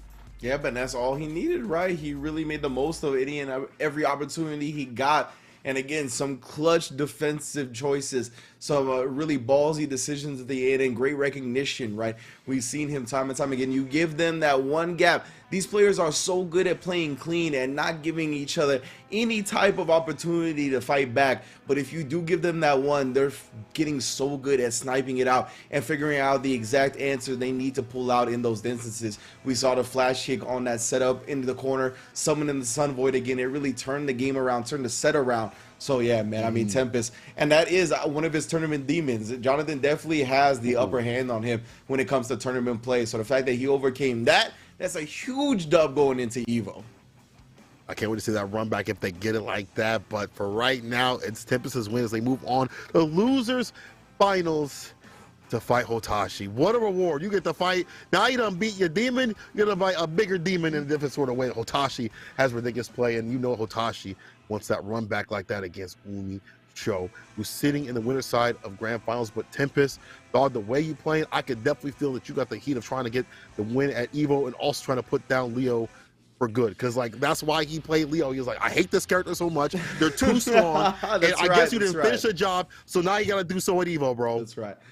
I forgot about that. I do give Tempest major props for that, honestly. Because people be like hating characters and then they just like, they won't play them though, you know what I mean? They kind of want that excuse of like playing a character that's kind of worse so they don't like have the results to back it up. Tempest was like, no, this character is broken. I'm godlike. I'm going to show you that this character is broken. And they've done it time and time again. Oh, right now, though, Tempest turning the tables. He needed that back throw. Hotashi bullying him, picking up right where he left off. But now we stand up to our bullies. Did he recover in time to parry? Yes, he did. Oh, they solid. Overhead, into the super, gets the Oki off of this. And this is going to be good for Tempest. Put the pressure on. Hotashi does not have bar. Reversal gets to hold that. Close slash, burst from Hotashi, but falls to the fireball. Oh yeah, my man Hotashi definitely banned from Ultra Academy. You can take that ass to the villain school, fam. Don't think you get that power up on burst like that. Oh no, sliced out the sky. Oh, tried for a charge dust combo, but got an OTG instead. Oh, the overhead backdash, of course. Again, double it down with the 2S, 5H. Fukio win 5K. What's the play? Midnight Sack from Count Black, and that should be a wrap if he can get the wall splat. Yes, sir. Damn, Count Drag got nothing on Count Black, tell you that much.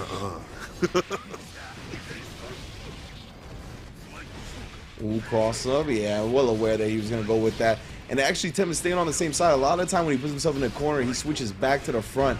So that's why he opened up Hotashi and now catches them pressing buttons. Oh my goodness, the Lion's Den is here. You trying to press buttons in here?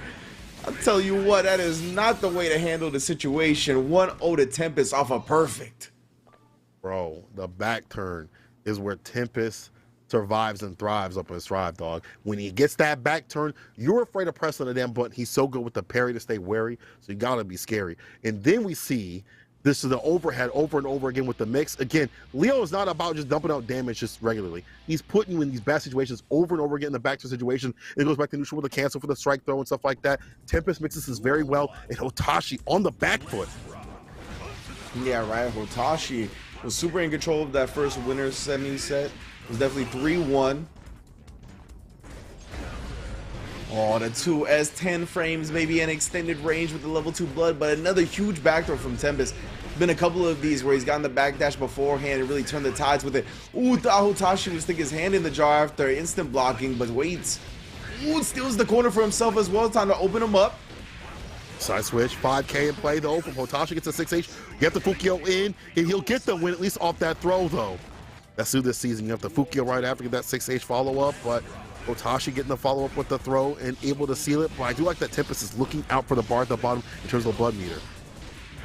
You saw Hotashi try to IBFD, and he did so successfully, but it didn't take him out of the range of that follow-up from Tempest, so got clipped, but has found his footing here. Now got Tempest in the corner. That hesitation approach, that walk forward, the intimidation factor. The hunt is on. Red DP to keep solid. Yo, the 2K2D in play, I like that. Not letting him take back his turn, and Tempest breaking down multiple times is not fine. That was not fine. That's how you know he's not fine. His brother's sick. He's got a disease. It's called flash kick. It's called flash kick. It's been plaguing our community since 1992. Whenever Guile came out, so many people have fallen victim to it. Call your rehab. Call your local minister. Get these people Jesus. Give him something. Because these DPs ain't it, bro. Without the bar to keep solid, Hotashi is waiting and baiting and reeling it in, get the win. Tempest getting a little more of that panic you start seeing before. Uh-oh. Yeah, instant blocks, you always know it's so smooth, it's guaranteed. Dead taxes and instant blocking 6K. You know it. There's the bite though. Yeah, can Fukio in? Bloody situation, my man can spin all the specials over and over again. Oh yeah, get that space back, please. The IBFD's coming out. IB? Oh, guarantee. This is a tense match right here. Okay, Tempest in. Play with your food. Now I'm the Apex Predator. Look at the overhead. Oh, yeah. No ghost, look at the 3-piece of knockdown. 5K challenge from Hotashi though. So potent with it a lot of the time. Really picks his spots well, especially because he's able to IB and IBFD and just FD regularly at will. He's so good at manipulating his opponent even defensively. And the minute he sees a gap, you see the buttons come out like that off the 5K. Look at the spaces out with the 2S, 6H, Fukio in. Trade situation, he's so ready instead. Yo, Hotashi into the super, and we're gonna see another Dewey off with the wave check to connect. Damn, them Jerry West trades, bro, that's one-sided, son. Man stole Shaq and Kobe from other teams. Hotashi there. Getting W's on the board. 2-1, bouncing back. And it looked like it was so good for Tempest to start the set, but man, Hotashi now, he remembered how to play against them, I guess, because this is looking a lot like winter semis. It's the IBs that someone put out in the chat like that. Like, it's the IB stopping what Tempest wants to do. And then we see Tempest get pensive with it. This is the Tempest I don't want to see. The Tempest that has, like, you know, he's in his bag, gets a side switch with it and stuff like that. He gets a backdoor, I should say. He's able to put the mix on him. That's the Tempest I like to see. But the one that's pensive, the one that's scared of Hotashi is what I'm seeing right now. Yeah, so a good look, right? As soon as you kind of start being a little bit more submissive in your game plan, your opponent ends up taking advantage of it. We'll see if Tempest, though, can kind of gather himself, maybe use that passiveness, or maybe use his aggression, that emotion that's flowing through him as a positive. But right now, he's just getting cut left and right, trying to force his way in. And you can't even feel comfortable throwing fireballs with level 2 blood on the table. Oh, and as soon as it goes into level 1, he just cranks it back with a Beyblade. Tempest running it back like that, getting the RC with a blood bar. Oh no, you just told him! Why don't they listen, Ringe? Why don't they listen to you? We tried to talk to him, saying, Cole, I don't know, man. Make no sense. Back throw, though. Tempest. Oh, the back turn. 5 cheeks. The glute exercise is paying off. Like, how, that's got to be it, right? That's the only reason the hitbox is back there. The vampire booty. Yo, the cake. The cake. He gets a knockdown, just a situation. Hotashi trying to find an opening. PRC to switch things up. Off the low, looking at just a fin. Caught up close at Risque, just crank. The weight bait, there's a throw. There we go. Tempest gets back in his bag, gets the overhead in the slash to seal it. There you go, my man. Break out the crosses. You should be equipped to fight a vampire, son. Break out the garlic, the wooden stakes, whatever you need. Coat those bad boys in holy water. Anything, bro. Anything at this point. Horrible night to have a curse. Oh, no. Now this is the worst. The Beyblade getting the counter hit 6H. And we are still seeing the 6H come through from Hotashi to get right through the wall. Almost 6H'd him back into the lobby. You imagine, bro? I would not be surprised. Oh, no. Gets caught reaching this time, though. Tempest, you got to put him in the den, bro. Don't let him play again. 100% tension, though. Yeah, you got to respect it. That's the unfortunate thing. Hotashi doing such a good job holding on to his meter, having that threat available in these clutch scenarios. Dismantle what this character can do. Look up the bloody spin. Don't let him in. Red RC for the extension. Off the backboard should be the wall pin. Actually, I was wrong. The wake up back, though. Red RC trying to wait and bait. Looking for that burst to quench that thirst. And Hotashi get hit with the cross up. Oh, he actually got it. You nasty. Oh, you so nasty. Again, the fireball put that away. Hotashi reacting to them in kind. First the 5H, then the Beyblade. No projectiles from full screen. You thought you could throw that? You heard Ringe and Seikola say you should get your guile on earlier. We lied. Don't do that, apparently, against Nagoriyuki. Hotashi, too ready for it on level 2 blood. Didn't even need to take that into account with the Beyblade. Either way, he's deleting those projectiles. Dog, I mean, 5H makes sense to me. Beyblade in? Like, it's a fireball. and that's what we mean, right? These players, they're getting so high level, they're getting so familiar with the hitboxes of the moves and the priorities, and when exactly they're gonna be kind of interacting at ranges, right? Where he was comfortable enough to Beyblade and was like, nah, son, I'm not gonna get beat, I'm not gonna get traded. It is all gonna be Beyblade City. And I mean, Hotashi, Nagoriyuki, since launch, since the betas, we can see now the experience, the knowledge paying off fruitfully. I mean, that's a good move. On top of a lot of moves for this character, but again, as you said, to get that win, you have to understand how to utilize these tactics in the right sort of way, to have that right sort of play, to make sure you get these good punishes and stuff like that. Now, how is this going to add up after running it back from losers to fight someone like Umisho? Because every time I see like a Nago versus like a Happy Chaos match, it's also with the clone to try to find a way to get in and stay in. If you don't get in, you're out. Yeah. That is usually how it goes, right? And we're going to see if Umisho is able to keep him at bay, maybe put up some of the clones to kind of put a stop to some of Nagoriyuki's clones. But Hotashi, he needs to win the opening round gambit. When he doesn't, that is a really bad start, and he does so here. He catches the backdash, and now, yeah, this is where you want Happy Chaos, right? Nullifying all that range, nullifying the gunshot, any and everything, putting him on life support nice and early. Exactly. Bloody spin in, gets the throw, drops it down the ground. OTG with the 6H of the perfect. What a statement, Hotashi. He said, I'm here to play. I'm here to stay. I'm the real landlord. Yeah, Hotashi, right? You haven't gotten rid of me just yet. A man's a win out, but not down. Now Umisho juggling him all the way to the corner. You know how this goes. The pressure is here. The focus bar draining nice and slow because we close quarters. Oh, the empty low has been plaguing his opponents, opening them up time and time again, taking this wall splat because he's more than comfortable considering the meter and how low Nagoriyuki is on life to sit back and shoot. So he shots off the Glock, thinking about it. And the full amount of bar at the, bro, the YRC just waited for it too from Hotashi. This we talked about from Umi, just blowing up the defensive options, now using their own to take back the turn. YRC, the shots off the Glock, trying to get the dust with the back throw though from Hotashi.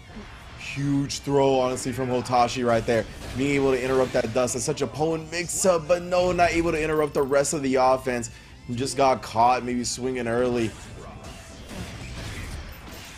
Umisho bouncing back. Start. Oh, the purple beast though. Okay. We definitely came to play right back with it. You know, Umi, I feel like getting a little bit more aggressive than how they were before. And let's see what's in store with this super. Shots the Glock once again, lets them drop, meets their neighbors. In the bar back from Umi, getting nasty with it. Already got the stank on him. Oh, yeah, you know, he likes it like that. Oh. And now Umisho definitely going to end it with the curse. He even just throws the ball on him, breaks the wall with it. And what was looking at like a first round that was a bit scary, Umisho, they bounce back. Like the monster they seem to be time and time again to take the first game.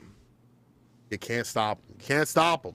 The dangerous thing is too is like, I feel like as you pointed out, actually, round start is so important. But even then, Umi's still able to route it back. Like they're like, cool, you got a good round start. At 50% of my health, I will find a way to play. I'll find a way to switch my defense into offense and smoke you. And we even saw that early burst come from Hotashi. They know what they go through when they get any single hit from Umi, and they want to stay away from it. But Umi sniffs that sucker out in between. God, they seems to always have the answers at these moments that I don't even know how they find. Now Umi once again just put in the mix on Hotashi. Nagoriyuki definitely so susceptible to everything that Happy Chaos can really implement. Oh my goodness, like I said, that dome getting cracked. The super is going to be enough damage. Umisho picking up right where they left off. This looks like a tragedy, bro. I ain't gonna lie, I ain't gonna hold you. This looks like a tragedy. Hotashi will have to run that back. This character is not honest. Not the way that Umi is playing. But Hotashi does get in, round start situation, whiffs the 5P, can't get out for free, I got the air throw. And now cornered up, Hotashi. That's big damage here with another 6H. Puts him on a pixel of health. Umisho though, we've seen them fight with their back against the wall many a times here. And yeah, the ability to mix their opponent up so potent right there. You're trying to take your turn, have to deal with these shots. Good block on the cross up, but tosses them back into the corner. You still ain't out of this. The curse.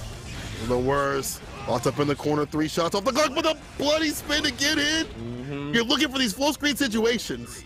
Not even bar use, just anything to get in. Either auto with the clone or the bloody spin. Risky, but it works out for Hotashi. Right, Hotashi in the last patch used to have to use that BRC drift forward into the Beyblade to cover the full screen. Now gets the Fukio Beyblade forward. So it does trade a resource for a resource right there. Much easier to do. Exactly. A lot of blood spin, but that's going to get you the win through it.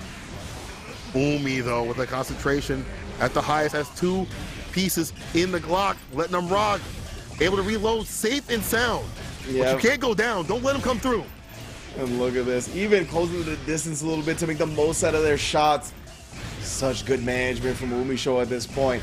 Refocusing back up, juggling the focus perfectly, juggling the Nagoriyuki with the bullets. My goodness, that corpse is riddled with lead. 2-0. Hotashi almost dead. This is looking real unfortunate. Denying us a run back, denying us a reset. Umi wants to do it on the quick tings out here. But this Desperado with the Hollow has one more game they got to play to put down Hotashi. And you even see them, even though it's not even necessary, put down the clone. They put down the clone at the last minute, right? To show you, like, I have more defense to take just in case. Try to auto zone with the clone or bloody spin to get in. If I pull out this clone at the right time, you won't even land a hit on me. This is looking a little free. Hotashi got to turn up like volume. Yeah, Hotashi got to look for something, right? He's got to dig deep. This is what champions are made of. This is the type of pressure that makes diamonds. You're trying to just make the god bleed a little bit going into EVO, gain some confidence for yourself to know that if you run into Umisho, if you run into these happy chaoses, that you know what to do, that you're able to overcome them and defeat them. But right now, it is looking long for Mans. Umisho is just a monster, and I mean, they don't got nobody. They don't got no adventuring party to stop them right now. It's looking too high level. Definitely looking too high level. Hotashi, we definitely see them run it back like that from the brink in many matches. I don't think they're done. I don't think it's over. But the way that Umi plays, it's just so hard to break their defense and how they take away your own defense. Look at that, just defend round start situation. These round starts have been so good sometimes for Hotashi. And Umi was trying to take that back, but Hotashi able to land the first hits. It's crazy that like a key to Hotashi's offensive pressure kind of needs to be, like, if you're gonna Fukio forward, you need to Fukio beyond the jump back S, right? Like, you need to get to the other side like we saw at the start of this round.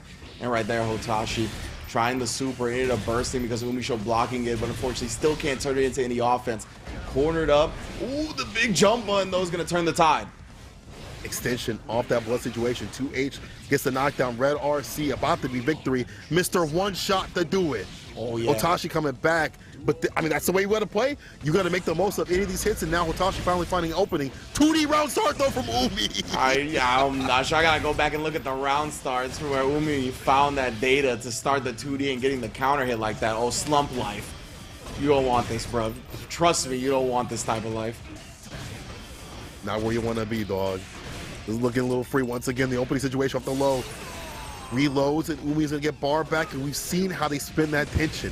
They send Hotashi to the next dimension, the pickup. It's about to be, actually, never mind. Over, not fine. He's in the corner. What is he gonna do? Oh, trying to get out a throw instead. Just hits him with the tick throw setup of their own. Umisho on tournament point. This man, Happy Chaos, really ski master the slump god. I can't believe his offense in the corner. It's the Slime Lord right here. Oh, here we go. The Slime Lord right here. Oh, no. The first beat. That's so unfortunate. Umi letting the combo drop as well. Let's keep this corner pressure going, fam. You ain't out of this just yet. Ski mask. Oh, taking not everything. Again. Slump god. Oh, doesn't even need it. But we've seen a Umisho, like, when Nagoriyuki's a shot or two away from death, they'll take the wall break and just be like, full screen shots, fam. Good luck. Yup. Welcome back to season 1. It's about to be done. Umi just needs one hit, and they'll do a red RC for a little styling wild profile as Umi takes it 3-0 once again in a run back like that. A grand final Series E. Guilty Gear Strive. I mean, we've talked about it. When Umisho looks like this, it reminds me of Wawa and Dragon Ball Fighters, and I'm just not really sure who can touch them. 3-0 over Hotashi twice? 6-0 in this set? I mean, like, who even got close? Jonathan Tene was probably the closest, right? 3-2, 3-0 to Flash Metroid, 3-0 to Adventure, 3-0 to Hotashi twice. Like, are you, like, give me a break, bro? Like, Umisho is ridiculous out here. I don't even know what else to say.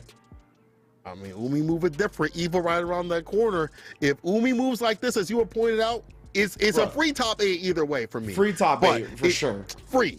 But maybe winning that tournament, I honestly see them in grand finals. Like, I would not be surprised. We at main stage, and we watching Umi about to take this sucker absolutely from, like, winner side. If they play like that, I can't see anybody stopping them from grand finals, straight up. It's all up to them playing how they know they can play. And it's a tough ask. Like, I think I'm making it sound a little simple. It's not. It is the biggest tournament in the world. Their endurance is going to be tested unlike it ever has been. The electricity, all the lights are going to be on. It's a very different environment. It will be tough to play like they always do. But if they manage to do it, my goodness, I mean, a medal at the very least is in their future, if not a whole goddamn championship. 100%, dog. But appreciate all these ridiculous players coming through in this top 16 spot that we've had this exhibition. I expect a lot of these players to be smoking cats. I'm gonna be real. I expect to be smoking a lot of the internationals because when it comes to the best team for Guilty Gear, in my opinion, I think the U.S. has got the most depth. The way that people be playing out here, the way they pushing it, bro. Every week we watch this, and we watch, you know, Salt Mine, all stuff like that. And I watch stuff from Japan and stuff like that. Nobody's really moving it different like the U.S. dog. That's my opinion. That's my opinion. We have extremely strong weekly tournaments for this game. We have Series E, CLG's running it, Can Opener. Like, there is a lot Wednesday night fights. There is a lot of top level weeklies for this game in NA, and we grind it out each and every week. And I mean, look at that. Even the boot camp that Apology Man's going to be putting on going into EVO, that's going to include some internationals, but obviously it's NA focused, right? NA based. Like, they've just been grinding the game, man. It's a beautiful thing to see. I love the way the community has embraced it. I love seeing the people like Razzo from Blaze Blue come in K7, the players from Mortal Kombat. It still has maintained its kind of global reach when it comes to the fighting game community and the different games that it's pulled from. It's just an awesome thing, man. It's beautiful. The fact that we get to see all these players from all these different games come together and, you know, try to see who's the best. And the best part is now we're moving to that international sort of play. But for today, we are done. Let's throw it to Yeso. Big hats off to Ringe and Cola today. You guys crushed it on the cast. So much fun to listen to you both here today. So thanks for all the great work you do, and have fun at EVO, gentlemen, because we will not see you again before the event. So have a good time back here for the final time tonight. Jay Gryan is here with me. Umisho is our champion once again. I think for the 4th time this season. It was last week too. Yeah. Last week too. It was Razor Week last week, and you know, I was on the commentary end of things, and I had my background green and everything because you did choose to leave your Goku body pillow at home today. And I did, yeah. Oh, my Goku body pillow? Yeah, absolutely. But I didn't leave my wallet at home because I got to get my credit card ready for the Metafy session with Umisho. Because my God, how do you just masterclass it all the way through the bracket like that? How do you just take down every piece of opposition like it's nothing? That is world-class Guilty Gear right there. Like, when you watch Umisho play, you can see the hours and talent put to work right there on display. I couldn't agree more. And you know, to kind of roll things through how the losers bracket ended, Tempest winning in losers semifinals. We got a hell of a set there between Tempest and Hotashi, and Hotashi, of course, earning the rematch that didn't really go anywhere because it was the 3-0. Umisho dominant, but I feel like this was, you know, we kind of set the table at the top. It was the appetizer for EVO. A lot of the top talent, a lot of people that folks are going to be keeping their eyes on next weekend, here to compete, and seeing a top 3 of Tempest, Hotashi, Umisho. Not a lot of surprises there. Jonathan Tene in the mix, I believe, finishing in top 6. Razzo had some great sets today. I think that you said it right afterwards, that Razzo Hotashi set may have been the best one we saw all day. That was so good. Like, just neck and neck down to the wire, and Hotashi ended up making all those like really split-second decisions that closed it out. But even with that high level of decision making, still not able to overcome Umisho. So once again, congratulations to them for coming out on top. First place again. I'm pretty sure you're correct on the 4 victory number, just putting another notch in the belt right there, because Umisho, you know, they're aiming for that #1 prize. You win EVO the first year of Guilty Gear, the largest Guilty Gear tournament. You know how good that's got to feel? That's going to be incredible. That's going to be an incredible tournament. I cannot wait. I'm so excited for it. I hope you are all as well. A couple of things just to wrap up business here before we go. One, I forgot to remind you all about this, but if you were watching chat, you probably saw it during the show. We are doing a giveaway this week for Intel Week. If you want to win a brand new HP Pavilion Gaming PC powered by an Intel Core i5, you can. Exclamation point giveaway is all that you need. That will give you the info that you need to get in on that giveaway. It ends August 1st, so enter now. Get in there. Also, if you want to pick up products from our friends at Intel or any of our partners, you can grab them over at walmart.com/esports arena. Jake, it's always a pleasure to get to hang out and talk shop with you, and you know, talk some manga as well in the interim. I always appreciate it. Thanks so much for coming out, and have fun at EVO next weekend, my man. It's going to be awesome. Looking forward to it so much. First EVO back after the pandemic, of course, so it's going to be a blast. Really looking forward to watching all the Guilty Gear, Dragon Ball, KOF. I can't wait for Reynolds to win KOF. That's crazy. Every single game that's going to be on display there. Obviously, the last year is Street Fighter V, the swan song, and I can't wait to get my hands on Street Fighter 6. But if you guys want more of me, please make sure to follow my Twitter. Twitter.com/basejakeryan. I tweet all the time. I'm here in Series E. Love doing this work for you. Love hosting, commentating, and the whole 9 yards. So as always, it's a pleasure here with the Esports Arena, and I couldn't have had a better tournament right there. Umisho just, it's like, it's nice and easy on the eyes watching that happy chaos just blow through the bracket. Absolutely love their play. As long as you don't have to play against them, it is easy. Just dash block, bro. Just dash block. Just block the bullets, man. Sure. Yeah. Easy. That is going to do it for us, folks. To everybody that is going out to EVO next weekend, stay safe. Have a good time. There may be some Esports Arena folks out there. I can't make any promises, but you may see us walking around or whatever. Enjoy the event. Enjoy the rest of your week. We will be back here tomorrow with Halo Infinite action. We're kicking it off with the first edition of the Why Not and Shyway show, kicking off at 3 p.m. Pacific time tomorrow, right into Halo Infinite Pro Night. So don't miss out on that. But for myself, Jake, the entire live broadcast crew, and everybody here at Esports Arena, thank you so much for joining us tonight. We'll see you again tomorrow.